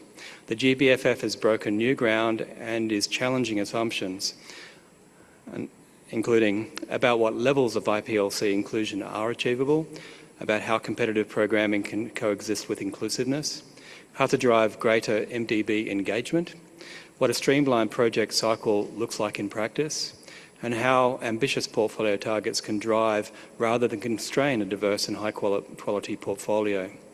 I strongly believe that this fund is an influencer well beyond its own portfolio. The lessons from the GBFF on streamlining IPLC, working on international financing institutions, on blended finance, have helped to inform the GEF 9 replenishment and the family of funds principle. In that sense, the GBFF's impact is already larger than the sum of its projects. It's been a genuine pleasure to help play a role in shaping this fund in the early years, and I want to thank the Council members and members of the advisory group, the auxiliary group, observers, agencies, and the GEF Secretariat, and all partners for the collaborative spirit that has made this work possible. And I look forward to a productive meeting today. Thank you. Thank you, Richard. I would like to now invite our colleague from the CBD Secretariat, Mr. Asad Naqvi, to address Council. Thank you, Chair and co-chairs. Thank you, GEF Council. What an opportunity and honor to be able to join you and share some thoughts. starting with thanks to the people and government of Uzbekistan for hosting us and to the GEF Secretariat for very well organization of this meeting.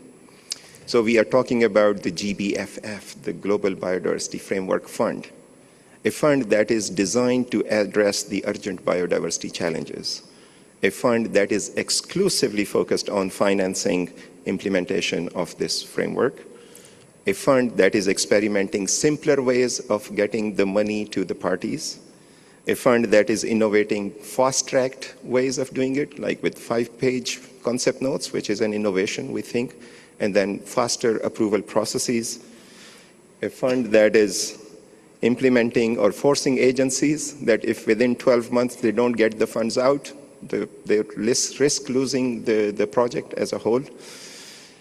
And very clear targets, the fund which has very clear targets for IPLCs while engaging CSOs, youth, women, other stakeholder groups, etc.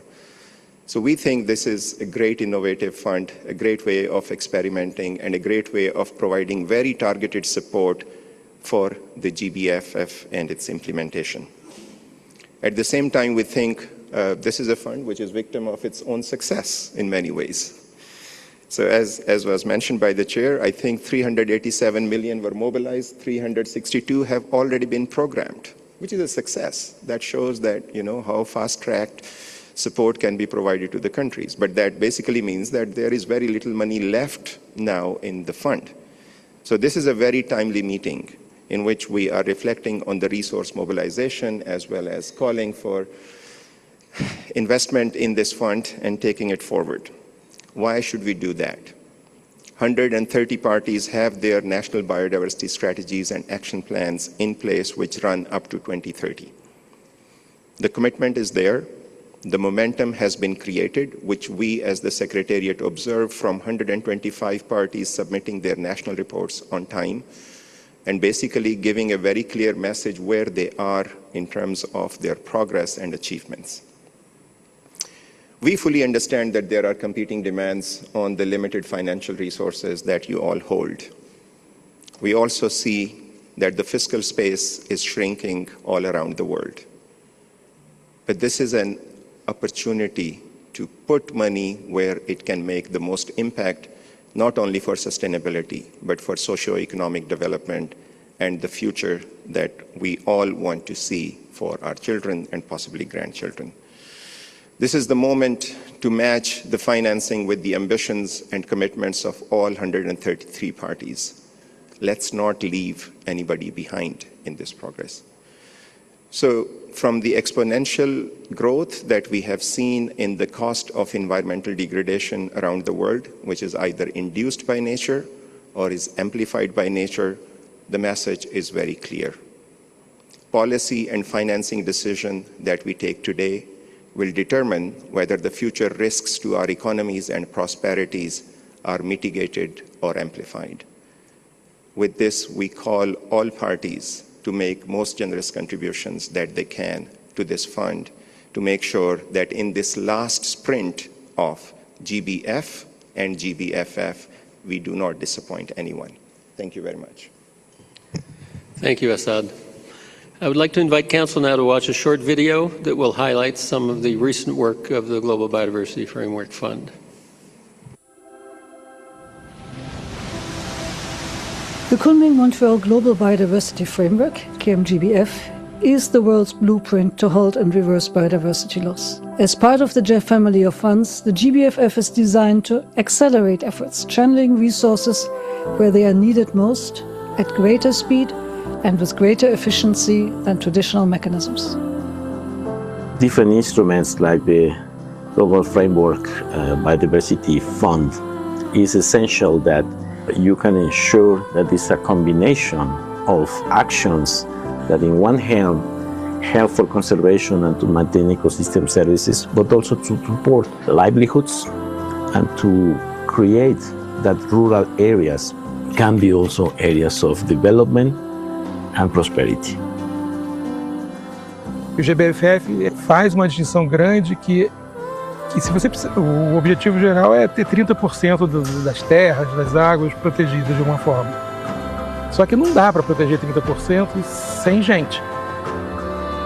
Eu acho que o GBFF traz esse diferencial de pensar também no que está abaixo das copas das árvores, que são os indígenas, que são os povos indígenas que estão secularmente mostrando a importância que é ter um território preservado, mas também a importância que é desse território para as populações indígenas, mas para quem está no entorno dessas terras indígenas.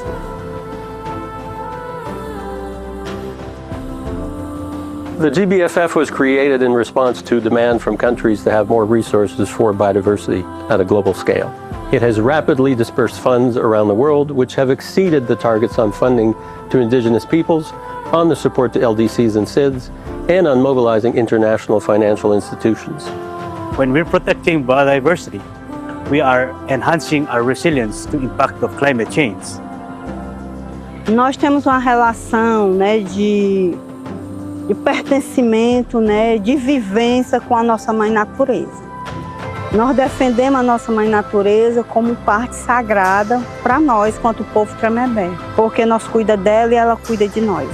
E nós temos a responsabilidade que é passar para as futuras gerações que elas precisam também continuar esse trabalho de conservação e de compreensão da responsabilidade que nós, enquanto território, temos com o planeta.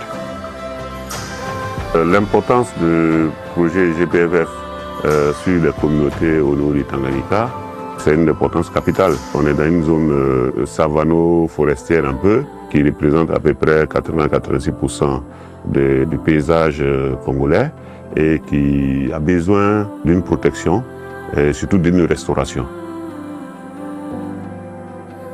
So we need to address these different drivers in a collective way, all together. Sovereign and non-sovereign donors who pledged to the GBFF sent a powerful signal about recognizing their responsibility to safeguard the foundation of all life on Earth and to fulfill the vision of living in harmony with nature.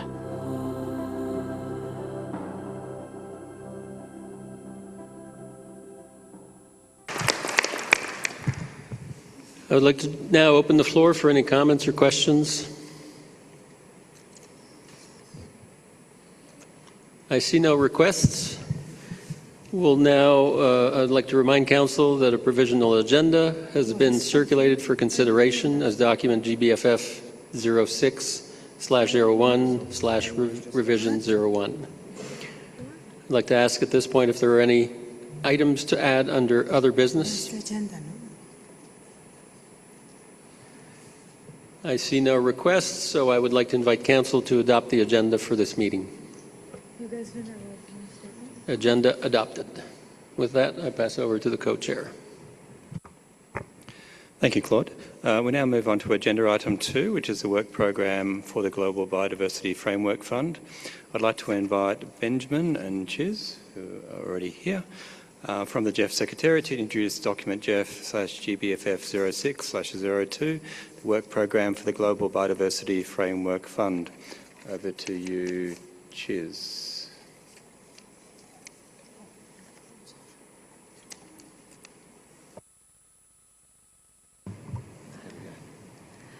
Good afternoon. It's my pleasure to present to you the GBFF work program to the 6th GBFF Council. This is the 4th work program to be presented to Council, following the very first work program we presented in June 2024, then June 2025, and the third one presented in the last Council meeting, December 2025.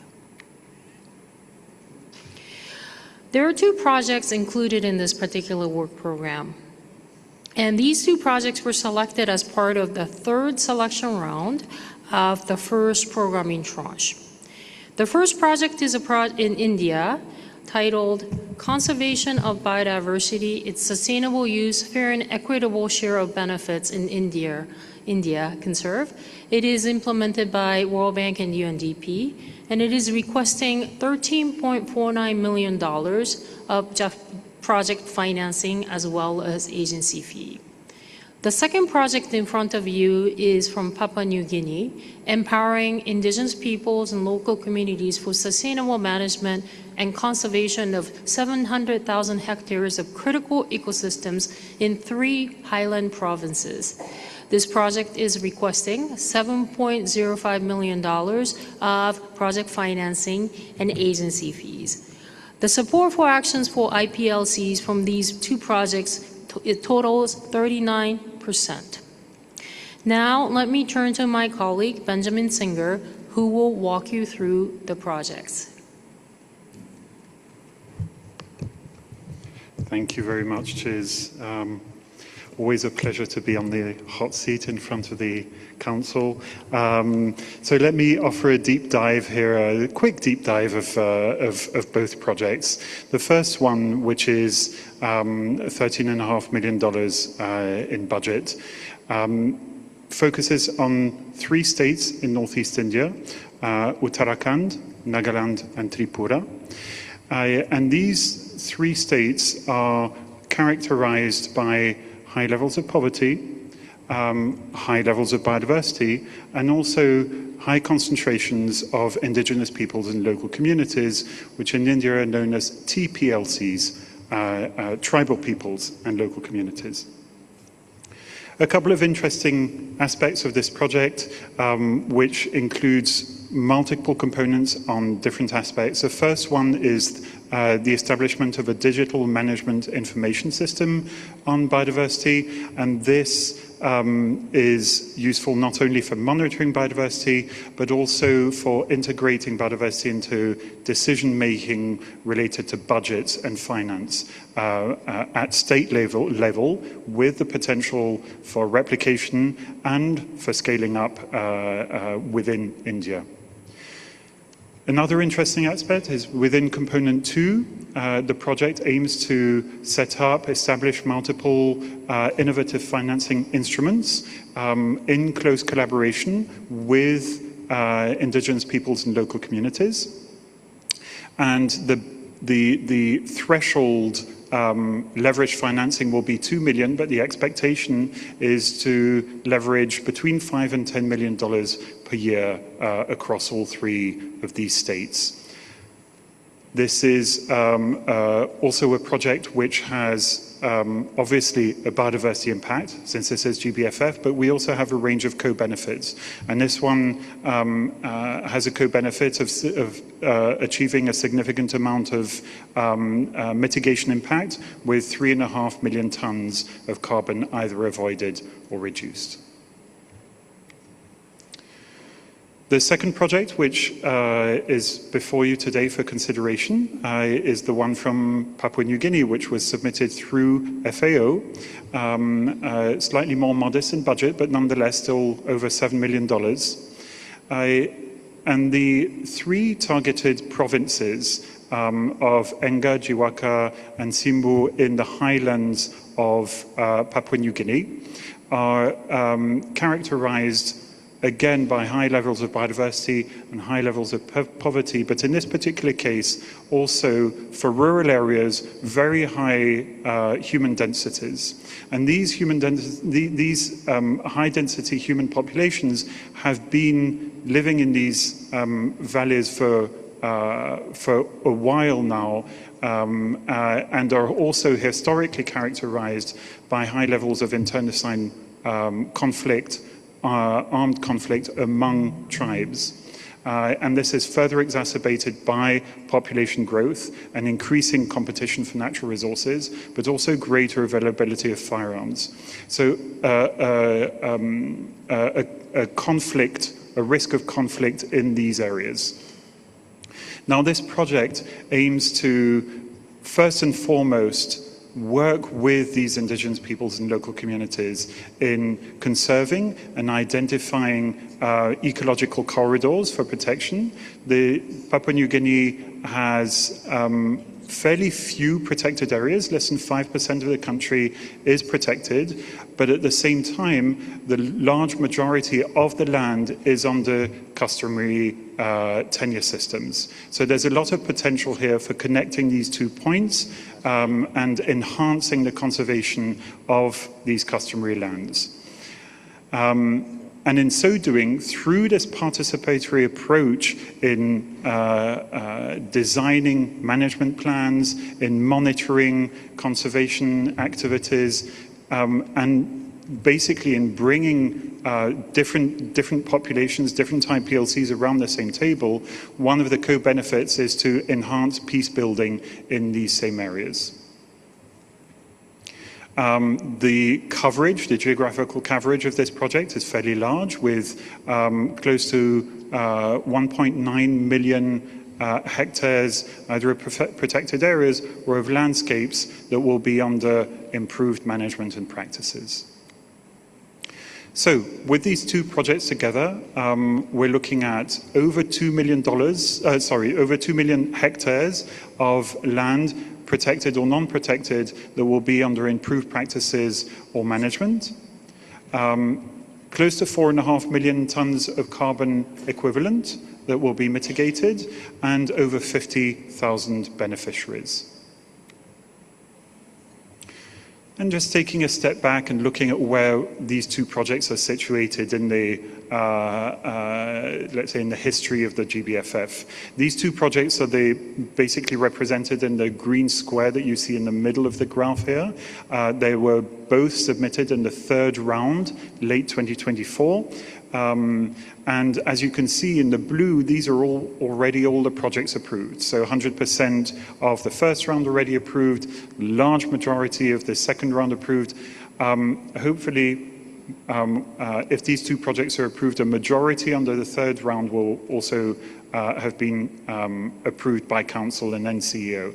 And just to whet your appetite and give you a sneak peek into the potential work programs of future council meetings, at the bottom of this slide here, you can see all the projects that are above 5 million of round 3, round 4, round 5, which you could be seeing in work programs from starting with the next work program and the next council meeting. That's it for the work program. Back to you. Thank you, Ben and Chiz. I'd now like to open the floor for any questions and comments. Do you know me? Thank you, Mr. Co-Chair. The floor is now open. Lillian, yes, before I give you the floor, Lillian, it was requested also in the previous council that we keep on using the timer, so we will do the same.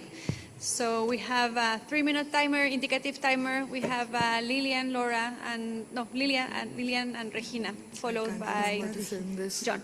Lillian, floor is yours. Muchas gracias, Noemí. La circunscripción agradece a la Secretaría por la presentación del programa de trabajo y reconoce los esfuerzos realizados para avanzar en la implementación del Fondo Global de Biodiversidad. Observamos positivamente que las iniciativas propuestas contribuyen a los objetivos prioritarios del Marco Global de Biodiversidad, incluyendo la conservación, restauración, planificación, fortalecimiento de la gobernanza y la participación de actores relevantes. Destacamos el potencial de los proyectos para generar beneficios ambientales y sociales, fortalecer las capacidades nacionales y contribuir a la integración de la biodiversidad en las políticas públicas y los procesos de desarrollo. Tomamos nota que el presente trabajo responde a las prioridades identificadas por los países beneficiarios y contribuye a los avances de los objetivos del fondo.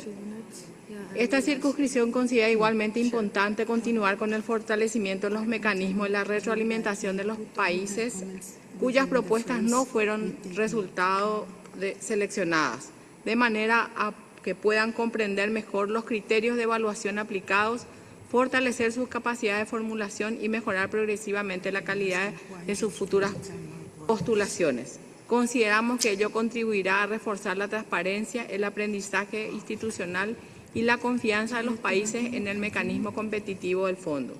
Finalmente, reiteramos nuestro apoyo a la implementación efectiva del Fondo y a sus esfuerzos por contribuir al cumplimiento de los objetivos del Marco Global de Biodiversidad, promoviendo resultados concretos y sostenibles para los países beneficiarios.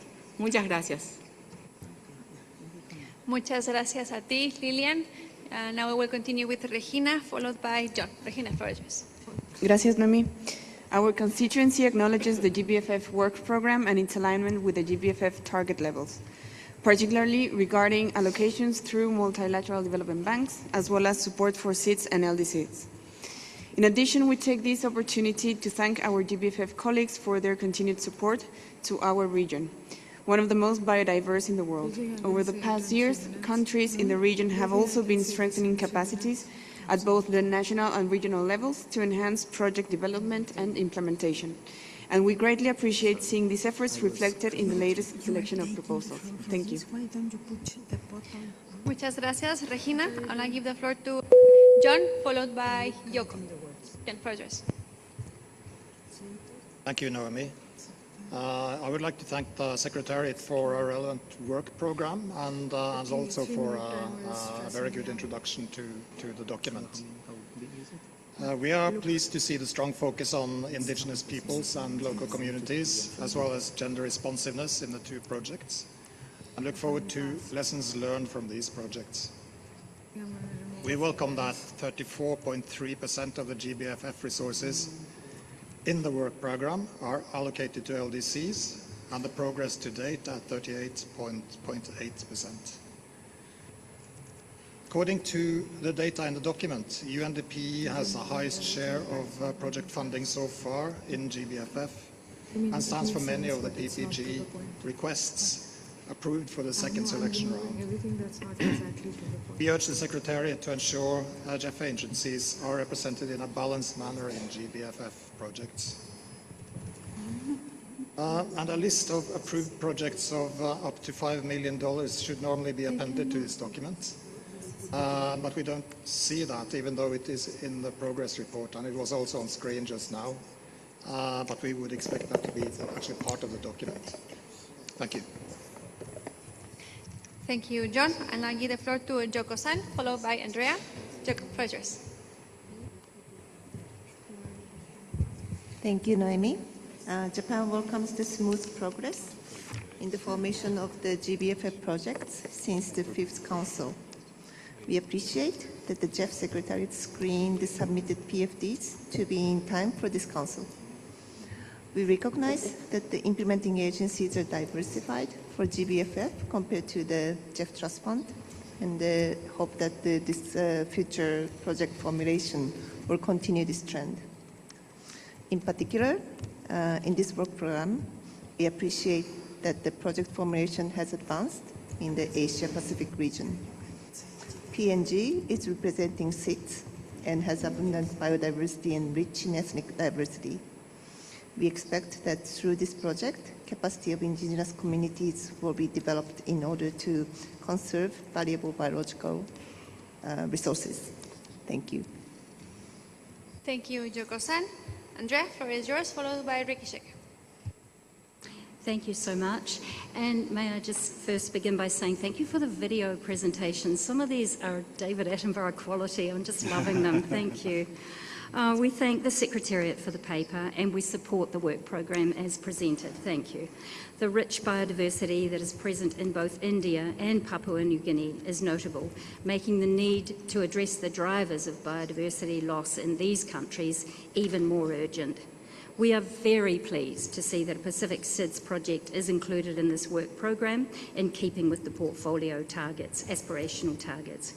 We welcome linkages to innovative financing mechanisms, such as the Papua New Guinea Biodiversity Climate Fund, to which we provide funding support. We welcome the alignment with the GBFF action areas and the KM-GBF targets, programming analysis, outcome targets, and IPLC considerations. We acknowledge the overall risk profile of these projects, which we note is in keeping with GEF's risk appetite. Finally, we acknowledge efforts to reach the aspirational targets, and we congratulate the Secretariat in this regard, noting these projects are contributing to the targets. Thank you so much. Thank you, Andrea. Now I give the floor to Rishikesh, followed by Julia. Rishikesh, floor is yours. Thank you, Noemi. First of all, we thank the management for bringing these two projects to the Council. We also thank colleagues in the Council for their valuable comments and support.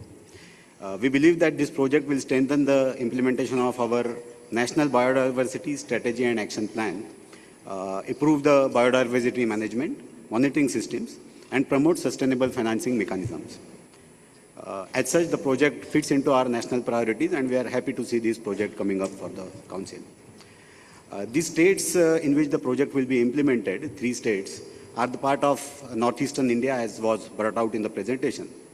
I am particularly happy to see the states from northeastern region because I had an occasion of working for more than 8 years in the northeastern region. And having seen firsthand the challenges that the people and biodiversity faces in this region, I'm very happy that this project is being implemented there. And I'm sure that the project will go a long way in achieving its objectives. I thank again to the Council for its support, and thank you. Back to you, Noemi. Thank you very much. And I'll give the floor to Julia, who will be intervening on behalf of Council Member Kawanta, followed by Vanessa. Julia, floor is yours. Thank you very much. Since it's the first time for me taking the floor, I would also like to thank the government of Uzbekistan for the hospitality and for welcoming us in the beautiful city of Samarkand. I would also like to thank the Secretariat for all the organizational effort. We welcome the 4th work program of the GBFF, compromising of the 2 projects in India and Papua New Guinea. With this regard, we want to highlight the positive development of all portfolio targets, particularly the share of IFIs of around 34% within this work program, thus clearly surpassing the goal of 25%. We welcome the strong performance and look forward to seeing continued efforts to further strengthen this portfolio target in the years ahead. Lastly, we were also pleased to note the inclusion of a project jointly developed by UNDP and the World Bank. This project serves as an excellent example of effective collaboration with an MDB and demonstrates the value of strategic partnerships in advancing shared development goals. Thank you. Thank you very much, Julia. And I give the floor to Vanessa, followed by Kelly. Vanessa, floor is yours. Yes, thank you, Naomi. The Caribbean constituency welcomes the GBF work program. We appreciate its contribution to the key GBF targets on biodiversity conservation, restoration, sustainable use, and resource mobilization, as well as a significant co-financing leverage through this investment. We encourage continued attention to the regional balance in future work programs to ensure equitable access for Caribbean states, particularly for priorities related to the marine and coastal biodiversity, ecosystem restoration, climate resilience, and sustainable livelihood. While we recognize and appreciate the generous contribution made by donor countries to the GBFF, we note that current resources remain insufficient to fully address the scale of biodiversity findings needs and support implementation of national BF commitments. We therefore encourage all countries in a position to do so to continue contributing to and strengthening the fund. We also appreciate the efforts of the Secretariat in advancing the review process in a timely manner and would welcome lessons learned from the proposal assessment process, including common challenges and areas for improvement to support future submission and enhance access to the fund. The Caribbean constituency supports country-driven programming that delivers measurable biodiversity outcomes and long-term sustainability. Thank you. Thank you very much, Vanessa. Now let's hear from Kelly, followed by Carolina. Floor is yours, Kelly. Thanks so much.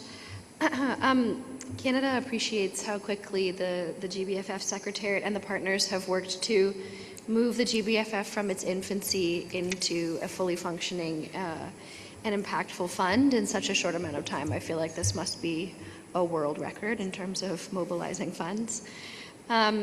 We support the work program as presented, and in particular, we welcome the strong emphasis on Indigenous peoples, and we commend the GBFF for exceeding the aspirational target of the GEF of 20%. The proposed allocation of 39% reflects meaningful progress towards supporting Indigenous people-led action. I also wanted to echo Andrea's point about the quality of the videos. I think we're really lucky to have the videographers. I don't think they're here right now, but I'm sure that they'll hear us and know that we've appreciated them. Thanks. Thank you, Kelly. Now let's hear from Carolina, and then we have some GBFF observers requesting the floor as well. Thank you, Naomi. So the constituency of Brazil, Colombia, and Ecuador thanks the Secretariat for the proposed work program. We welcome the continued operationalization of the Global Biodiversity Framework Fund and recognize its strategic importance as a financial instrument supporting the implementation of the Global Biodiversity Framework. Our constituency particularly welcomes the strong share of resources directly benefiting Indigenous peoples and local communities in the present work program. This is not only consistent with the fund's portfolio targets, but also reflects practical recognition of the essential roles that IPLCs play in biodiversity conservation and sustainable stewardship. At the same time, our constituency underscores that the long-term credibility of the fund and of the GBF itself will depend not only on the programming quality, but also on the predictability and adequacy of capitalization. Therefore, we support the present work program while emphasizing the need for sustained financial ambition. Thank you. Thank you, Carolina. Now I give the floor to Ramson, representing the GBFF observers and IPLCs. Ramson, the floor is yours. Thank you very much for the floor. We continue to welcome the Global Biodiversity Framework Fund commitment to dedicate at least 20% of its resources to support Indigenous peoples and local communities. We also appreciate this being reflected in the GBFF approved projects globally.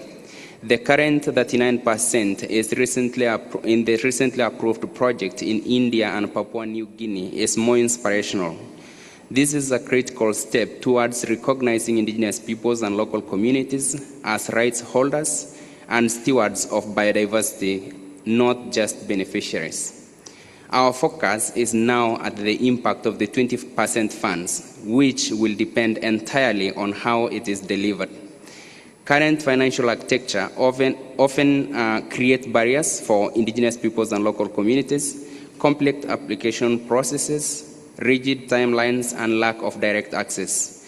To ensure these funds reach communities effectively and respectively, we continue to insist that the GBFF financial architecture be improved through the establishment of an Indigenous advisory group. This advisory group must be composed of Indigenous peoples and local communities representatives from the 7 sociocultural regions, with a mandate to co-design the delivery, implementation, and monitoring mechanism for the 20% allocation of the allocation and implementation. Their leadership is essential to ensure funds, modalities, and are culturally appropriate, accessible, and aligned with Indigenous governance systems and priorities. We believe that only by placing Indigenous peoples and local communities at the center of decision-making of these funds can the GBFF fulfill the promise of the KMGBF and achieve genuine, lasting biodiversity outcomes. Thank you very much. Thank you very much. And I give the floor to Eda, representing the GBFF observers on women, followed by Aitor. Eda, the floor is yours. Thank you. Now Priyanka is going to talk in 10. Okay, Priyanka, yes. Thank you, Chair. I'm speaking on behalf of the CBD Women's Caucus. Regarding the recommended decision on the work program, we request that the language be readapted to better reflect the commitments and principles already adopted under the GBF fund programming directions and the KMGBF. In particular, we request the inclusion of an acknowledgement of observers and their contribution to the review process.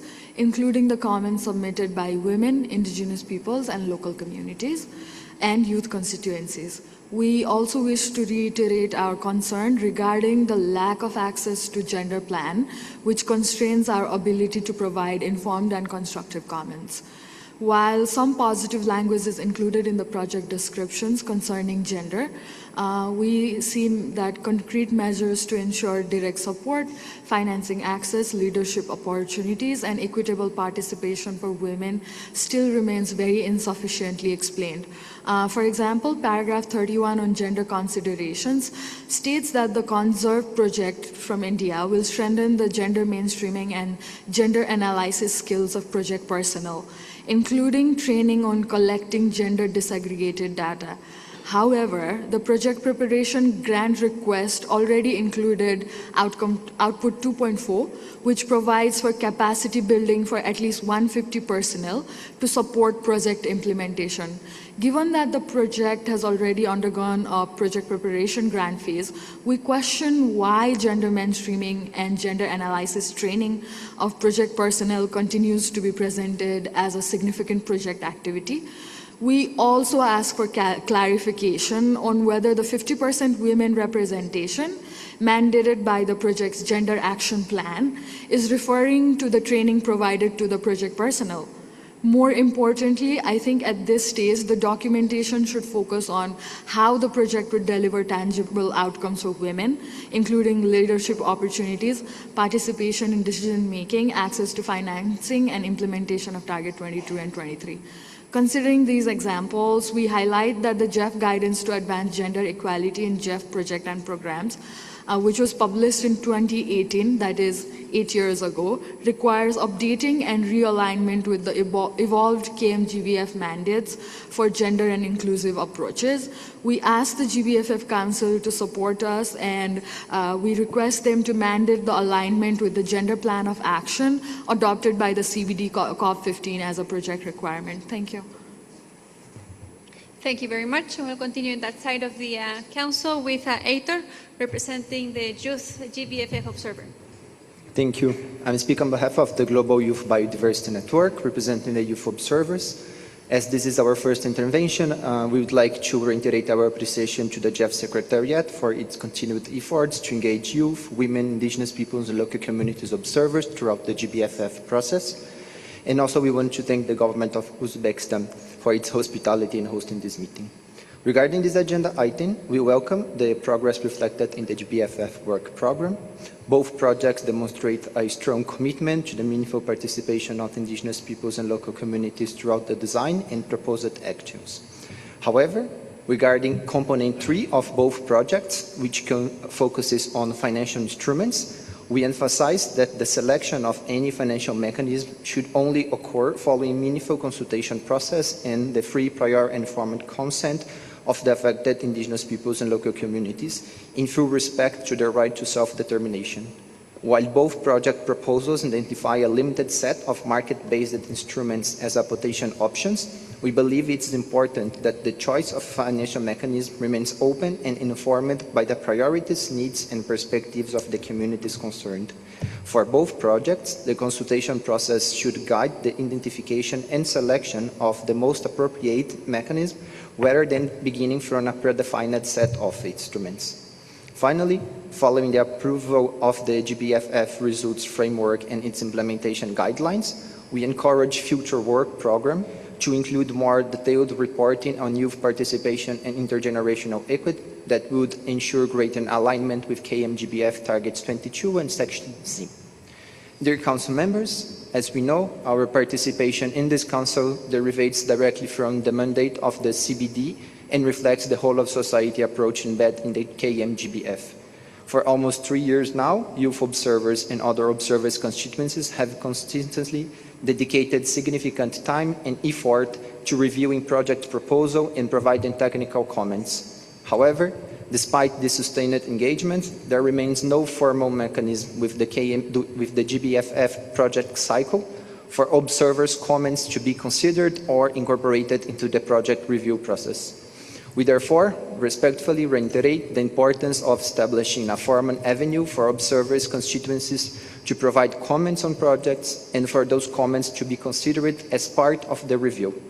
To achieve this, we kindly invite Council members to support a review of the Global Biodiversity Framework Fund project cycle policy, with a view to formally recognize the role of observers in advancing the review. Thank you. Thank you very much. Now let's give some minutes to Ben to respond to these initial comments. Then we will come back to the remaining speakers. I have Rashid, Barthelemy, CSO Network, Annette, and Ramon. So with that said, Ben, back to you. Thank you very much, Noemi, and thank you all for your statements and support, and also the questions on this work program. So thanks to the Council and also to the observers, and highlighting the close collaboration with observers. We would like to see that as a strength of the GBFF, so thank you very much for that. There were a couple of comments on the need to work more with countries that were unsuccessful so far, and the question of regional distribution. And this is something this is a topic we take very seriously. One of the selection criteria of the GBFF when we're selecting projects is regional distribution, appropriate regional distribution of GBFF resources. To date, 87 countries will be benefiting from GBFF projects which are currently in our pipeline or have already been approved. So we managed to bring that figure up to 87 within just over 2 years of programming. Nonetheless, we're very aware that a number of countries have submitted proposals, and we're very grateful for these submissions. And unfortunately, with the resources available, we are not able to select these proposals as well. We remain at the disposal of every single country for further information sharing, further support in developing high-quality pipeline at entry point for the GBFF. So this really is let's say, an invitation for any country, any OFP, but also any agency to come to us for further discussion on developing a high-quality pipeline.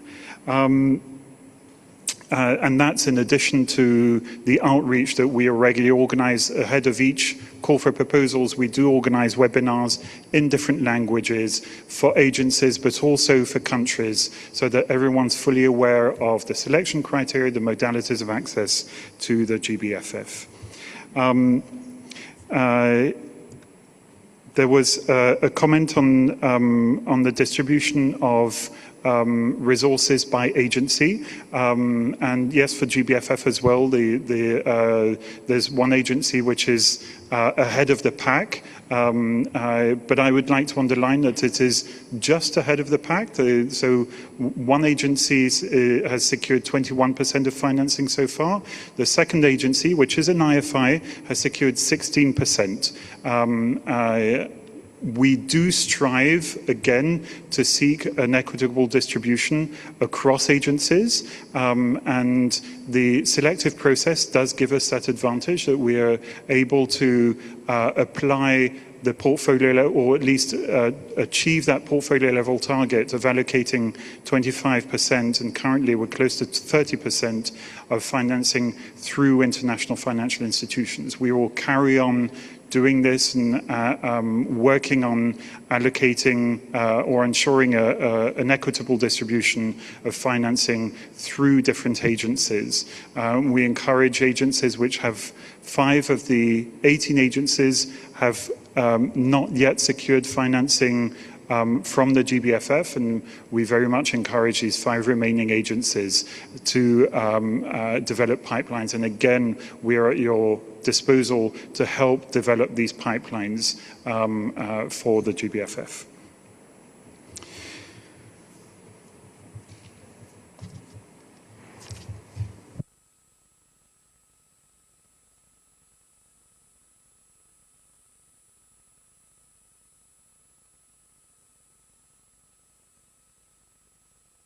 Thank you. There was also a question on the projects below 5 million. So as you know, projects up to $5 million in budget are considered by Council and CEO endorsed on a rolling basis. So they're not brought to Council for consideration. The projects that are up to $5 million that are not presented during Council meetings, these are available in the progress report in the annex, but we would be happy to highlight those in future work programs, just providing the list of proposals that have been approved in the intersessional period since the last work program.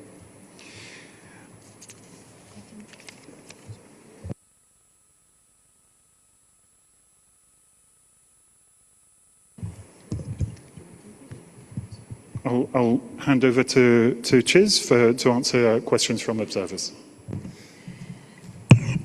Thank you, Ben, and thank you so much to the observers. Many of them have spoken, and they've raised very good comments. And first and foremost, I'd like to thank the observers for their very active engagement. And I think this is one of the elements that sets the GBFF apart. That we have all these observers that are committed as well as continue to be engaged.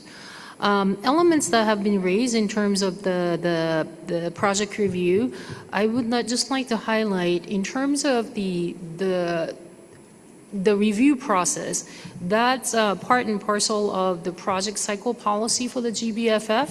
So if the Council is to take that up, it does necessitate a revision, an update to the project cycle policy. So it is something that that is to be discussed and decided by the Council on the way forward. Nevertheless, comments that we heard today, we can suggest to include those in the highlights, which would accompany the decisions to be taken by Council. So that's one point I wanted to raise. On a lighter note, thank you for a lot of positive compliments on the video. I think Andrea mentioned David Attenborough. We do have another David Ainsworth on our team who really worked on the video, and Nick Greenfield worked on the LDCF and SCCF videos. And so I think it's really kudos for them to organize this. And we actually do have Tasha Goldberg, who was the videographer here at the assembly. So if you see her, please also, tell her that how much you enjoy the videos. I think it will mean a lot to the team who really worked hard to pull together these videos. That's it from my side. Thank you. Thank you, Chiz and Ben, for those replies. Now let's go back to the speakers. Rachid, followed by Barthélémy. Rachid. Vous avez la parole. Merci Noémie.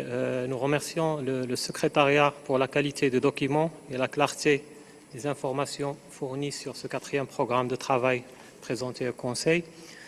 Nous remercions également tous les pays donateurs pour leur contribution au fonds. Nous nous félicitons tout particulièrement de l'ambition environnementale reflétée dans ce programme, notamment en termes de superficie à protéger et d'émissions à éviter.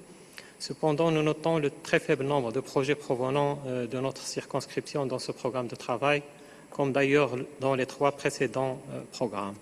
En effet, sur les 87 pays bénéficiaires du GBFF, à ce jour, un seul projet a été approuvé au niveau de notre sous-région. Pourtant, notre sous-région abrite des écosystèmes d'une richesse exceptionnelle qui sont soumis à des pressions croissantes et qui contribuent de manière significative aux bénéfices globaux en matière de biodiversité. Cette situation suscite de notre part des questions par rapport aux critères de sélection, notamment en termes d'équilibre régional, et des mesures concrètes à envisager pour encourager et accompagner les pays de la sous-région dans la préparation de leurs propositions de projets. Nous notons également un rythme de soumission de projets au Conseil qui n'est pas assez soutenu. Au regard de l'urgence de l'action, nous encourageons le secrétariat et les agences à accélérer le processus de préparation et de validation de projets afin que davantage de projets puissent être présentés pour approbation lors des prochaines réunions. En conclusion, la circonscription de l'Afrique du Nord soutient l'approbation du programme de travail proposé, tout en recommandant que le secrétariat travaille davantage avec les pays en matière de renforcement de capacité et de sensibilisation sur le GBFF et à rendre compte lors de la 7e réunion du Conseil des progrès accomplis, notamment en matière de représentation régionale. Nous proposons également que le secrétariat organise d'ici la fin de 2026 un atelier régional dédié à l'accès au GBFF pour les pays de l'Afrique du Nord en partenariat avec les points focaux opérationnels du GEF et des agences accréditées. Je vous remercie de votre attention. Merci beaucoup, Rachid. Et bon, on continue en français avec Barthélémy, suivi par le CSO Network. Barthélémy, vous avez la parole. Merci, Madame Noémie. La circonscription Afrique centrale félicite le secrétariat du GEF de la qualité du programme dans le travail du GBF qui retrace les grandes orientations programmatiques des interventions en faveur de la biodiversité. La circonscription Afrique centrale note avec satisfaction la création de ce fonds adapté au contexte marqué par la richesse en biodiversité du bassin de Congo, deuxième poumon donc, de carbone après l'Amazonie. Ce mécanisme donc innovant est donc adapté au bassin de Congo car il vise à aider les pays du bassin de Congo à atteindre les objectifs du cadre mondial de Kunming Montréal pour la biodiversité en mettant l'accent particulier sur le renforcement des approches nationales en matière de gestion, de planification, de définition de nouvelles politiques alignées au cadre donc, de Montréal. Nous demandons donc au secrétariat du GEF ou bien du GBFF de porter une attention particulière au bassin de Congo vu sa potentialité en biodiversité. Les défis donc, du bassin de Congo sont énormes et que l'appui du GBFF représente déjà un moyen important de changement transformationnel dans un contexte marqué par la déforestation, la dégradation des forêts, la perte de la biodiversité exacerbée par le changement climatique et la vulnérabilité donc criarde des communautés locales et peuples autochtones. La circonscription Afrique centrale est convaincue que ce nouveau fonds pour la biodiversité va révolutionner les investissements des pays en faveur de la nature pour renforcer la résilience des écosystèmes afin qu'ils continuent donc de fournir des services aux communautés locales et peuples autochtones et à la nature elle-même. Les résultats commencent à être probants à travers la création des paysages résilients. Nous, la circonscription Afrique centrale, suggère également que le secrétariat du GEF travaille en étroite collaboration avec les institutions régionales, telles que la Commission des forêts d'Afrique centrale, la CEAC, pour le transfert des technologies aux pays et aux communautés locales et peuples autochtones, pour des impacts et des changements transformationnels plus visibles. Je vous remercie. Merci beaucoup à toi, Barthélémy. Now I give the floor to Malinke from the CSO Network, followed by Annette. Malinke, floor is yours. Thanks very much. And like everyone else, we'd also like to underline that we appreciate the videos, as I said before. Now, there truly is a spark of sort of freshness and joy. Germany thanks the Secretariat and the agencies for the fourth GBFF work program. It is good to see that the first and second programming tranches are now fully programmed and that overall the GBFF portfolio meets or even exceeds the targets for LDCs and SIDs, IFIs and indigenous peoples and local communities. And like Richard, I do remember the negotiations we had in Brasilia. And so this is fantastic that it was actually so quickly that we could achieve all these impacts, and that also harkens back to what Kelly just mentioned, that this is probably a world record for setting up a new fund, and it was only possible because it came under an existing fund, and we used the existing governance structure, we used existing partnering modalities, etc., and obviously it is also quite a lot of savings on not just time but also resources. So this is an interesting lesson for everyone who wants to set up new funds. We see that the co-financing ratio has improved somewhat compared to the last work program, but remains around 1 to 2.3, below earlier GBFF levels. So what are the Secretariat's plans? To strengthen co-financing again, or maybe also through implementation, including through closer work with IFIs and by bringing in more private capital. And looking at, for example, India with now over 33% of this work program. I think this could be a great place for prioritizing private capital, bringing in private capital by the government of India and the World Bank. And so maybe that's something to consider. We note that endorsement requests for over $40 million of approved funding from the second and third selection rounds are still pending, well beyond the 12 months deadline. Could you please explain the main reasons for these delays and outline what actions are taken with the agencies to get these projects to endorsement more quickly? And then, obviously, I mean, the main discussion should, of course, be that now all GBFF resources have been fully programmed and that no new pledges have been made for a third programming round or tranche. This means that no additional projects can move forward. Germany has been a rather biggish donor for the first two programming tranches. So we do look around, looking for other people to jump in.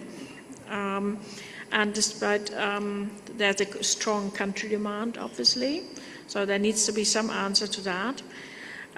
We have actively contributed to the working group on resource mobilization and are looking forward to discussion later on of this pressing issue. Thanks very much. Thank you very much, Annette. Now let's hear from the CSO network, followed by Ramon. Malinke, floor is yours. Thank you, Chair. The CSO network welcomes the Global Biodiversity Framework Fund work program and strongly recognizes its alignment with the GBFF. We particularly note the inclusion of the two well-designed projects in India and Papua New Guinea, the clear alignment with the multiple GBFF targets, and the significant allocation of 39% of the project resources to action supporting indigenous people and local communities. This, of course, represents an important step forward in operationalizing the GBFF. We would like to highlight, however, several areas where the work program could be strengthened for better reflection on the transformational intent.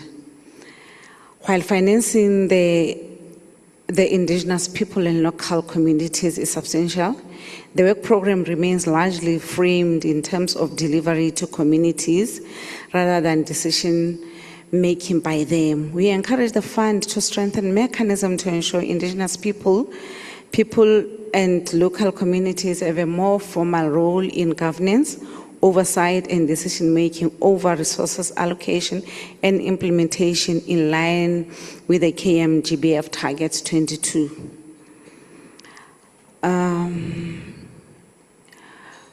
We also note strong efforts on gender integration at project levels, like my colleague from the CBD Women Caucus mentioned. However, the current approach remains primarily focused on participation and access.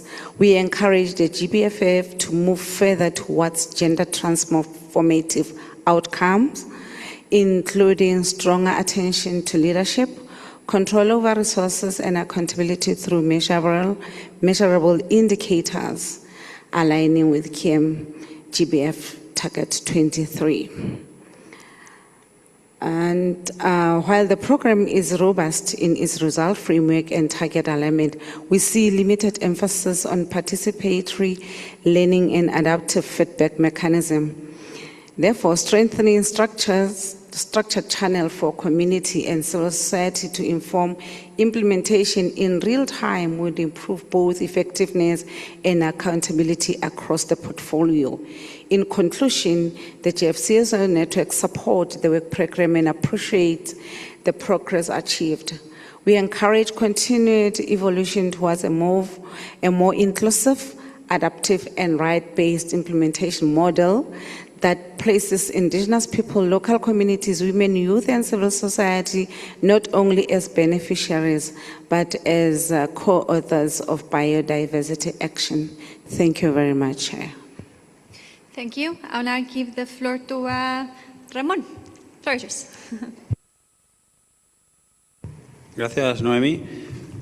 No me queda mucho más que añadir, simplemente apoyar este programa de trabajo alineado claramente con los objetivos para los que se definió este fondo y avanzando hacia los objetivos del marco de Kunming-Montreal. Gracias, Ben, por la presentación de los proyectos, por indicarnos los puntos clave de cada proyecto. Yo creo que es muy útil conocer lo que se va a hacer en el terreno. En el caso del proyecto en Papúa Nueva Guinea, una región con una gran biodiversidad y donde las poblaciones indígenas gestionan gran parte del territorio forestal, un territorio que es fundamental para albergar esa biodiversidad. Y en el caso de India, un proyecto para la conservación del territorio con cobeneficios en mitigación. Algo que comparten los dos proyectos y que me parece muy relevante es que abordan la fragmentación del territorio. Esto es una cuestión relevante en la protección de la biodiversidad a nivel global y los dos proyectos abordan esta temática de la necesidad de fomentar la conectividad de los ecosistemas. Y ya finalmente, simplemente lo que han comentado otros compañeros, me sigo sorprendiendo con la Secretaría, con su capacidad de lograr estos objetivos que acordamos en Brasilia, ese objetivo para enfocar recursos a los SIDs y LDCs, de programar a IFIs y de ese objetivo aspiracional hacia poblaciones indígenas. En aquel momento parecía que estábamos pidiendo, en inglés no sé cómo se traducirá, pero la cuadratura del círculo, ¿vale? Era imposible y lo estamos consiguiendo. Enhorabuena. Muchas gracias, Ramón. I don't see anyone else requesting the floor, so back to Ben for final remarks. Floor is yours. Thank you very much. And again, thank you to the councils, also the CSO network for these very positive comments. Just to pick up on the questions and the additional comments that were made, Heitor, I'm sorry I didn't respond in the earlier round to your comment on whether these projects will be collaborating with IPLCs in designing financial instruments. I didn't have time to look at both proposals. But the one in India, certainly in component 2, they do highlight, the agencies do highlight the fact that they will be working with IPLCs and implementing FPIC when identifying and designing the financial instruments that will benefit them. So this is consistent not only with the spirit of the GBFF and the portfolio level target, but also with GEF policy, which requires FPIC for indigenous peoples. The call from je vais passer en français pour la réponse à Rachid. On vous a entendu haut et fort. C'est en effet l'Afrique du Nord est en effet une circonscription. On a remarqué que c'est un peu un trou dans notre portefeuille et donc on reste à votre disposition pour travailler avec les pays concernés pour un renforcement de capacité, pour partage d'informations supplémentaires, pour préparer ces pays au prochain appel à proposition du GBFF. Donc on va travailler avec on va suivre ça avec les points focaux opérationnels de votre circonscription. Merci d'avoir souligné ce point. Et je dirais presque à l'autre opposé, pour la circonscription d'Afrique centrale, on est très heureux de soutenir cette région qui est très riche en biodiversité et en population locale et peuples autochtones, avec deux projets, l'un au Gabon, l'autre sur la trinationale de la Sangha, qui ont déjà été approuvés, un troisième qui a été approuvé, je dirais, dans le bassin du Congo élargi, l'Afrique centrale, dans la province du Tanganyika de la RDC, avec des populations autochtones. Donc on est très heureux de soutenir déjà cette région et on va continuer à soutenir cette région critique en termes de biodiversité à l'échelle mondiale. Annette, thank you very much also for the comments that you raised. The co-financing ratio partly reflects the difference between the GEF Trust Fund and the GBFF, namely that GBFF, in order to facilitate access to financing, does not have a co-financing requirement, and I think that is largely reflected in the discrepancy in the co-financing ratios that we see in the GEF Trust Fund versus the GBFF. Having said that, we do, among our selection criteria, have one that focuses on mobilization of philanthropic and private sector resources. Isn't co-financing per se, but obviously very closely related.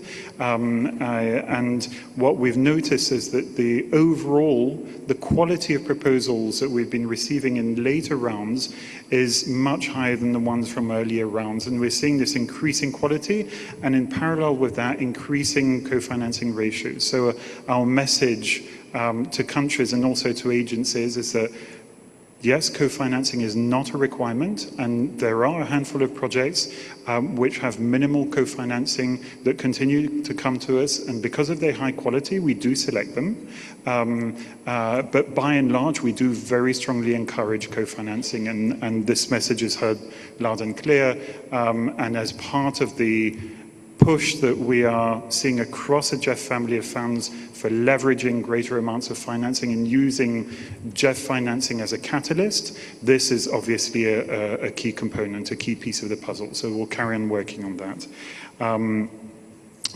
Some projects were indeed, from the second and third rounds, have indeed yet to come to the Council for consideration.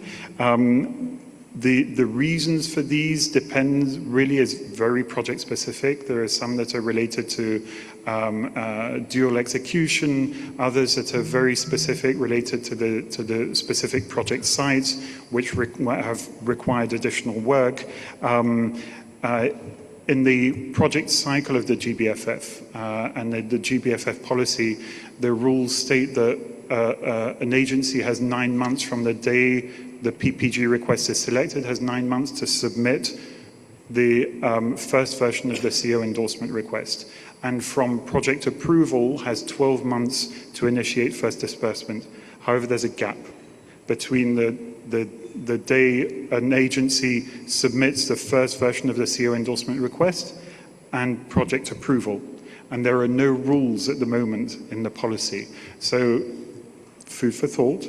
Future reforms on policy, something to consider. But we definitely work with agencies, and I would like to use this opportunity to again encourage agencies to work closely with the GBFF Secretariat in reviewing and in further enhancing the CO endorsement requests in a timely manner so that we can bring them to Council for consideration as swiftly as possible. Thank you, and back to you, Noemi. Thank you, Ben. With no further requests from the floor, I give the floor back to the co-chair.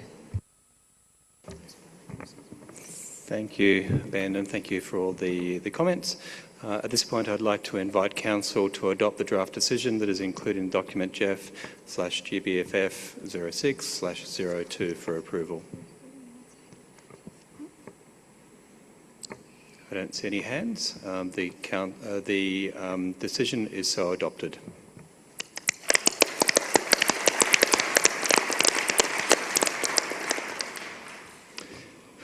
We'll now move on to agenda item 3. And I'd like to invite Sumit and Chiz, you're already here, from the GEF Secretariat to introduce document GEF/GBFF 06/03, which is the financial year 27 Administrative Budget and Business Plan for the Global Biodiversity Framework Fund. Over to you in just a moment.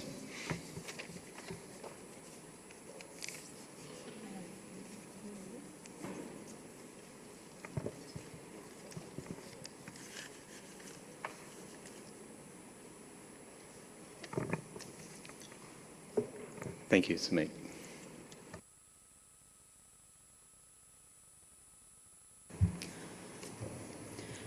Thank you, Mr. Co-Chair, and good afternoon, Council members and colleagues in the room. I am pleased to present the fiscal year 2027 administrative budget and business plan for the Global Biodiversity Framework Fund. This includes the proposed budgets for the GEF Secretariat, the Scientific and Technical Advisory Panel, or STAP, the Trustee, and the Independent Evaluation Office, or the IEO. The IEO posts their fiscal year 27 request in a separate document. However, for ease of reference, they've requested that their budget is presented together here.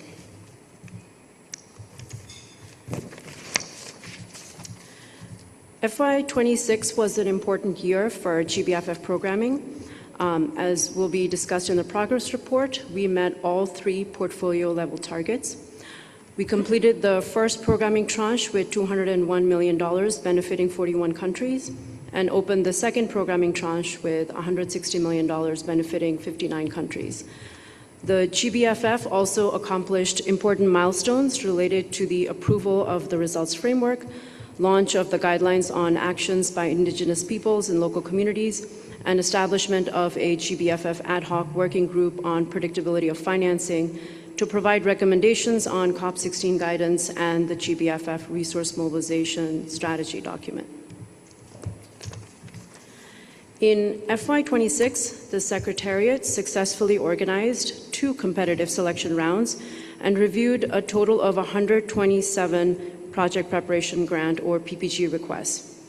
2 work programs were constituted and presented to Council for approval. We monitored the project portfolio under development and reviewed proposals in a timely manner. Prior to the opening of the second programming tranche, the Secretariat held multiple online webinars in 4 languages on the selection criteria and general recommendations on project design. We prepared guidelines for IPLCs and results framework through extensive consultations and collaboration with key stakeholders. Related to our governance, we organized 2 council meetings, supported the auxiliary body in its response to council's request, expanded the advisory group of non-sovereign participants, and maintained regular engagement with GBFF observers. The Secretariat also organized pre-council meetings with each of these groups. Next, in regard to communications and outreach, the Secretariat has been actively reaching out to recipient countries and GEF implementing agencies to share information and provide capacity support, including through the ECWs or the extended constituency workshops. Project selection and results have been communicated widely, including through the website and social media. We also engage regularly with the CBD Secretariat. This year, our team participated in the SUBSTA 27, the SBHJ1, and SBI6, including the Resource Mobilization Workshop. And lastly, in regards to resource mobilization, as requested by the Council at its 4th meeting, the Secretariat prepared a GBFF resource mobilization strategy. The document outlined a comprehensive approach through consultations with 7 different stakeholder groups. And as requested by the Council at its 5th meeting, the Secretariat supported the establishment and proceedings of the ad hoc working group on predictability and financing, and revised the strategy document based on the recommendations of the working group, which will be considered by Council in the next agenda item. Looking ahead to fiscal year 27, the Secretariat's major efforts will be on continued implementation of the programming directions for the GBFF. This includes reviewing project proposals and monitoring the portfolio. With the start of the GEF 9 rollout, the GBFF will support on relevant elements, including the country engagement strategy. Major efforts will also be on resource mobilization and implementing the strategy to be approved by Council to seek new contributions from both sovereign and non-sovereign entities. In FY27, the Secretariat will continue the important work of program and portfolio management. This will include implementing the GBFF results framework consistent with the guidelines which were approved in FY26. It will also include implementing the GBFF guidelines supporting actions by IPLCs consistent with the GBFF portfolio level target. We will also engage in the rollout of GBFF relevant elements of GEF 9, particularly to enhance country engagement strategy. In regards to governance, the Secretariat will organize the 2 council meetings, prepare the documents, constitute the work programs, and provide information and any follow-up to council decisions. We will also organize, as we typically do, the pre-council meetings and engage regularly to support the work of the auxiliary body, the advisory group, and expanded group of observers. Communications and outreach will continue to be a key element of our work. The Secretariat will implement a communication strategy to raise the profile of GBFF with all stakeholders, support resource mobilization, and share project results. This year, the Secretariat will also participate in the CBD COP17 and subsidiary body meetings, support CBD-related processes, including responding to party and CBD requests for information, submissions of reports, and coordination of outreach to recipient countries. Over an 18-month time period, as was discussed earlier today, we will support a GEF-wide effort for IT modernization and portal upgrades. This is an important element to enhance service delivery and operational efficiency. FY27 will be a key year for implementing the GBFF resource mobilization strategy, which is to be approved by the Council. This would include a COP17 pledging event, a ramp-up of engagement with a broader and more diverse set of potential contributors, as well as exploration of new financial tools and instruments. The Secretariat will also provide routine updates to the Council on these elements. Lastly, the GBFF will facilitate the Family of Funds principle. This includes providing insights and lessons learned from GBFF's streamlined project cycle to support relevant GEF 9 efforts. Overall, this strengthens the complementarity and synergies with the GEF Trust Fund. This slide presents the fiscal year 27 budget request to support the tasks and associated costs for the work program. What's in front of you wholly reflects what was received from the trustee, from STAP, and the IEO, in addition to the GEF Secretariat. The total consolidated GBFF budget request for FY27 is $4,029,191. This includes $2.6 million for the GEF Secretariat, $297,000 for the STAP, $495,000 for the trustee, and $561,000 for the IEO. Overall, this represents a 6.6% reduction from the approved FY26 budget. The Secretariat maintains a zero growth budget. The STAP and IEO budgets have some cost reductions of 25 and 26% respectively, and the trustee has a 3% increase. And lastly, to say that in line with the GEF Family of Funds principle, the GBFF budget request reflects the cost efficiencies of being housed within the GEF Secretariat and the numerous cost-sharing agreements.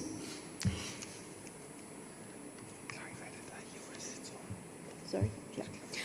And just to clarify that the IEO budget will be approved separately by Council, and we have included it just for the ease of reading here. So with that, I conclude this presentation and hand back to you, Mr. Co-Chair.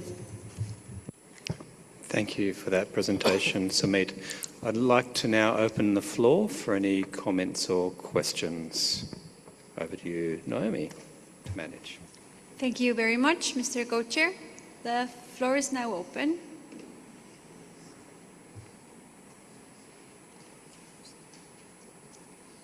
No requests? Stéphane? Thank you for breaking the ice, Stéphane. Vous avez la parole. Merci beaucoup pour la présentation du budget et du business plan. Tout d'abord, je féliciterai le secrétariat pour tout le chemin accompli au cours des 3 dernières années. Quand on voit l'ensemble des activités réalisées et projetées, c'est assez impressionnant. S'agissant du budget, donc un sujet sur lequel nous sommes intervenus plusieurs fois au cours de cette semaine, on note un très clair effort de sobriété, croissance nominale zéro, on ne peut pas vous demander moins, très clairement. J'ai plutôt des questions de compréhension sur la trajectoire de recrutement et le recours aux consultants. On comprend à la lecture que certains recrutements ont été retardés et que les vacances ont été comblées par un recours aux consultants. Est-ce que vous pourriez et que sur l'année prochaine, la situation va se régulariser? Est-ce que vous pourriez nous expliquer de quel poste il s'agit?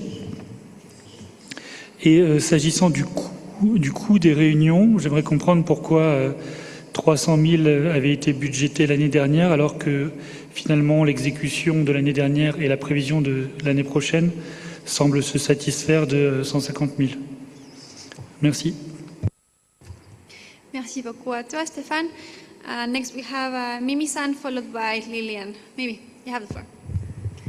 Thank you very much. We appreciate the Secretariat's hard work preparing for this budget and business plan, which reflects substantial efforts toward cost efficiency. We are happy to endorse it as presented. Moving forward, it would be beneficial to further expand the use of online formats while also reducing the duration and the frequency of meetings. Such efforts would help lower administrative costs and allow a greater proportion of funds to be allocated to practical hands-on projects. Thank you. Thank you, Mimi-san. Now we give the floor to Lilian, followed by Rashid. Tienes la palabra, Lilian. Muchas gracias, Noemí. Valoramos el esfuerzo realizado para mantener la disciplina presupuestaria y fortalecer la capacidad operativa del fondo. El principal interés continúa siendo los que los países puedan acceder a recursos de manera ágil, simple, predecible para implementar sus compromisos nacionales. Asimismo, consideramos particularmente positivo el fortalecimiento de las actividades de relacionamiento con países y la incorporación de acciones vinculadas a la implementación de la estrategia de países, contribuyendo a mejorar el acceso, coordinación y acompañamiento a los países beneficiarios. Al mismo tiempo, consideramos importante que la evolución institucional del fondo continúe a orientar a maximizar la capacidad de respuesta a las necesidades de los países, manteniendo un equilibrio adecuado entre gobernanza, movilización de recursos, apoyo técnico y generación de los resultados concretos en terreno. Finalmente, reiteramos que el principal indicador de éxito del fondo seguirá siendo su capacidad de facilitar el acceso oportuno, eficiente y predecible de los recursos, permitiendo a los países implementar sus prioridades nacionales y avanzar al cumplimiento del marco global de biodiversidad. Muchas gracias. Muchas gracias, Lilian. And I'll give the floor to Rashid, followed by John. Vous avez la parole, Rashid. Thank you, Noemi. The North African constituency supports the proposed administrative budget for 2027 and appreciates the Secretariat's efforts in establishing the operational foundations of the GBFF. We welcome efforts to strengthen coordination across the GEF family of funds. However, coordination should simplify access and reduce fragmentation rather than create additional reporting or procedural requirements for recipient countries. We also stress that administrative expenditures should remain proportionate and continue to prioritize resources flowing to country-level implementation. Thank you very much. Thank you, Rashid. Now I give the floor to John, followed by Regina. Floor is yours, John. Thank you, Naomi. Our constituency would like to thank the Secretariat, STAP, the trustee, and the IEO for the FY27 administrative budget and business plan for the GBFF. Sorry. We note that the FY26 projected expenditures for the Secretariat remain substantially below the approved budget, which we understand is due to delayed recruitment and postponed IT investments linked to the GEF-wide modernization effort. Could the Secretariat elaborate on how these savings will be carried forward and accounted for? We also note that the FY27 budget introduces a new GBFF country engagement strategy line and increased allocations for travel and portal modernization. Could the Secretariat elaborate on how these additions are expected to strengthen current project implementation under the GBFF? And we will comment on the IEO budget under the relevant agenda item. Thank you. Thank you very much, John. Now I'll give the floor to Regina, followed by Andrea. Gracias, Nomi. Our constituency agrees with the proposed budget allocation for fiscal year 2027. We also commend the efforts undertaken to ensure alignment between GEF9 and the ongoing work under the GBFF.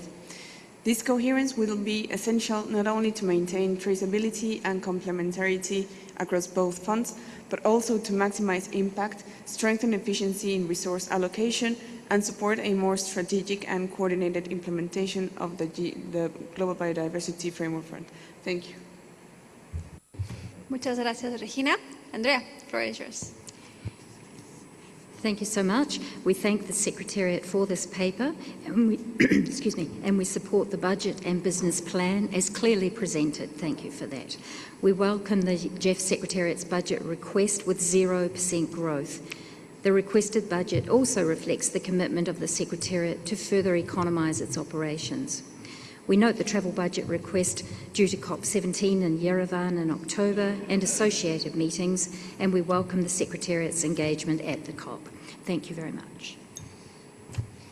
Thank you very much, Andrea.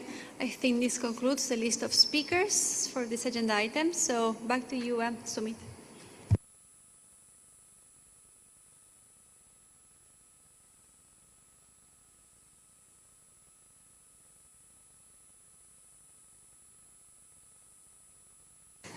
Sorry. Thank you for these questions. So first, there were some questions on the budget line associated with personnel.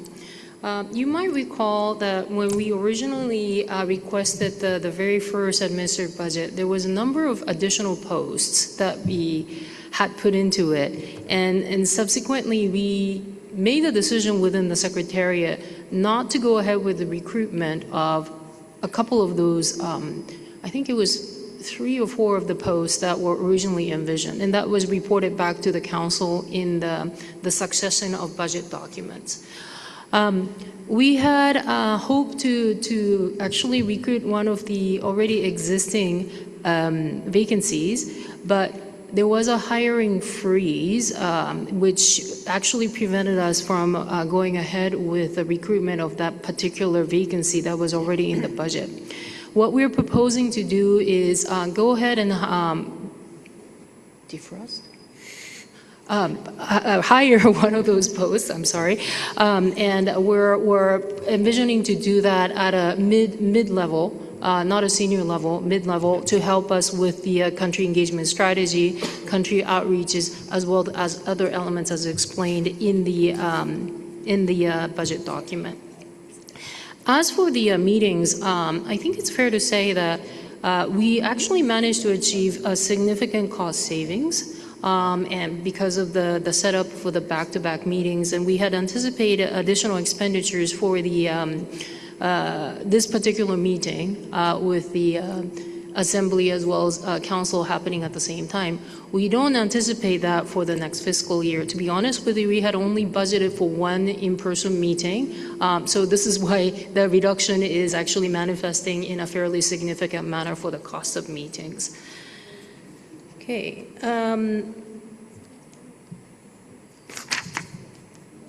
So there was a question from John Norway about the travel and the portal and the expenditures actually coming at a significantly higher level, and what happens with the savings. So what would happen is that once the annual budget is approved, the resources are set aside within the trust fund, and if we do not use those expenditures, they actually are not going to be touched. And when we have the new budget, then additional resources for that particular budget would be set aside. So there is no instance where we lose the money from the trust fund. It's just carried over that will be used for other purposes, including the administrative budget.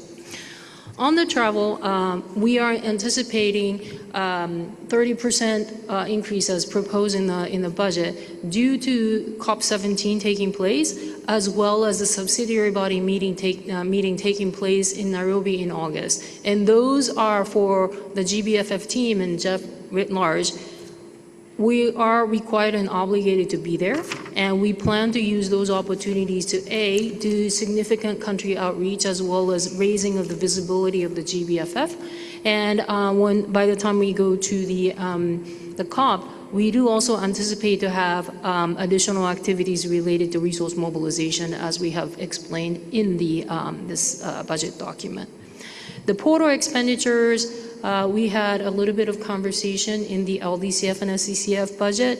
It is a one-time element that will take place for the next 18 months.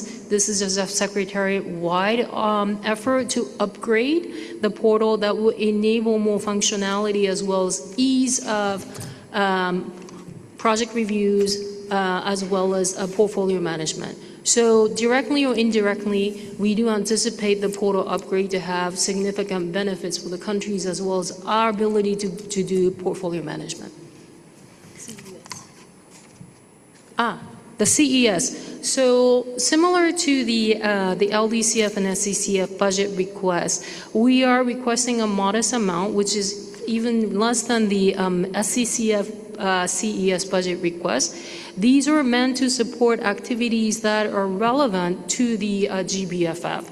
So we anticipate elements such as outreach related to the GBFF, certain constituencies. I think we discussed this in the previous agenda item. If there's a need for us to do additional outreach as well as capacity building support, as well as elements related to outreach to non-traditional donors would also be some of the activities we envisage to be part and parcel of the CES activities moving forward. So with that, would you like to add anything? Okay, so I turn back to you. Thank you. Thank you, Jess. Any more calls from the floor? I don't see any, so I might move to invite Council to adopt the draft decision that is including document GEF GBFF 06/03.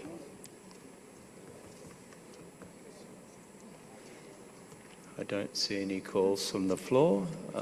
The decision is so adopted.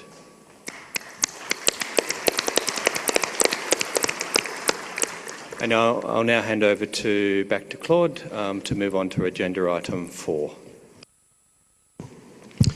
So with Council's permission, we will continue. We're ahead of schedule. Agenda item number 4 is towards a resource mobilization strategy for the Global Biodiversity Framework Fund 2026-2030. I'd like to invite Ms. Chizuru Aoki and Sumit to present the document.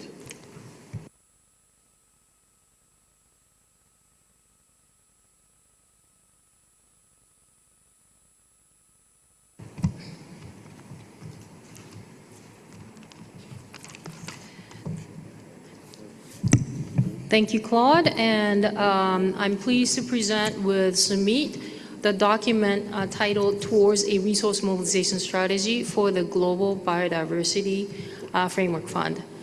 As requested by Council, this document is revised from the last Council meeting's document, which we all discussed in December 2025, and is based on the recommendations provided by the GBFF Ad Hoc Working Group on Predictability and Financing. First, let me briefly share the context for this particular document.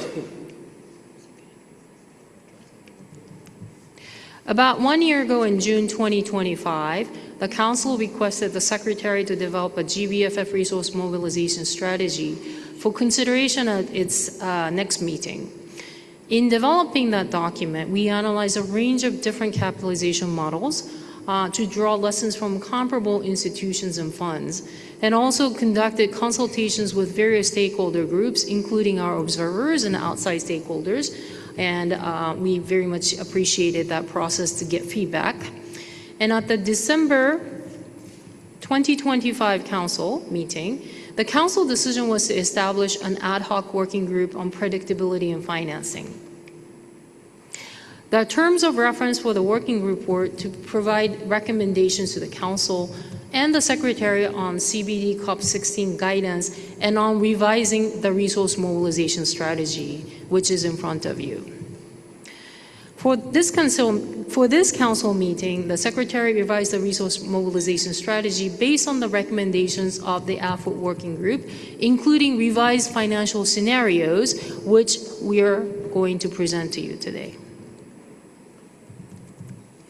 As for the context for this particular document, within the CBD context, this document responds to guidance from COP16, which requested the GEF and GBFF Council to explore ways to enhance and strengthen predictability in financing the timely implementation of the framework. The document also fits within and contributes to the CBD strategy for resource mobilization for the period 2025 to 2030, which calls for, quote, the continuous, rapid, and robust capitalization of the Global Biodiversity Framework Fund. And lastly, this document is aligned with the GEF 9 cycle through the Family of Funds principle and approach. Since its launch in August 2023, the GBFF has received cumulative contributions totaling $387 million from 11 sovereign contributors and 1 subnational donor partner. As we know, the GBFF was established through the COP15's decision for a special trust fund to support the implementation of the Kunming-Montreal Global Biodiversity Framework. The fund's capitalization structure differs from the 4-year cycle of the main GEF Trust Fund under the replenishment. Indeed, the GBFF has a more flexible approach, which allows for voluntary contributions on a rolling basis and from all sources. The fund's capitalization is, of course, tied to its programming. As a reminder, all programming is done in accordance with the GBFF programming directions and policy on allocation of resources. The policy states that a new programming tranche is open when the fund has $250 million in donor pledges or 18 months have passed since the opening of the prior tranche. To date, we have had 2 programming tranches, one that opened in February 2024 and another one that opened in August 2025, which is 10 months ago. A total of $362 million has been programmed for 89 countries, supporting quite a large number of projects. Going forward, we need new resources in the fund to continue programming for countries. Now I'm going to turn to my colleague Sumik, who will present the strategy recommendations. So let's take a look at the strategy document itself, which has been revised based on the recommendations from the working group.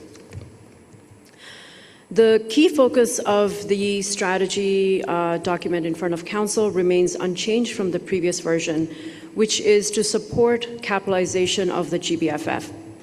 The 2 objectives respond directly to the CBD's call for 1, the adequacy, predictability, and timely flow of funds, and 2, to increase substantially and progressively the level of financial resources from all sources. The resource mobilization strategy aims to forge a new path ahead to convert ambition into impact.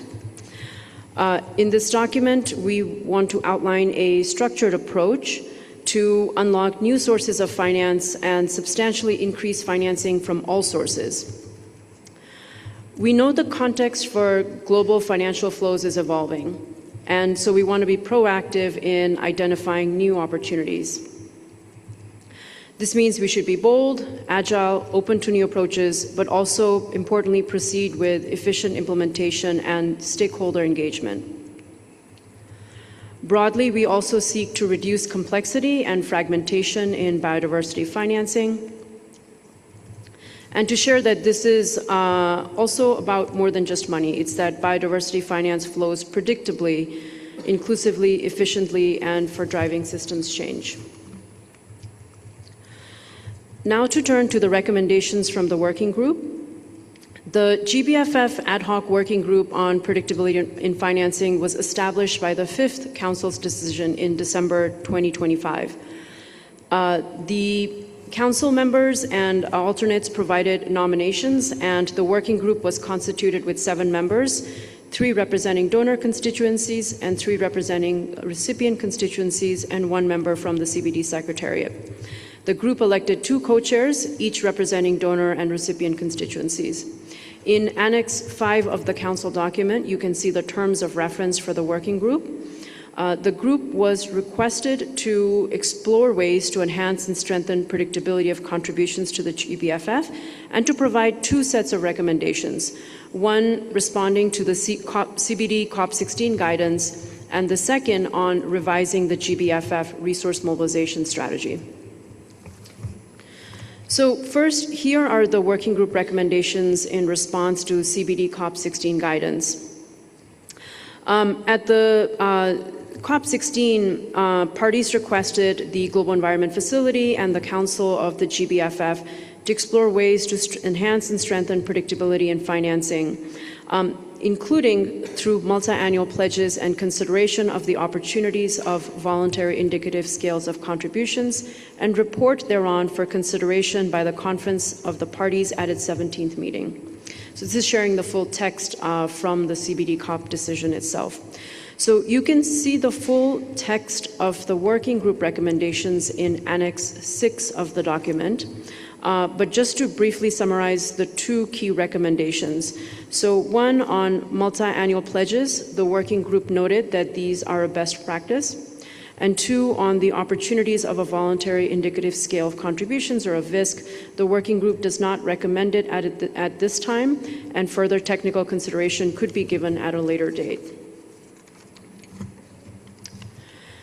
Next, regarding the working group recommendations on the resource mobilization strategy itself, the working group recommended two indicative financial scenarios for the GBFF. You can see here scenario A of $500 million over 5 years from the period 2026 to 2030. This aligns with two full programming tranches over this period. And scenario B of $750 million over 5 years, which aligns with 3 full programming tranches. These objectives rest on contributions from 4 pillars, and this element remains unchanged from the previous version of the strategy. The first pillar is sovereign countries whose donor contributions can provide secure and predictable resources. The next 3 relate to non-sovereign partnerships and include subnational and regional public institutions as Pillar 2, private foundations and philanthropy as Pillar 3, and private sectors such as corporations and financial institutions as Pillar 4. So the document itself discusses how to strategically engage in each of these 4 pillars, which are each quite distinct and present unique priorities and opportunities and challenges. And this brings me to the last slide, which is on the key actions on how to move forward across each of these 4 pillars. This is detailed quite a bit in the document itself, and the working group also provided their recommendations on the key action areas for each of these 4 pillars. So just to provide a high-level summary, first, to note the request for a pledging event at COP17, which is upcoming in October of this year in Yerevan. Second, considering the outreach to new and more diverse contributors, this will require positioning the value proposition of the fund, tailored communications, and strategic mapping across each of the 4 pillars. And lastly, the working group also recommends exploring new and out-of-the-box approaches for capitalizing the GBFF, particularly to enable the fund to attract non-sovereign sources. For example, this could include the option to create new programs, also known as windows, where resources are ring-fenced for a particular purpose. And in accordance with the GBFF establishment document, the creation of any such potential windows would be brought forward for Council's decision. We are also asked to explore new contribution channels, particularly to enable giving from a wider array of philanthropic structures. And we're also asked to explore what opportunities exist in the capital markets. For example, could multi-year donor commitments support a bond issuance to front-load access to resources? With that, I conclude and pass back to the chair. Thank you. Thank you to you, Sumit and Chiz. Before opening the floor, I'd like to invite Ms. Kelly Sharp, co-chair of the GBFF Ad Hoc Working Group on Predictability in Financing, to address the Council. Kelly. Thanks very much, Claude. And thanks to Sumit and Chiz for the presentation. And now I wish I had slides. So Sumit really highlighted, I think, don't give me a time. She highlighted the sort of main components of the working group already, particularly the TORs and the aims of the group. But as she mentioned, there were 3 developed countries and 3 developing countries along with the CBD Secretariat, and 2 co-chairs among those 6. You inherited me because my predecessor Garth left. And the colleagues are in the room today, so I very much welcome their views as well. The working group met 9 times between February and the end of April this year, and we engaged experts from the OECD, the Campaign for Nature, the World Bank, the International Finance Facility for Immunization, the GBFF Advisory Group of Non-Sovereign Participants, UNEP, and BioFin. During these meetings, we discussed public and sovereign contributions, multi-annual pledges, voluntary indicative scales of contribution, domestic and subnational resource mobilization, private and philanthropic engagement, innovative finance instruments such as bonds, administrative modalities including pooled funding and windows, and the broader biodiversity finance landscape. Based on the information that we learned during those engagement sessions with experts and amongst ourselves, the co-chairs drafted recommendations, which we then shared with the working group. After some discussion back and forth with the working group, we agreed to the following recommendations, which, as Sumit pointed out, they're found in the annex of the RM strategy decision. I'll go through them quickly, but really it's probably easier to see them in the back of that annex. But the first was that financial targets should be realistic and achievable in the context of constrained ODA budgets. The second was that sovereign grant contributions will remain the core source of GBFF funding, particularly in the near term, but both financial scenarios should remove, but yeah, we should use non-sovereign and sovereign contributions for both financial scenarios, which Sumit outlined are 500 million and 750 million. Pillar 1, which Sumit highlighted the 4 pillars that we had previously discussed. Pillar 1 should encourage contributions from developed countries and other willing contributors, promoting multi-year pledges and exploring future replenishment style cycles to improve predictability. Pillar 2 should support the proposed collective pledging event at COP17, as Sumit mentioned, while encouraging the administrative flexibility from the World Bank and the GBFF to accommodate multiple smaller agreements. Council members should also engage non-sovereign actors to encourage contributions. And then pillars 3 and 4 should recognize philanthropic and private sector contributors and that they often seek greater influence over funding priorities and allocation. So the Secretariat should explore innovative contribution models, including thematic programs or funding windows, and make them available to both sovereign and non-sovereign contributors. The future ad hoc working group on governance, when we establish that, should examine whether governance reforms could improve the GBFF's ability to attract private foundations and philanthropic funding. The Secretariat should continue to explore innovative finance approaches, including the potential bond and issuance, recognizing the complexity of such mechanism and the need for further analysis. And finally, the Secretariat should provide regular updates to the Council on progress on all 4 pillars, including barriers to mobilizing new contributors and possible actions that Council members could take to support the implementation strategy. So that's all for the resource mobilization strategy, and then Sumit had highlighted the 2 recommendations that we had responding to the COP guidance, so I won't cover those. And then lastly, I'd like to thank the working group for its collaboration over the last several months, and the Secretariat for their endless and tireless support, in particular Sumit, Nurgal, Chiz, and Jurgis, who were available to us frequently working under short notice and keeping us organized. I told you Chiz has a body double. She was on all of our calls, even though we don't know where she is. She's always traveling.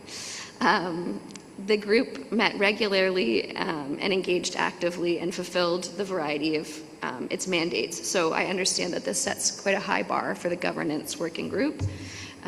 So our eyes will be on you. And our recommendations were a result of the participation and discussions amongst the working group members. It's not a negotiated text, but it does represent agreement amongst us, and we believe that the recommendations have helped to improve the resource mobilization strategy. Thanks. Thank you very much, Kelly, and I'd like to thank you as chair of the ad hoc working group and all the members of the working group for having invested time and effort to get us to this point. And with the team and the secretariat, this has truly been a collaborative effort. The benefit of having council members participate is that at this point we don't need to have Q&A. Just joking. I will now open the floor for questions and comments. Over to you, Noemi. Thank you, Chair. The floor is now open. Annette, yes. The floor is yours, followed by John and Kevin. Hi. Do you want to go first?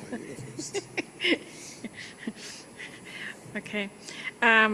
So first of all, I'd like to join Kelly's thanks. A big, huge thank you to the Secretariat, particularly Chiz, and also obviously the other members of the working group for the good teamwork over the last weeks. And through Nicholas, who was an enthusiastic member of the working group, and we enjoyed developing the recommendations together in a very collaborative and cooperative spirit among contributing and recipient countries. So, I mean, the fact remains the GBFF still depends on a handful of traditional contributors so far. This is not sustainable, and anyway, it's not fair, given that the share of middle-income countries and high-income countries over the last decades has risen. And those countries could contribute.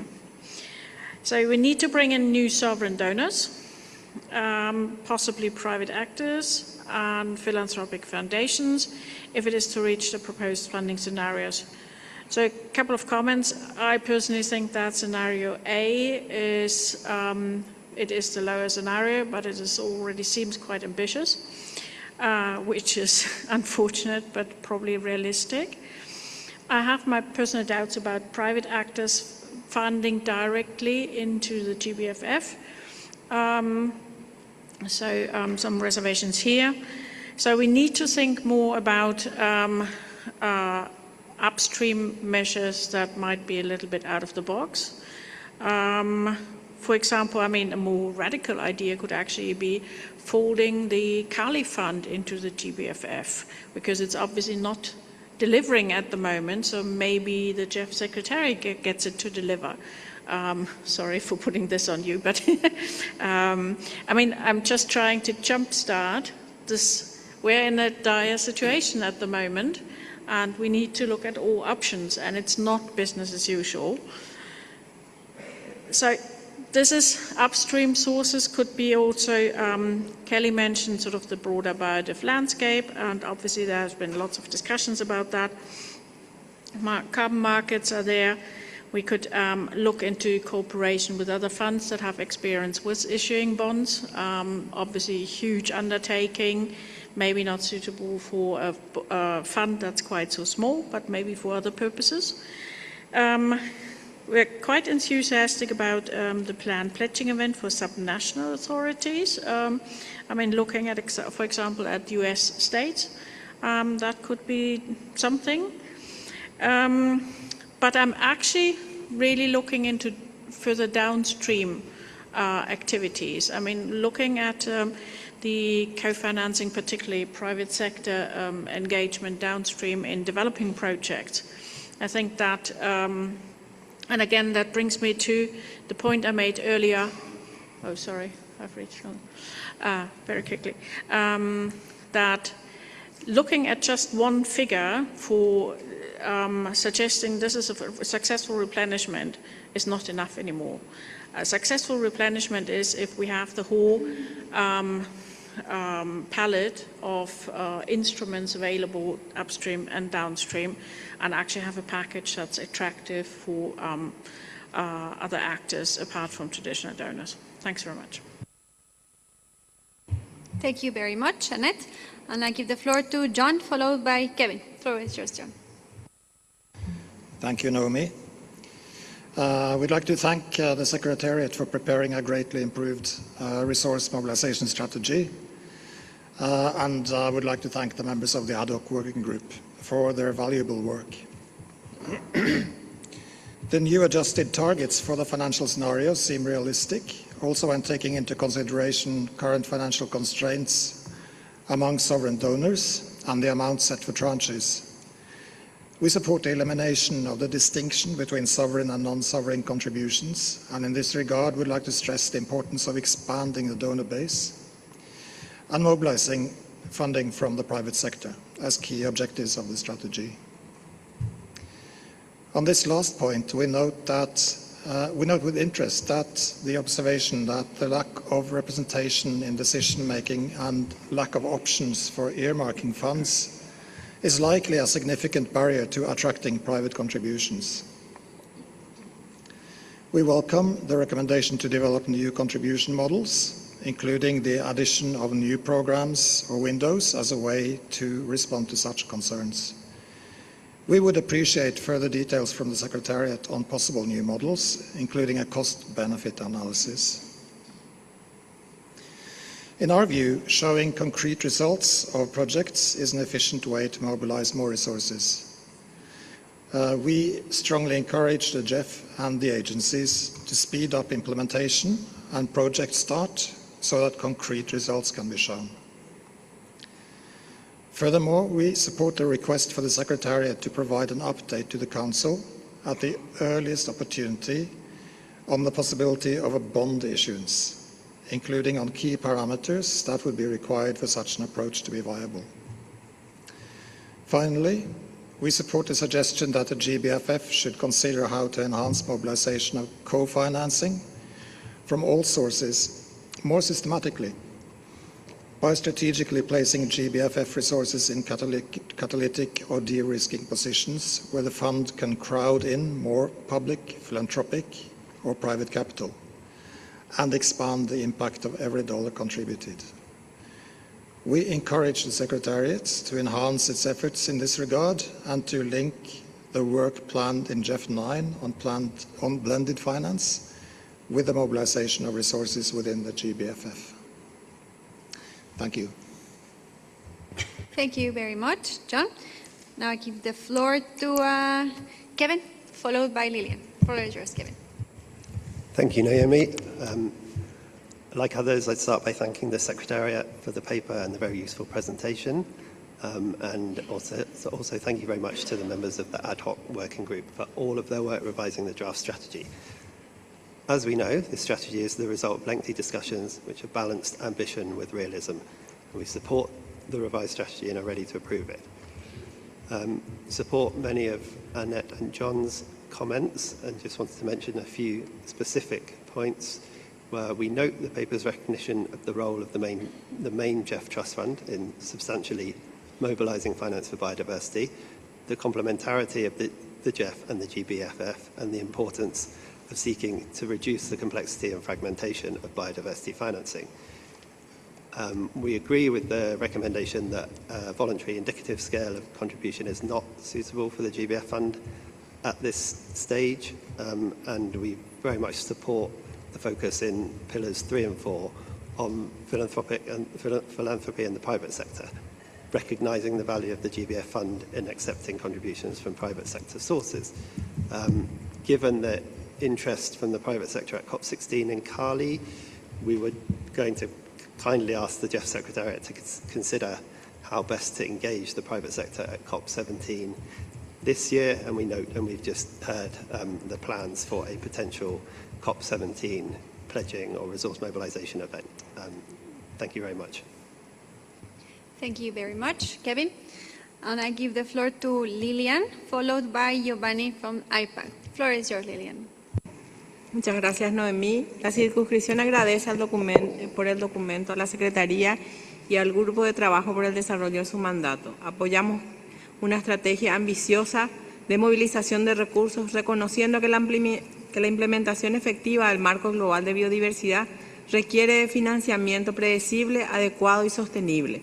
Consideramos positiva la ampliación de la base de contribuyentes y la incorporación de actores no soberanos como una vía para fortalecer la captación de recursos. No obstante, consideramos fundamental que toda contribución adicional respete el carácter intergubernamental de este fondo, preserve el principio de la apropiación nacional y mantenga plena coherencia con las prioridades definidas por los países receptores. Asimismo, destacamos que la importancia de estos recursos complementen y no sustituyan los compromisos de financiamiento público internacional. Esta circunscripción considera asimismo importante que la movilización continúe guiándose por los principios de la transparencia, integridad y rendición de cuentas, asegurando que las contribuciones provenientes del sector privado y la filantropía y otros actores no soberanos contribuyan efectivamente a los objetivos del fondo y al marco global de biodiversidad. Finalmente, reiteramos la importancia de que el crecimiento financiero del fondo fortalezca su capacidad de implementación, preserve su complementariedad con el GEF Trust Fund y contribuya a generar beneficios tangibles para los países en desarrollo. Muchas gracias. Muchas gracias a ti, Lilian. Now I give the floor to Giovanni, followed by Mimi-san. Giovanni, floor is yours. Thank you, Noemi. On behalf of the GEF's Indigenous Peoples Advisory Group, we congratulate the Secretariat for these presentations and the GBFF on surpassing the 20% aspirational target. The data speaks for itself. 31.8% of allocation directed to support actions by IPLCs is a significant and commendable milestone. We also recognize that as agencies refine their budgets during the final stages of project development, they did so in alignment with the GBFF guidelines on actions by IPLCs as those guidelines were being finalized. This iterative process reflects genuine commitment and a willingness to improve the way GBFF engaged meaningfully with indigenous peoples, and we thereby acknowledge that. Regarding what actions by indigenous peoples and local communities actually means, this is not a technical or administrative question, but a question of rights, self-determination, and justice as prescribed under UNDRIP. The GEF's position, reflected in the guidelines, is that indigenous peoples come as partners and leaders with genuine space to define their self-determined priorities. Actions by indigenous peoples therefore means indigenous peoples designing, governing, and implementing while drawing on their knowledge systems and customary relationships with their territories. These are conditions under which results are more sustainable, equitable, and more deeply rooted. At the same time, we offer a constructive invitation by encouraging the GBFF to commit to a periodic review of the guidelines on actions by IPLCs, drawing on implementation experience and feedback from the ground and evolving international standards. This will allow the guidelines to continuously improve and to deliver stronger and more sustainable results for the communities at the heart of biodiversity conservation. Thank you. Thank you very much, Giovanni. Now let's hear from Mimi-san, followed by Regina. Mimi-san, floor is yours. Thank you, Noemi-san. We express our sincere appreciation for the deliberation and the recommendations of the ad hoc working group, as well as for the Secretariat's efforts to reflect this guidance in the draft resource mobilization strategy. Japan welcomes the strategy and looks forward to its effective implementation, which we hope will lead to enhanced resource mobilization from all sources, including private sector. Japan also looks forward to further deliberations within the GEF ad hoc working group on governance, regarding whether governance changes to the GBFF have the potential to receive contribution from private foundation and philanthropy. Thank you. Thank you very much. Now let's hear from Regina, followed by Rashid. Regina, floor is yours. Gracias, Noemi. Our constituency acknowledges the efforts to strengthen the long-term sustainability of the GBFF, as ensuring predictable and adequate resources will be essential for the effective implementation of the fund. Regarding private sector engagement as a cross-cutting issue in GEF and GBFF, the strategy should consider a balanced approach, recognizing the private sector as both an implementation partner and as a potential contributor to the GEF family of funds. In this regard, creating the right incentives for meaningful engagement will be important, while ensuring that such engagement contributes to the objectives of the fund and supports country-driven priorities. At the same time, we should carefully consider how private sector and other non-sovereign actors are incorporated into the GBFF architecture, particularly if they are to play a role in governance or decision-making spaces. Any such engagement should remain fully aligned with the principles and conventions guiding the GEF and the GBFF, while also reflecting lessons learned from past experiences regarding transparency, due diligence, accountability, and potential conflict of interests. In this context, we asked for further clarity on whether the exploration of new contributors' channels, particularly those currently outside the scope of the trustees' existing arrangements, could entail any central institutional, governance, or operational modification to the GBFF architecture. As the strategy explores new contribution models and channels, including philanthropic actors and thematic fund windows, it will be important to avoid excessive fragmentation or earmarking of resources and ensure equitable access for all recipient countries. Understanding the dynamics and motivations of the private sector is important. However, preserving the core foundations of the fund must remain central, particularly the principle of country ownership. Ultimately, the interests of the fund, the GBFF, donor countries and recipient countries should remain at the core of these discussions. Thank you. Muchas gracias a ti, Regina. Now I suggest that we hear from Rashid, Rosanna, then we give some minutes to Sumit to address these comments before we continue with the list of speakers. So with that said, Rashid, vous avez la parole. Thank you, Noemi. The North African constituency welcomes the development of a dedicated resource mobilization strategy for the GBFF. We particularly support the emphasis on achieving continuous, rapid, and robust capitalization of the fund in line with CBD decisions and the urgent financing needs associated with the implementation of the Conmemorial Global Biodiversity Framework. However, we wish to emphasize several points. First, responsibility for providing international biodiversity finance remains a core obligation under the Convention. While diversification of contributors is welcome, new sources of finance should complement and not replace public financial commitments from developed countries.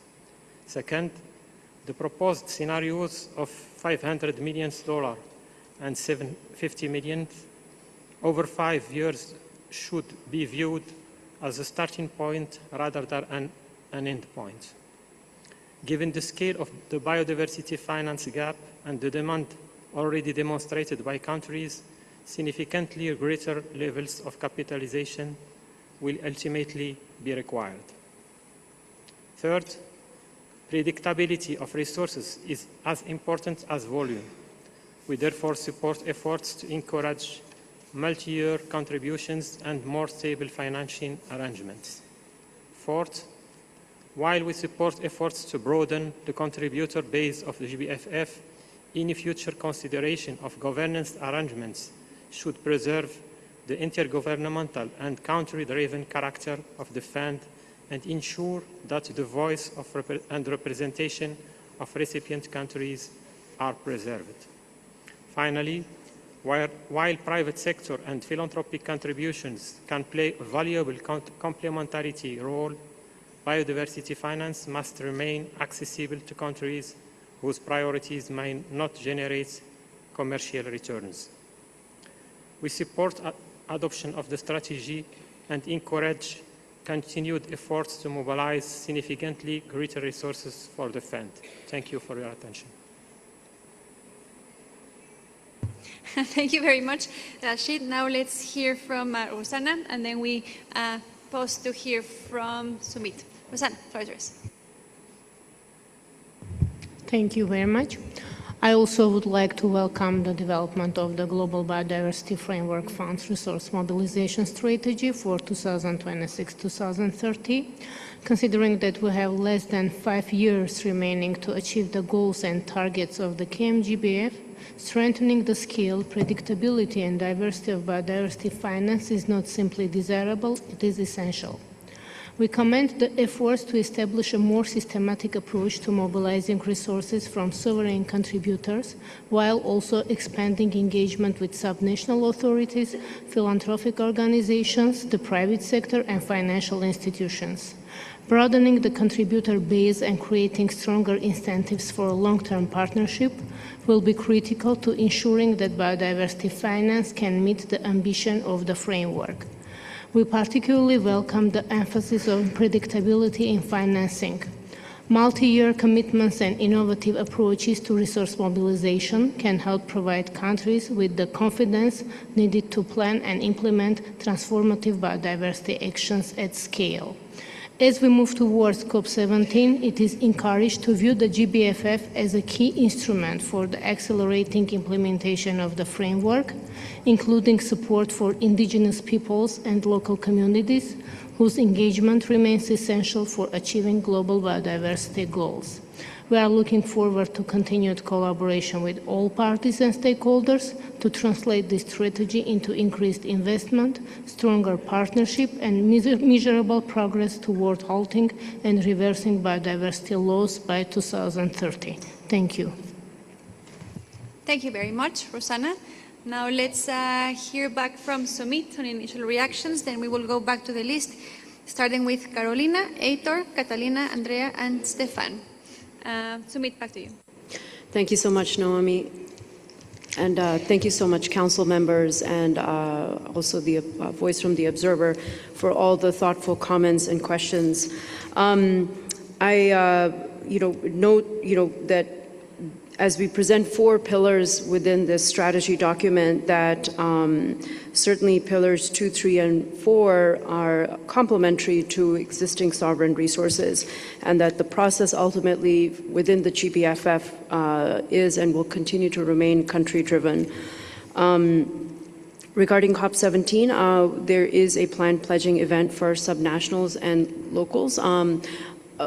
I will mention the very important role that the advisory group has actually played here. They intend to make an intervention, but because of the change in timing, likely that will happen tomorrow.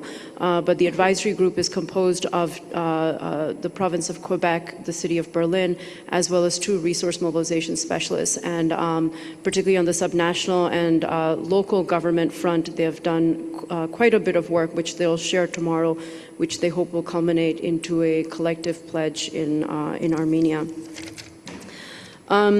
Regarding some of the more out-of-the-box type of ideas coming from the working group, as well as what was presented earlier in the strategy, potential new windows, potential for bond issuance, we agree with what the council is suggesting here, which is that as we progress on this and collect more information and have more concrete understanding of the cost and benefits of different new approaches that we could look at, that these should be shared at the earliest possible moment with the council.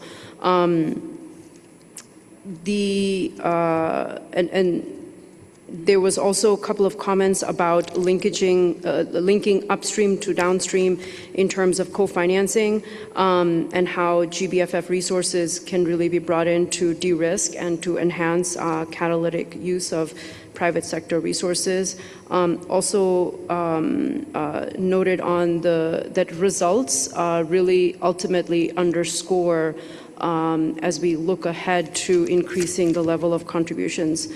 There was a couple of questions relating to how private sector and philanthropic contributions could be viewed. It is important that and we follow the World Bank's trustees' risk-based approach for this, that any new contributions coming from any private sources undergoes a pretty rigorous due diligence approach that looks at the sources of the funds, as well as the uses of those funds and any potential conflicts of interest. So that is part of the existing policies and procedures of the trustee, and that will continue to remain in place and will certainly be an important element of the strategy implementation. I think those were some of the key points. I don't know anything further, Chiz, or should we go to the next set of questions? Thank you very much, Sumit. So now I'll give the floor to Carolina, followed by Heitor and Catalina. Floor is yours, Carolina.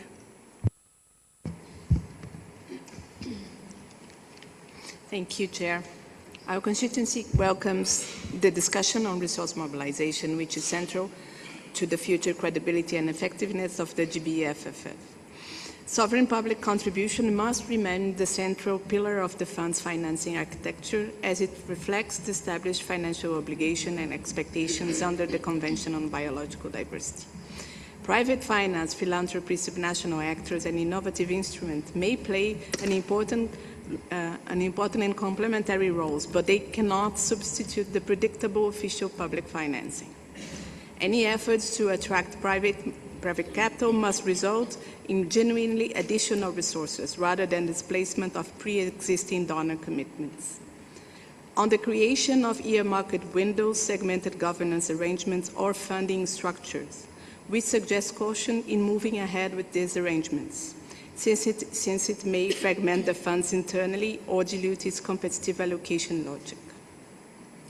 Regarding innovative instruments, Brazil notes with interest discussions related to biodiversity-linked financial mechanisms. In this context, we recall the logic reflected in initiatives based on blended finance, such as the Tropical Forest Forever facility. Public resources use it to leverage larger flows of private finance, not the reverse. Finally, we hope that the upcoming CBD's COP17 pledging moment will serve as an opportunity to restore ambition and strengthen predictability in biodiversity finance. Thank you, Chair. Thank you very much, Carolina. Now let's hear from Heitor and then Catalina. Heitor, floor is yours. Thank you. I'm speaking on behalf of the Global Youth Biodiversity Network, representing the youth observers. We congratulate the resource mobilization strategy for the GBFF and appreciate the significant work undertaken by the Secretariat and the ad hoc working group.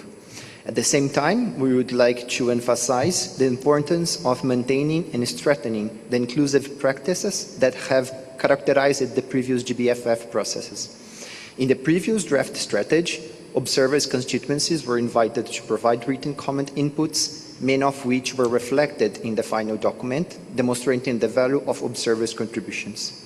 In this sense, however, observers' representatives were neither invited to provide reader comments nor able to engage with the ad hoc working group, despite formally expressing interest. As the GBFF continues to evolve, we encourage efforts to build on previous good practices and to further strengthen inclusive participation in decision-making processes.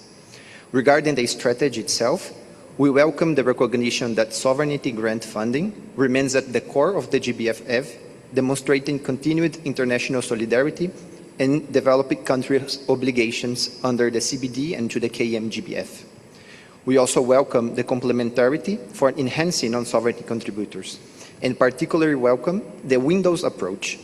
In this context, a dedicated window supporting indigenous peoples and local communities, women-led and youth-led organizations should be seriously considered with a strong emphasis on piloting direct access modalities.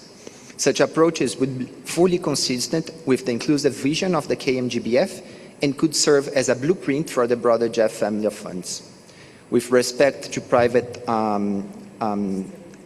sector engagement, as already mentioned by others, robust social and environmental safeguards, human rights protections, and a strengthened due diligence process should be treated as non-negotiable prerequisites.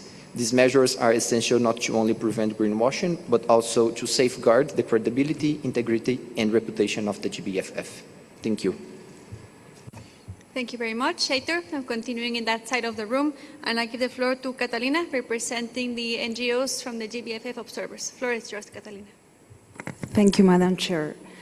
On behalf of the Nature Positive Initiative, as an observer of the discussion, I will first welcome the resource mobilization strategy prepared by the Secretariat and the Working Group, as far as the document provides a more in-depth analysis of the various approaches and actions needed to develop a financing strategy that incorporates multiple sources of funding. At the NPA, we believe that the GBFF should become a catalyst fund that mobilizes diverse capital sources and targets biodiversity and climate outcomes, leading practices from innovative finance and blended finance facility.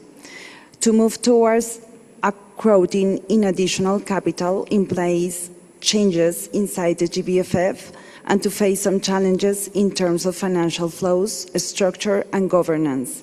Having predictable sovereign resources is essential, but it will be need to go beyond that and considering public resources to reduce risk and improve returns.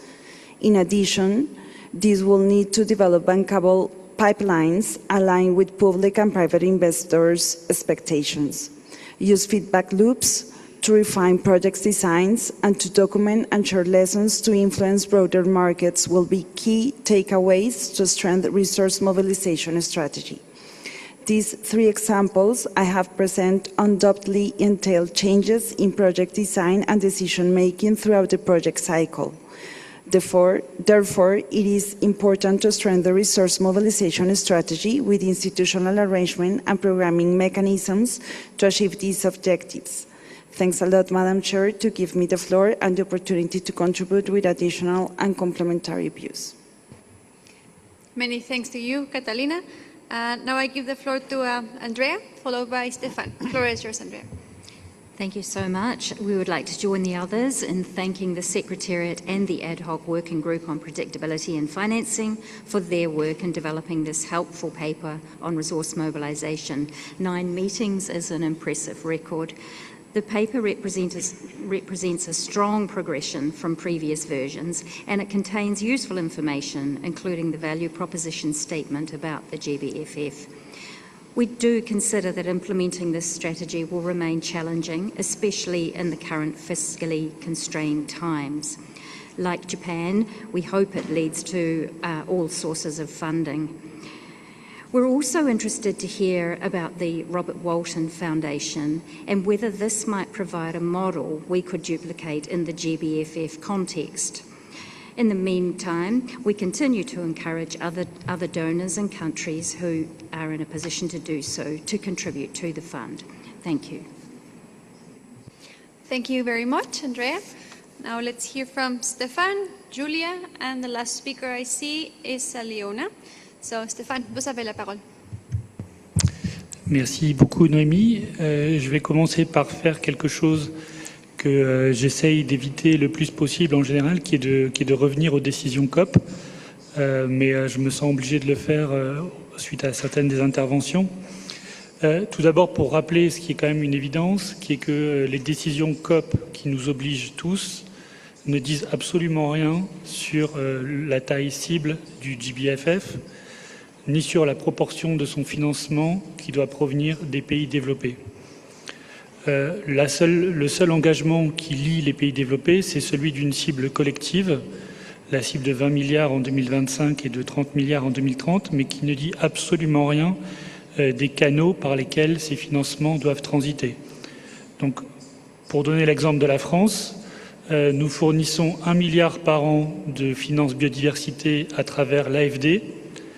Nous venons de pledger 180 millions sur 4 ans au GEF et nous avons contribué 5 millions au GBFF.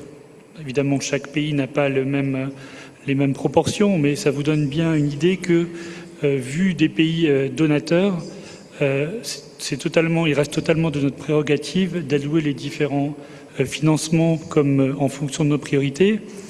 Et donc, ce n'est pas en continuant à affirmer que les pays développés doivent payer toute la facture qu'on avancera. Et c'est bien la raison pour laquelle la France, avec d'autres pays, s'était opposée à la stratégie telle qu'elle avait été proposée au précédent Conseil. Ce nouveau document, donc nous avons participé au groupe de travail et je trouve que ce nouveau document est bien meilleur. Et je remercie Kelly et Aliona pour leur coprésidence et tous les membres. Je pense qu'on a bien avancé et qu'on est aujourd'hui prêt à accepter ce document qui va nous permettre de faire des progrès pour la période qui s'ouvre. Maintenant, comme disait Napoléon, la stratégie, ce n'est que de l'exécution. Et donc, il faut vraiment passer à la phase de mobilisation des ressources. Je voudrais rebondir sur certaines interventions de l'Allemagne, du Royaume-Uni, etc. et insister sur l'importance de la mobilisation du secteur privé et des philanthropies. Donc, c'est vrai que de ce point de vue-là, l'intervention de Rob Walton en début de semaine était très intéressante. Mais encore une fois, il nous semble que l'angle mort le plus important, c'est celui des bailleurs non traditionnels qui disposent, quoi qu'on en dise, des moyens financiers potentiels les plus importants aujourd'hui. Et donc pour avancer, et je rappelle par ailleurs que la décision COP15 qui a créé le GBFF mentionnait explicitement la mobilisation de toutes les sources. Donc ce n'est pas un complément, un bonus, une cerise sur le gâteau, ça fait partie de l'ADN du GBFF. Donc pour conclure, moi j'en appelle au secrétariat à redoubler ses efforts de communication, de visibilité pour se faire connaître au maximum, parce que vous restez malgré tout une institution jeune. Deuxièmement, j'en appelle aux trustees de faire preuve de créativité. C'est vraiment nécessaire pour convaincre des nouveaux bailleurs. Et troisièmement, comme je l'ai dit, j'appelle tous les pays qui ont les moyens de contribuer à explorer les possibilités de le faire. Merci. Merci beaucoup à toi, Stéphane. Now let's hear from Julia, followed by Aliona. Floor is yours, Julia. Thank you. We would also like to thank the Secretariat and the ad hoc working group for the work, which is much appreciated. We welcome the overall resource mobilization strategy. We reckon its timely and valuable contribution to the GBFF. On this note, we would have a few remarks. We support exploring innovative capitalization models that can generate valuable lessons and inspiration for resource mobilization efforts across the broader GEF family of funds. We also see value in comparing approaches used by other multilateral funds and in using pledging events as means to encourage new and diversified financial contributions. Furthermore, we acknowledge that private sector and philanthropic contributors may have limited influence in decision-making, which represents a significant barrier for these groups. Nevertheless, we would like to echo the comments of a few colleagues on this issue. Any changes to the GBFF governance structure concerning these parties should be treated very carefully and only considered if substantial impact concerning receiving additional contributions can be guaranteed. In addition, we would also appreciate regular and transparent updates to the Council. Lastly, the document also mentions the potential exploration of new tools and financial instruments, such as the option for bond issuance to rapidly capitalize the GBFF.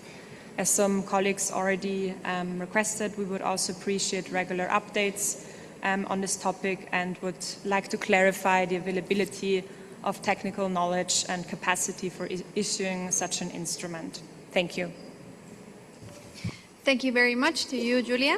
Now let's go to our last speaker online. Yeah, thank you so much. Yeah, it was choreographed. You know, we started and our co-chair of the developing countries ending. Well, firstly, let me allow to congratulate our group, GEF Secretariat, for such a brilliant idea. I think we are the most balanced working group, having the co-chair of developed countries, and thank you, Canada, France, Germany, and thank you for the developing countries, which I co-chaired, is Brazil, Colombia, Ecuador, Burkina Faso, Capo Verde, etc., and our constituency. Indeed, I strongly encourage all the council members to subscribe and to participate actively in these types of the groups. Well, firstly, you know each other better. Secondly, we really had a very balanced and very healthy, tense discussion. And by tense discussion, we really promoted the region's interest, and that was a really interesting and balanced discussion because I was waiting for these meetings, honestly, because firstly, GBFF, you find by heart what does it mean, GBFF. Secondly, you promote what you have to do in the region. With regard to the private sector and philanthropy, obviously we have to move, and I think that each council, we are reiterating that private sector need to be on board. But private sector and philanthropy, always, I'm a former banking worker, I would say that, all these words, AML, blah, blah, blah, corruption, etc., needs to be guarded. So I think that we need to continue to work and to draft regulations, or at least to recommend regulations how to involve the private sector. And here I think Annette has raised that. It's really important. Obviously, it's really important to get on board the private sector, but it's really important to stay correct and fair. So thank you so much. Strongly, strongly encourage our council members and alternates join the groups. Thank you very much, Aliona, also for the nice choreography. Now I hand it back for Sumit. I see no people requesting the floor. Thank you. Thank you so much, council members and observers, and particularly also the working group, very much so. 9 meetings. I'll bring a Gandhi quote into this, since we were quoting earlier. The best way to find yourself is to lose yourself in the service of others. So thank you again, working group. To respond to some of the very, very good observations and comments from everybody, thank you. The balance between sovereign sources and what non-sovereign sources can bring. Yes, very, very important to note. And with the non-sovereign sources, there was a mentioning about safeguards, and I do want to reiterate that any contributions that would come to the GBFF would follow a pretty rigorous due diligence, conflict of interest process, as always. The creation of any potential new windows would be brought forward for Council's decision. Hopefully we can move on those. To respond to some of the comments also from the observers group and others, quite a bit of engagement certainly in the overall development of the strategy document, which substantially remains the same from what was there in December. So those comments, those inputs were very valuable, what we received from the diverse stakeholders, including the observers. And moving forward, we can consider, the council can think about how to engage observers and other stakeholders into the process more. There was a question about the Rob Walton Foundation model that was shared before, and indeed that is something that can be considered. That model is based on matching funds, and provides quite a bit of valuable resources for shared priorities. And it's not a direct contribution into the fund, but I think that we certainly within GBFF should remain open to both direct contributions, as well as there's been a fair amount of conversation about co-financing and mobilization, using public resources to catalyze additional funding. Certainly noted the point again on receiving updates on any innovative, new, out-of-the-box ideas we approach. Those will be brought forward for Council's updates. And I think that's it. Thank you so much, everybody. Great. Thank you, team. And again, thank you to the ad hoc working group. I don't see any more requests for the floor, so I'm going to invite Council to adopt the decision that's included in document GBFF 06/04. Seeing no objections, the decision is adopted.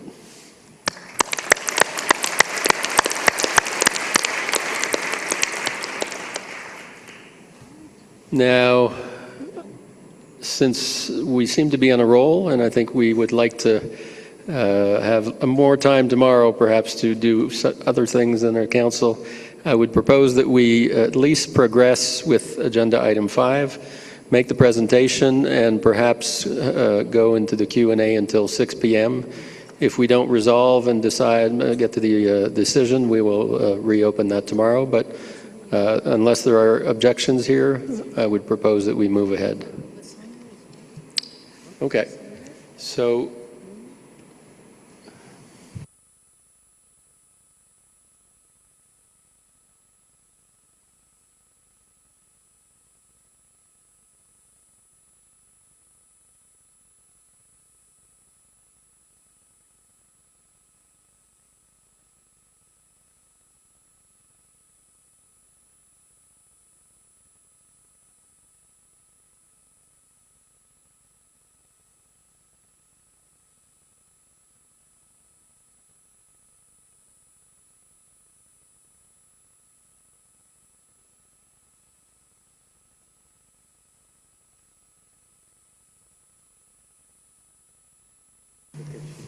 there's an issue that we have a member of the advisory group of non-sovereign participants that is going to make a statement in this agenda item, and since this was planned for tomorrow morning, we're going to check to see if she's available. She's located in Germany, so bear with us for a minute or two.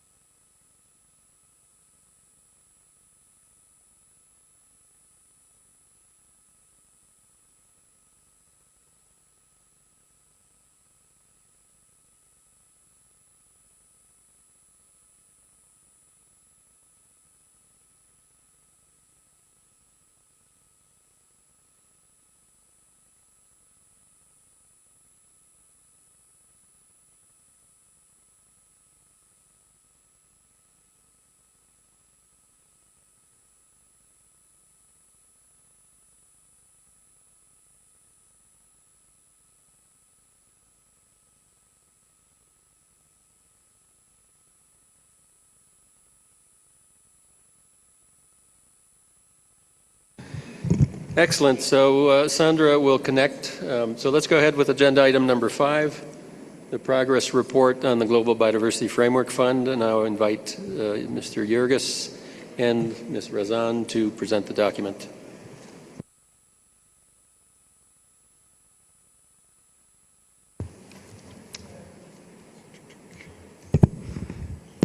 Good afternoon to all, and thank you, and apologies for the little wait where we were contacting the advisory group for their intervention during this agenda item. So it's my pleasure to present this edition of the progress report, which covers 3 items: progress in programming, an update on the results framework for the GBFF, and progress with the governance arrangements.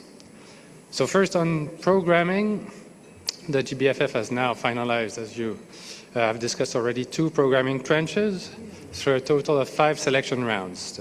The first tranche programmed a little over 200 million in 41 countries, and the second tranche, which opened last August and was finalized in March this year, programmed a total of 160.5 million in 46 countries. Compared to last council, what is new and programming progress thanks to the 5th selection round. So we'll look a bit in more detail to specifically the latest selection round. In the submission window, which was from October 27 to December 17 last year, we received a total of 85 submissions, among which 84 had a valid letter of endorsements from operational focal points. Those proposals requested a total of $322.3 million US, when we had available for programming a little under $75 million US. So again, I want to emphasize that this selection round was highly competitive, and we were not able to select many good projects. So we provided feedback this time to all the projects that were not selected with a tiered system. So we really clarified to projects that were ineligible why we considered they were not aligned with the programming directions. For the projects that were weaker on the selection set criteria that have been set by the Council compared to the bulk of other submissions, we advised to consider another proposal in upcoming rounds, but obviously it's up to countries to decide what proposal they want to submit. And for the very good projects that we were not able to select because of lack of resources, we provided a recommendation to maybe go ahead with the same strengthened proposal and guidance on how to strengthen the proposal. And the Secretariat is available to all countries, all operational focal points, to help them with that. So let's look at the selections. Out of the 84 proposals that were eligible, 20 were selected that will benefit 25 countries for a total of $73.4 million US. This time is the first time the largest share is allocated to Asia, which enables us to catch up on regional balance, which is one of the selection criteria. In terms of the portfolio level targets, in this round, 21% of what has been approved will benefit SIDS and LDC countries. So I want to clarify here because it seems to be largely below the portfolio level target of 36 plus 3% that you all agreed. As you remember, this target is at the portfolio level. And in the rules that were set up in the allocation of resources for the GBFF, we cannot approve more than 39% to SIDS and LDCs across everything that has been open for programming since the beginning. And actually with this 21%, we hit that ceiling. We were not able to approve any more projects in this round for SIDS and LDCs because if you remember in the previous round, we over-selected for SIDS and LDCs. And as you will see, we are hitting the 36 plus 3% portfolio target. So this time it's a bit under, but it's because we hit the ceiling that we approved in the policy on the allocation of resources. For the 2 other portfolio level targets, the selection rounds contribute significantly again with 38% that is allocated to support actions by IPLCs. Again, this is what is targeted at the concept stage. And 38% that is to be programmed through international financial institutions. Now let's turn to the entire portfolio to date. In total, across the 5 selection rounds we received 254 proposals. 82 of those were approved. That will benefit 87 countries, including 47 SIDS and LDCs, for a total of $362.1 million.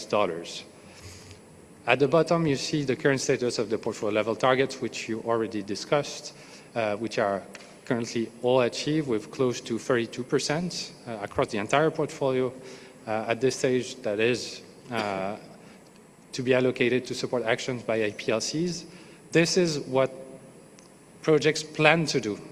Obviously, we have put in place the system, and projects in implementation will have to report every year to us during implementation on how much they actually disbursed that contributes to action by APLCs, and soon enough we'll be able to report to the Council on the actual disbursement that contribute to that target.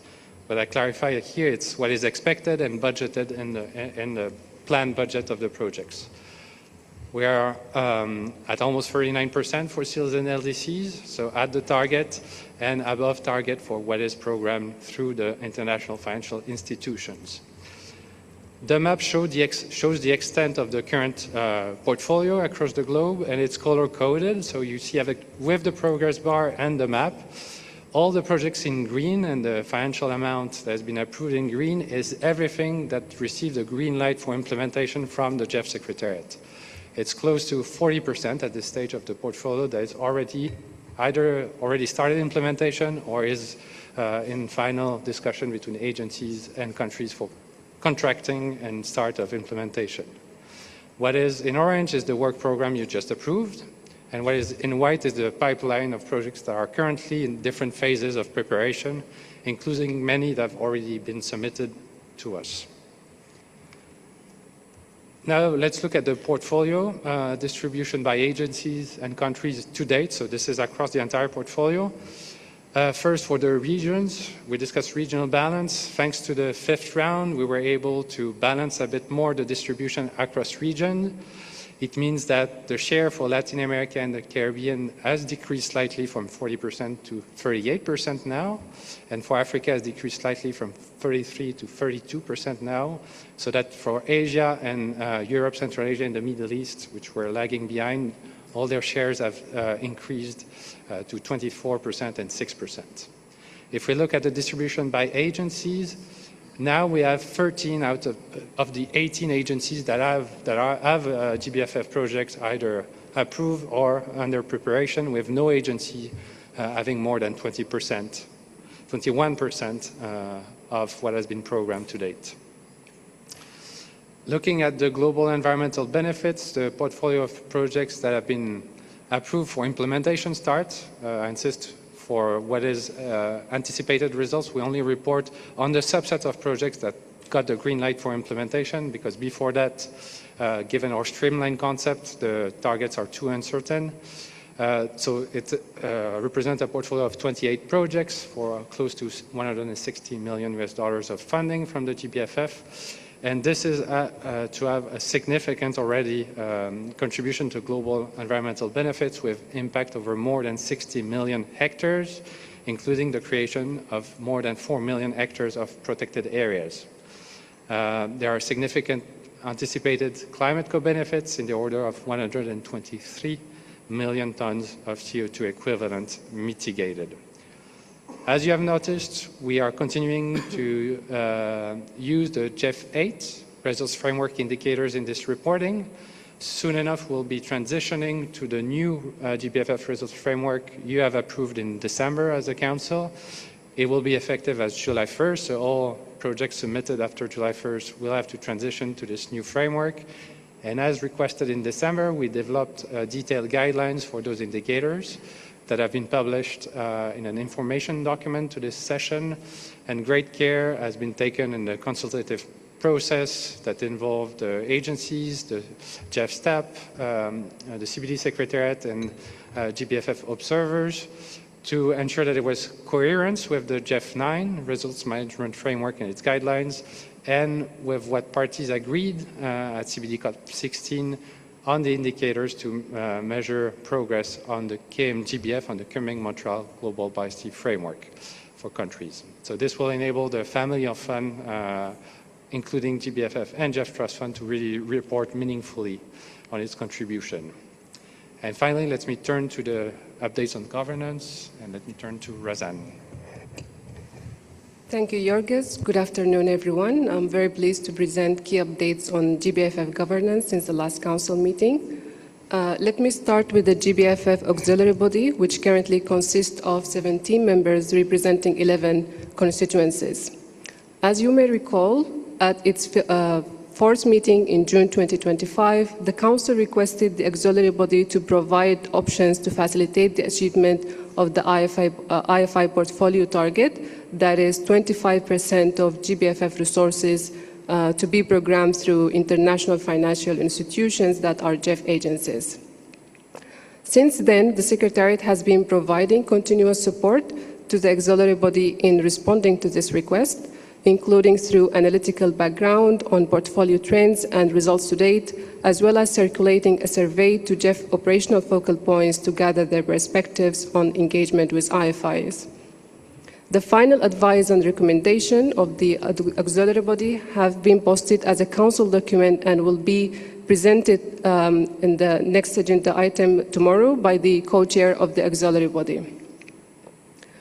On a final point in regard to the auxiliary body, as the current first term of the auxiliary body members will conclude by June 30, 2026, the GEF interim COO issued a call to council members last month inviting all eligible constituencies to submit new nominations or request the renewal of their current representatives for the upcoming term, which will run from July 1st, 2026 to June 30, 2028. So we would like to encourage all interested and eligible constituencies to submit their nominations by June 18, as communicated in the call for nomination. Now let me turn to the GBFF advisory group of non-sovereign participants, which currently consists of 4 members representing subnational governments and experts on resource mobilization for biodiversity. The group has been actively engaged in supporting discussions and efforts on the GBFF resource mobilization, particularly in relation to expanding engagement with subnational actors and also exploring opportunities to mobilize additional resources from private sector. And 2 are key pillars of the resource mobilization strategy as presented today. A representative from the advisory group will also intervene shortly to give an overview of the activities undertaken by the group. Finally, let me conclude with GBFF observers who represent 5 groups: indigenous people and local communities, youth, women, philanthropic and conservation organizations, and private sector. As has been the practice, the GEF Secretariat organized a briefing session for observers prior to the Council to provide an overview of Council documents and offer also space for discussion with the GEF Secretariat. And in addition to that, the Secretariat has also facilitated an informal dialogue between GBFF observers and Council members 2 weeks ago to ensure also having an open exchange of views, and this represents the second dialogue, with the first one organized last year in December ahead of the 5th Council meeting. And lastly, just to conclude, we are very pleased that 8 observers are joining this Council meeting in person, with 1 observer joining virtually. Thank you, and back to you, Chair. Thank you, Razan and Jorgis. At this time, I'd like to invite Ms. Sandra Noman to address the Council. She is a representative of the GBFF Advisory Group of non-sovereign participants. Sandra, over to you. Good morning, good afternoon. I'm speaking today on behalf of the Advisory Group of non-sovereign participants, which was recently expanded and now comprises 4 members. So the group includes 2 representatives from subnational institutions: Frédéric Pellerin-Catellier from the Government of Quebec, myself, Sandra Naumann, representing the Federal State of Berlin, Germany, Senate Department for Mobility, Transport, Climate Action and the Environment, as well as 2 experts in biodiversity resource mobilizations, Simone Bauch and Stephanie Capdewell. So since the last council meeting in December 2025, the advisory group has met 5 times, both as a full group as well as in smaller working sessions. And throughout these discussions, we have focused on a simple but important question. How do we move from the expressions of interest to actual contributions from non-sovereign actors? So our work has therefore concentrated primarily on 2 pillars, like pillars 2 and 4 of the resource mobilization strategy, with particular attention to local and subnational governments and the private sector engagement. So we began by identifying where the greatest potentials for engagement lies, and building on the strong leaderships already demonstrated by many local and subnational governments in implementing the global biodiversity framework, we developed a mapping of those most likely to engage with the GBFF. Based on their biodiversity commitments, their level of ambitions, their participations in international networks, for example, such as Regions 4, ICLE, or the Berlin Urban Nature Pact. So far, we've got a list of about 50 subnational and local governments. And at the same time, we engage directly with these governments and networks to better understand the opportunities and challenges they face. So we've come up with 3 key considerations that emerge through the discussions. First, there's fiscal pressure. So like national governments, local and subnational governments are operating at the moment in an environment of significant budget constraints and competing priorities. And in the current economic context, securing additional resources for international initiatives, it's difficult, even for governments that are strongly committed to biodiversity action. Second, what we might call the first mover challenge. So the government of Quebec is very proud to have contributed $2 million to the GBF in 2024, helping to demonstrate that subnational governments can be important partners in biodiversity finance. As an early contribution, it also has served as an initial reference point for other governments. So our discussion suggests that many potential contributors are interested in engaging, but also seeking greater clarity on the range of contributions levels and the participation options available to them, particularly in the current fiscal environment.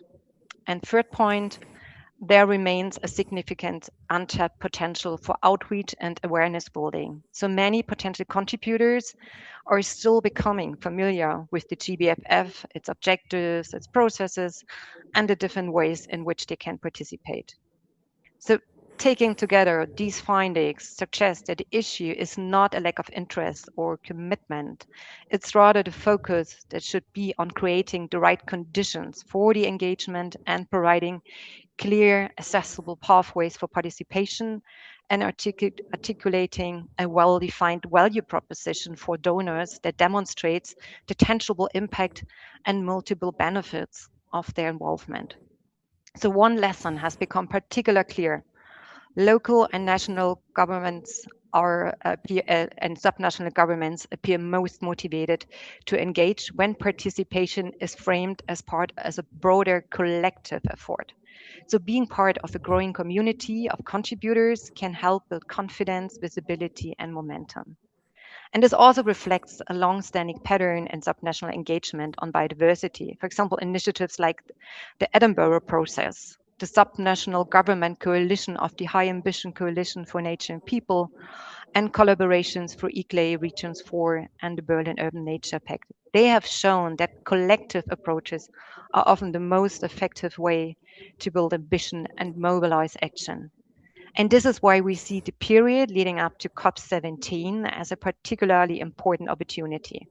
So the months ahead for the COP17, we will offer we will have multiple opportunities to engage with local and subnational governments through existing networks and processes, including gatherings, for example, Regions 4, General Assembly, the SBI 7, and other key milestones in the lead up to COP17. And these moments offer valuable opportunities to raise awareness of the GBF. They will facilitate peer-to-peer exchanges and build momentum around subnational contributions. So we see COP17 that can serve as a key milestone to take stock of progress, highlight emerging leadership, and also further explore how local and subnational governments can contribute to the objectives of the GBF in line with their respective capacities. And in parallel, the advisory group has also explored opportunities to broaden the range of actors contributing to biodiversity finance, including through engagement with the private sector and innovative financing mechanisms. And in that context, we examined initiatives such as the Tropical Forest Forever facility. And while the specific design of this model is not directly applicable to the GBFF, it still offers useful lessons on how public leadership, innovative financial structures, and long-term incentives can work together to attract larger pools of capital in support of biodiversity objectives. So we have also considered that it would take to engage the private sector more meaningfully. Corporate giving can be one channel, and while still limited, it's worth exploring. We have also been discussing the growing interest of private investors in the biodiversity and nature finance space, and if and how there are opportunities which are relevant to the GBFF context. So just to conclude, the advisory group's work remains ongoing, but one conclusion is already emerging clearly. There is a genuine interest among non-sovereign actors and significant potential for engagement. The opportunity before us is therefore not simply to identify willing partners, but to create the conditions, tools, and collective momentum that enable them to participate according to their respective capacities. So we remain committed to supporting this effort as a joint endeavor with the GBFF and look forward to working with the Council and its partners, including the city networks in the lead up to COP17 to broaden participation and strengthen the contribution of non-sovereign actors to the GBFF. Thank you. Thank you, Sandra, and thank you for your dedicated time and effort that you have given to the GBFF through the advisory group. What I propose, it's 5:47, what I propose, unless Council wants to go much later, that we take questions until 6, and if we have not reached a consensus to go to the decision, we reopen this item tomorrow morning. I would suggest that we can start either at 8:30 or 9 instead of 8 tomorrow. We've taken a lot of advance, so we can make a decision at 6 p.m. on that. So with that, I will open the floor and ask Noemi to direct traffic. Thank you very much, Chair. Floor is now open. Andrea, yes, floor is yours. Thank you so much, and sorry for rushing in. Thank you for the progress report. I just have a very quick question, and I'm sorry to pose it this way. I too was in Brasilia, but I don't remember the discussions about the ceilings on those targets, and I'd be really grateful if you could provide some explanation on that, please. Thank you very much. Thank you very much, Andrea. Mimi, floor is yours, followed by Regina. Okay, I try to be very brief. We are pleased that the second selection round under the second tranche has now been completed. We welcome the swift and smooth progress achieved in the selection process to date. With regard to portfolio targets, Japan would like to welcome the fact that the significant progress has been made toward achieving all of those targets, and that regional balance has also improved substantially. I'd also like to express my gratitude to the Secretariat for its dedicated efforts in making this possible. At the same time, we note that the launch of subsequent tranches will require additional financial contributions, particularly from non-state actors, including the private sector. In this regard, we look forward to the effective implementation of the resource mobilization strategy, which we just discussed in the previous agenda item. And we encourage the Secretariat to proactively engage with the private sector and other relevant stakeholders to support this effort. Thank you. Thank you very much, Mimi-san. Now let's hear from Regina, followed by Lilian. Tienes la palabra, Regina. Gracias, Noemi. Our constituency underscores the importance of carefully considering the upcoming review of the additional 3% allocation target to ensure that support for SIDS and LDCs continues, while also maintaining balanced and equitable access to resources for all recipient countries, including middle-income countries, with high levels of biodiversity value and significant implementation needs. At the outset, our constituency also thanks the GBFF Secretariat for the approval of the PPG requests under the second programming tranche for projects from El Salvador, Panama, and Mexico. We appreciate the continued support provided to countries in advancing implementation under the GBFF. We also appreciate that the Secretariat has been responsive to concerns raised by recipient countries regarding the increasing collaboration with IFIs and the efforts being made to facilitate engagement with these actors. In this context, we underline that biodiversity significance and implementation potential should remain central to considerations in programming decisions, including for middle-income countries that play an essential role in achieving global biodiversity objectives. At the same time, our constituency reiterates that deeper engagement with MDBs and the increasing emphasis on non-grant instruments present important challenges for our region. While we recognize the potential role of IFIs in mobilizing additional resources, we stress that the GEF's comparative advantage has historically been its focus on grants, public value, global environmental objectives, and support for communities and vulnerable sectors. In this regard, we underline the importance of preserving strong country ownership, as we remain concerned that a growing shift toward private sector-oriented financing models could create barriers for countries with more limited institutional and financial capacities. We also note that collaboration with IFIs requires significantly higher levels of co-financing, technical expertise, and engagement with financial sectors, which may not be equally accessible across countries or institutions, particularly where operational focal points are based in environmental ministries instead of finance ministries. We therefore welcome the Secretary's intention to provide additional support and capacity building to recipient countries in this area, as our constituency underscores the importance of ensuring that GBFF maintains a balanced approach. Finally, we welcome ongoing discussions on predictability of financing, engagement with subnational actors, and the upcoming review process under their GBFF governance bodies. Thank you. Muchas gracias, Regina. Ahora le cedo la palabra a Lilian, followed by Annette. Lilian, tienes la palabra. Muchas gracias, Noemí. Esta circunscripción agradece la preparación del documento y destaca la importancia de mantener un adecuado balance geográfico y asegurar que las metas del portafolio no operen con restricciones automáticas que limiten el acceso de otros países receptores elegibles, especialmente países con alta biodiversidad y necesidades significativas de financiamiento para la implementación efectiva del Marco Mundial de Biodiversidad.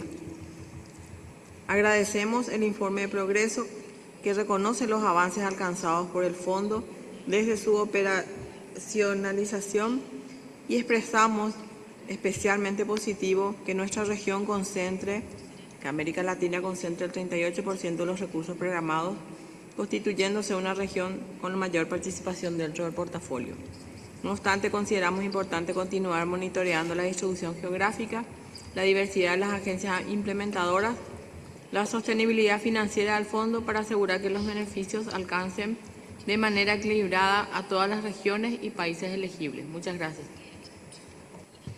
Muchas gracias a ti, Lilian. Now let's hear from Annette, followed by Julia. Floor is yours, Annette. Thank you.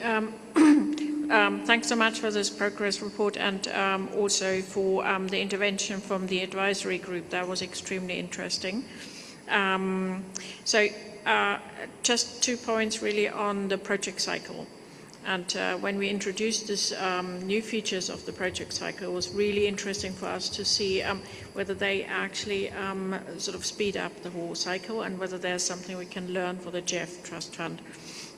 So my question is, in your opinion, has it already translated? Do you have the data into a faster implementation compared to the GEF? And maybe you can just share the data sort of broken down by program tranches. What's the share of approved projects that have actually started implementation now? I think that's also quite interesting, looking at our world record speed. So another record, hopefully. And then we are also particularly interested in learning more about the $40 million that are possibly stuck in the CEO endorsement. That's what we understood. Maybe I misunderstood. maybe you can clarify that and what we can learn and possibly for a review of the project cycle and again also for the GEF Trust Fund. Thank you. Thank you, Annette. I see 3 more speakers, Julia, Joseph, and John. Julia, floor is yours. Thank you. I will also try to be brief.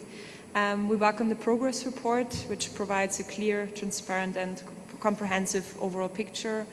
We would also like to thank the advisory group for their valuable work and contribution. We're pleased to see the positive and successful development on reaching all 3 portfolio-level targets, and in particular the IFI share.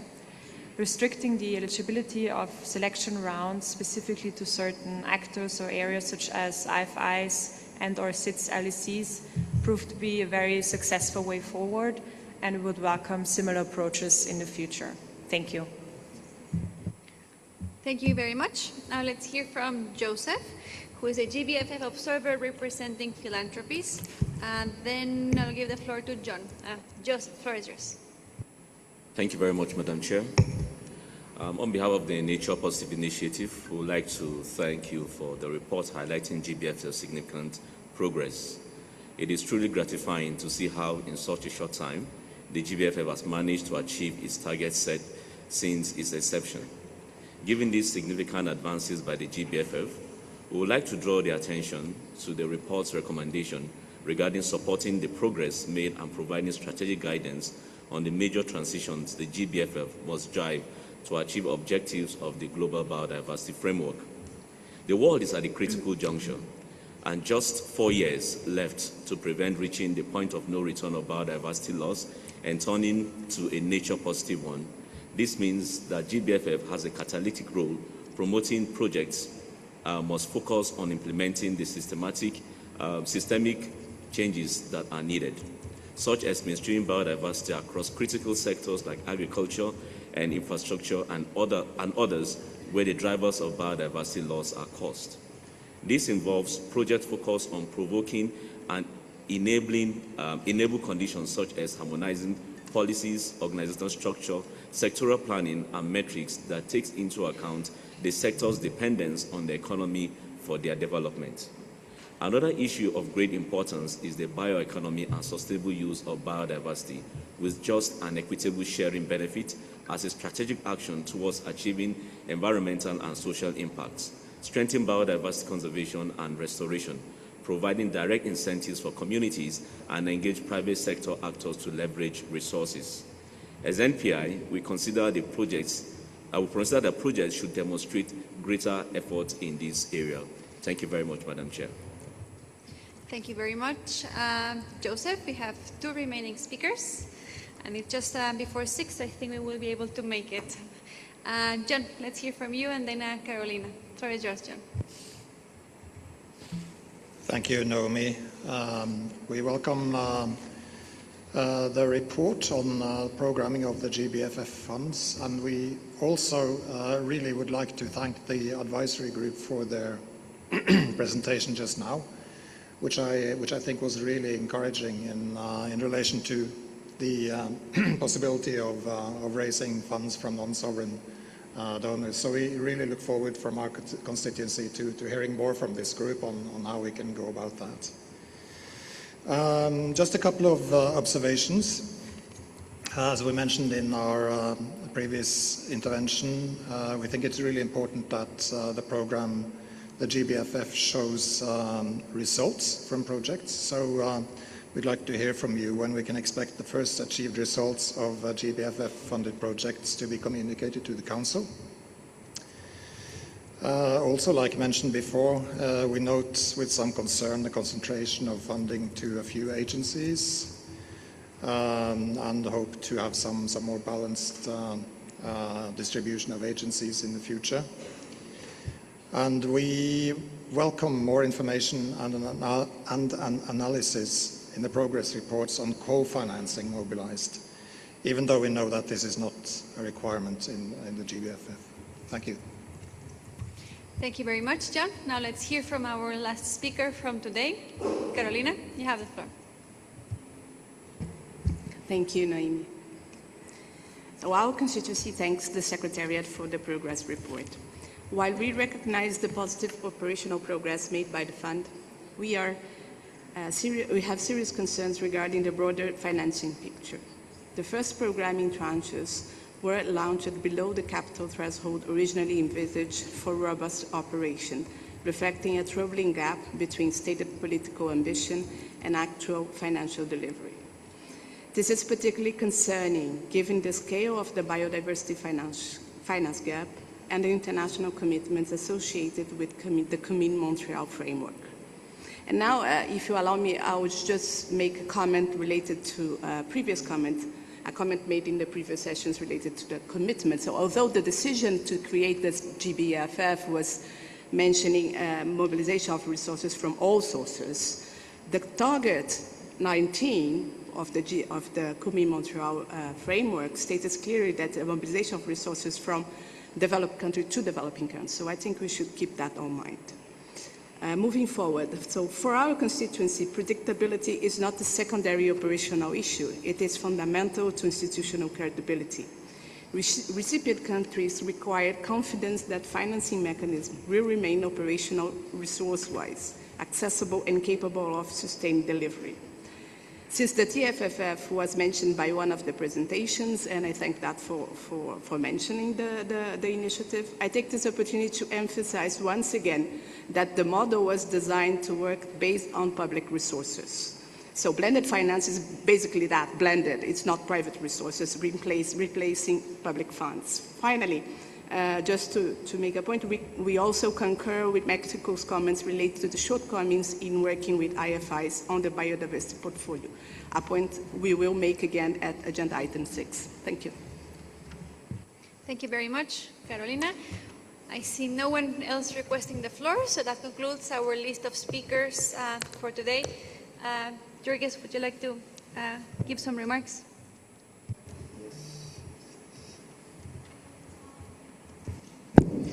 Oh, I believe we have someone else requesting the floor. Yeah, let me put my glasses. IPLCs? Yes, okay. You have the floor.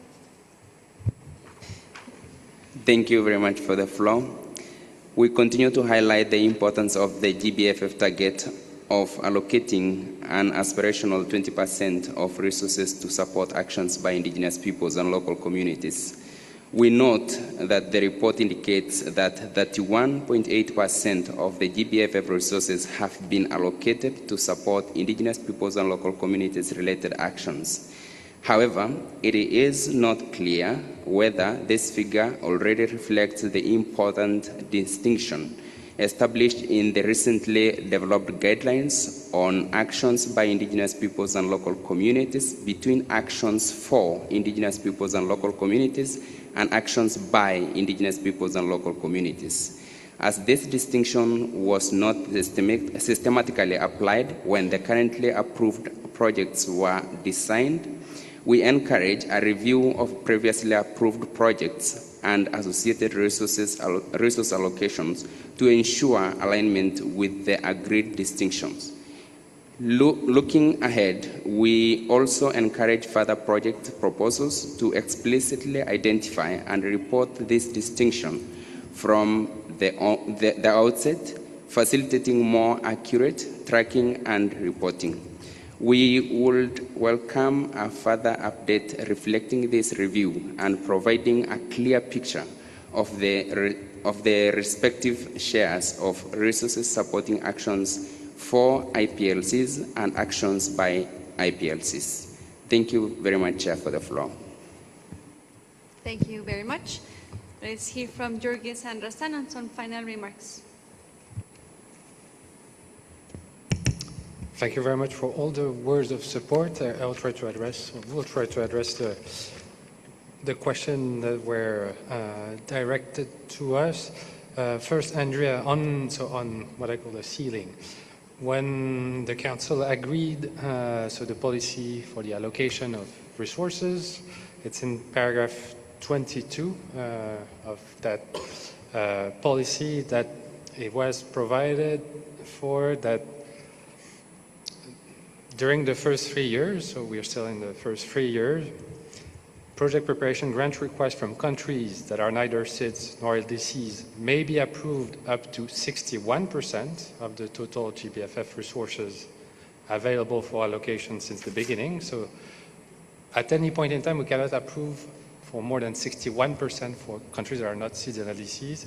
And there is exactly the parallel language that says we cannot approve for more than 39% of what has been open for programming since the inception for SIDS and LDCs. This was included to operationalize and make clear how we would make sure that the targets would be implemented. When we launched the GBFF and negotiated, the whole reasoning for this target is there was a worry that with a competitive process, SIDS and LDCs would not be able to submit enough competitive proposals, and so we would need to restrict and make sure that there is enough space for them to approve. And in the negotiation, in the balance, it was the same, that we would not over-allocate compared to the target that was approved of maximum 36 plus 3% for SIDS and LDCs, to make sure there was space for everyone. So we were constrained in the 5th round in the terms of number of projects from SIDS and LDCs we could approve, not to overshoot this 39% across what has been programmed since the beginning. So it's embedded in the allocation policy. And happy to go further on that.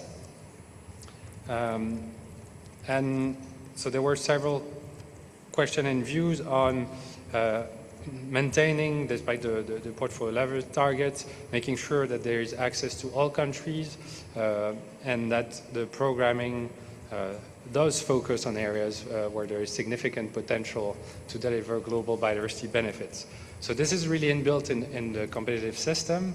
Potential to generate global biodiversity benefits is the first selection criterion. And the allocation system, as you remember, the ceilings for each country are actually based on the amount of biodiversity of global significance that is in the country. So the allocation system itself has built that, and in the selection criteria. And this is reflected in the end in what is approved. We just have this portfolio level target to ensure that countries that may have been considered as having lower capacity and not may be able to compete at the same level as others would have access, and experience has shown that indeed they're able to prepare very thoughtful and competitive proposals. On specific question from Annette on the project cycle, I think we'll have the discussion exactly during the IEO evaluation session, because they looked at this question. From what we see, it does accelerate. Now we need to see up to first disbursements. We're still too early to have really the lessons learned on how fast it accelerates when we consider up until really project implementation starts. But what has been shortened in terms of preparation time to 9 months instead of 12 in the GEF Trust Fund, we see no major trade-off in quality, and for most of the project.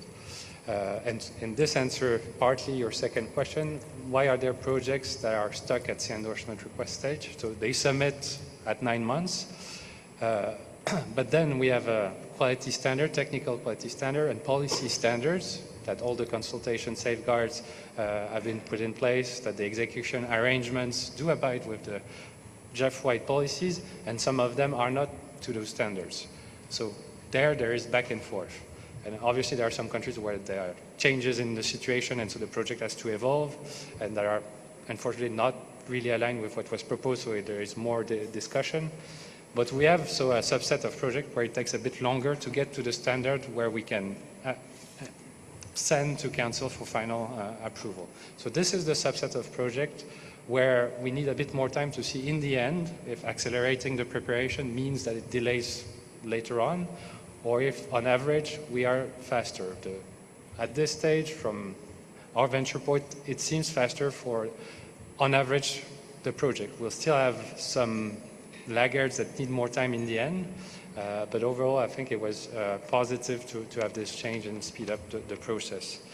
Another question, how many projects have started implementation? So here we have a time lag on what we can report to you because agencies do not report the time exactly on the date they start, but only once a year. So at this point we have 5 projects that have reported to us that they have started implementation. There are most likely more, but it has not been yet reported to us. So in the future we can report more detail on that in the progress report on those that have reported that they have started implementation, knowing there will be a time lag because we don't request them to send us an email as soon as they start. On access to all eligible countries, so yes, to reach the portfolio level targets, once again in the second tranche we organized a special first round that was restricted to some submissions, but we did that announcing at the same time that there would be a second round eligible for submissions from all countries with all agencies to make sure that all countries would have access. And we made sure that we would not program everything in the first round. We just wanted to be sure with this process of announcing 2 selection rounds at once, one that was restricted to help us achieve the portfolio level target, and another one that we would enable access to all in the end, but at the same time be sure or ensure that we would strive to get to the portfolio level targets. It was enough in the end, and it's something we consider to do again in the future if needed. At this stage, we are on target or overshooting some of the portfolio level targets. On the question from our observers on projects working on the enabling conditions and transforming sectors, we do have projects in the portfolio that do this. Obviously, we have a subset. It's country-driven, so it's countries decide on what priorities they want to pursue in the project, so we don't dictate, and in our selection process, we do not pick and choose which targets of the Global Biodiversity Framework we are to favor. It's really reflective of what we receive in submissions. We are agnostic to that, but we do have projects that do contribute to that, and we welcome more, obviously, in the future. It's really embedded in the program direction, so it's really up to countries to pursue those avenues. So on expected achieved results, all projects will transition to the new results framework, and they will submit to us their first achieved results when they reach the midterm of their lifetime. So it's still going to be a couple of years before we can really report on achieved results at this stage. We'll have annual implementation report where we'll have tracking on how it goes, but the really achieved results, we capture that and we'll report back once we have enough projects that have reached midterm, which will take still at least a couple of years to do that. On co-finance, happy to provide more information. It was addressed in the previous item. I will add that we have now in the GBFF results framework a specific indicator that will capture all the finance that is redirected or mobilized for biodiversity, so it includes the reform of harmful subsidies as well. So we'll have a results indicator on that, so really incentivizing projects to focus on that and report on that number on top of the co-financing. It will include all the financing that is leveraged in the financial mechanisms that are created within the projects, which we do not capture with co-finance currently. So we'll be doing better on that. And finally, on the 20% and what the current 31% represent, obviously for a project that were approved before we had the guidelines, it did not follow strictly what was in the guidelines. Obviously, it was not there. But we are tracking, and the idea of this target is to track only the financial flows that are for action by IPLCs.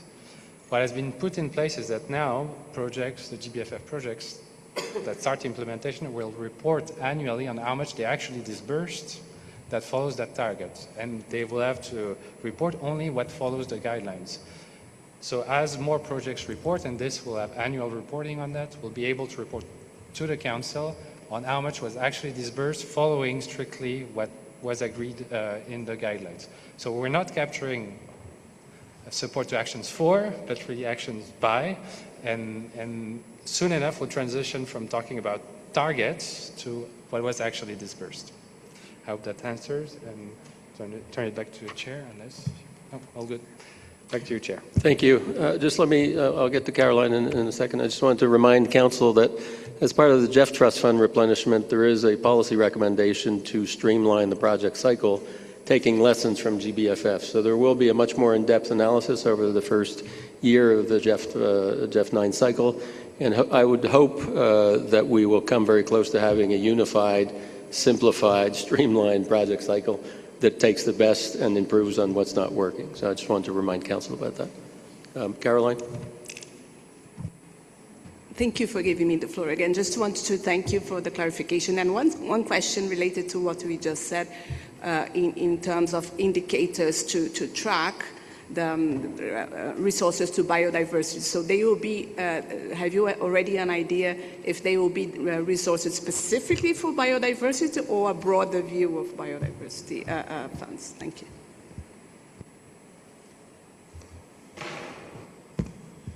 Apologies, did you mean indigenous peoples and local communities or biodiversity?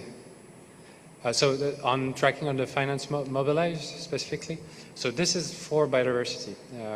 So we have a new result indicator in the GBFF set of indicators because we had projects working specifically on biodiversity finance that reported at project level what they were doing, but we were never, in the GEF Trust Fund and previously in the GBFF, we were not collecting the collective results of the entire portfolio when they developed payment for ecosystem services mechanisms, conservation trust fund, etc. We were not tracking that.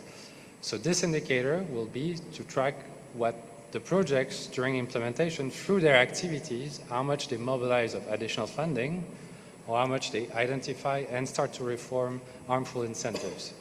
So we have those additional indicators, and it is funding that will have to be dedicated to biodiversity. That's the whole point of this indicator. And it's aligned with, to really be able to report back on target 19 and 18 to future CBD COPs. So it's aligned with the idea of those indicators. So it's really for finance for biodiversity and to capture more than just the co-finance of the project. Because projects do more than just attracting co-financing for the activities of the project. They do, through what they implement, attract additional funding through their lifetime that we were not capturing as co-finance up until now. Thank you very much. Seeing no further requests for the floor, I'm going to invite Council to adopt the draft decision that's included in document GBFF 06/05. I see no objections. The decision is adopted.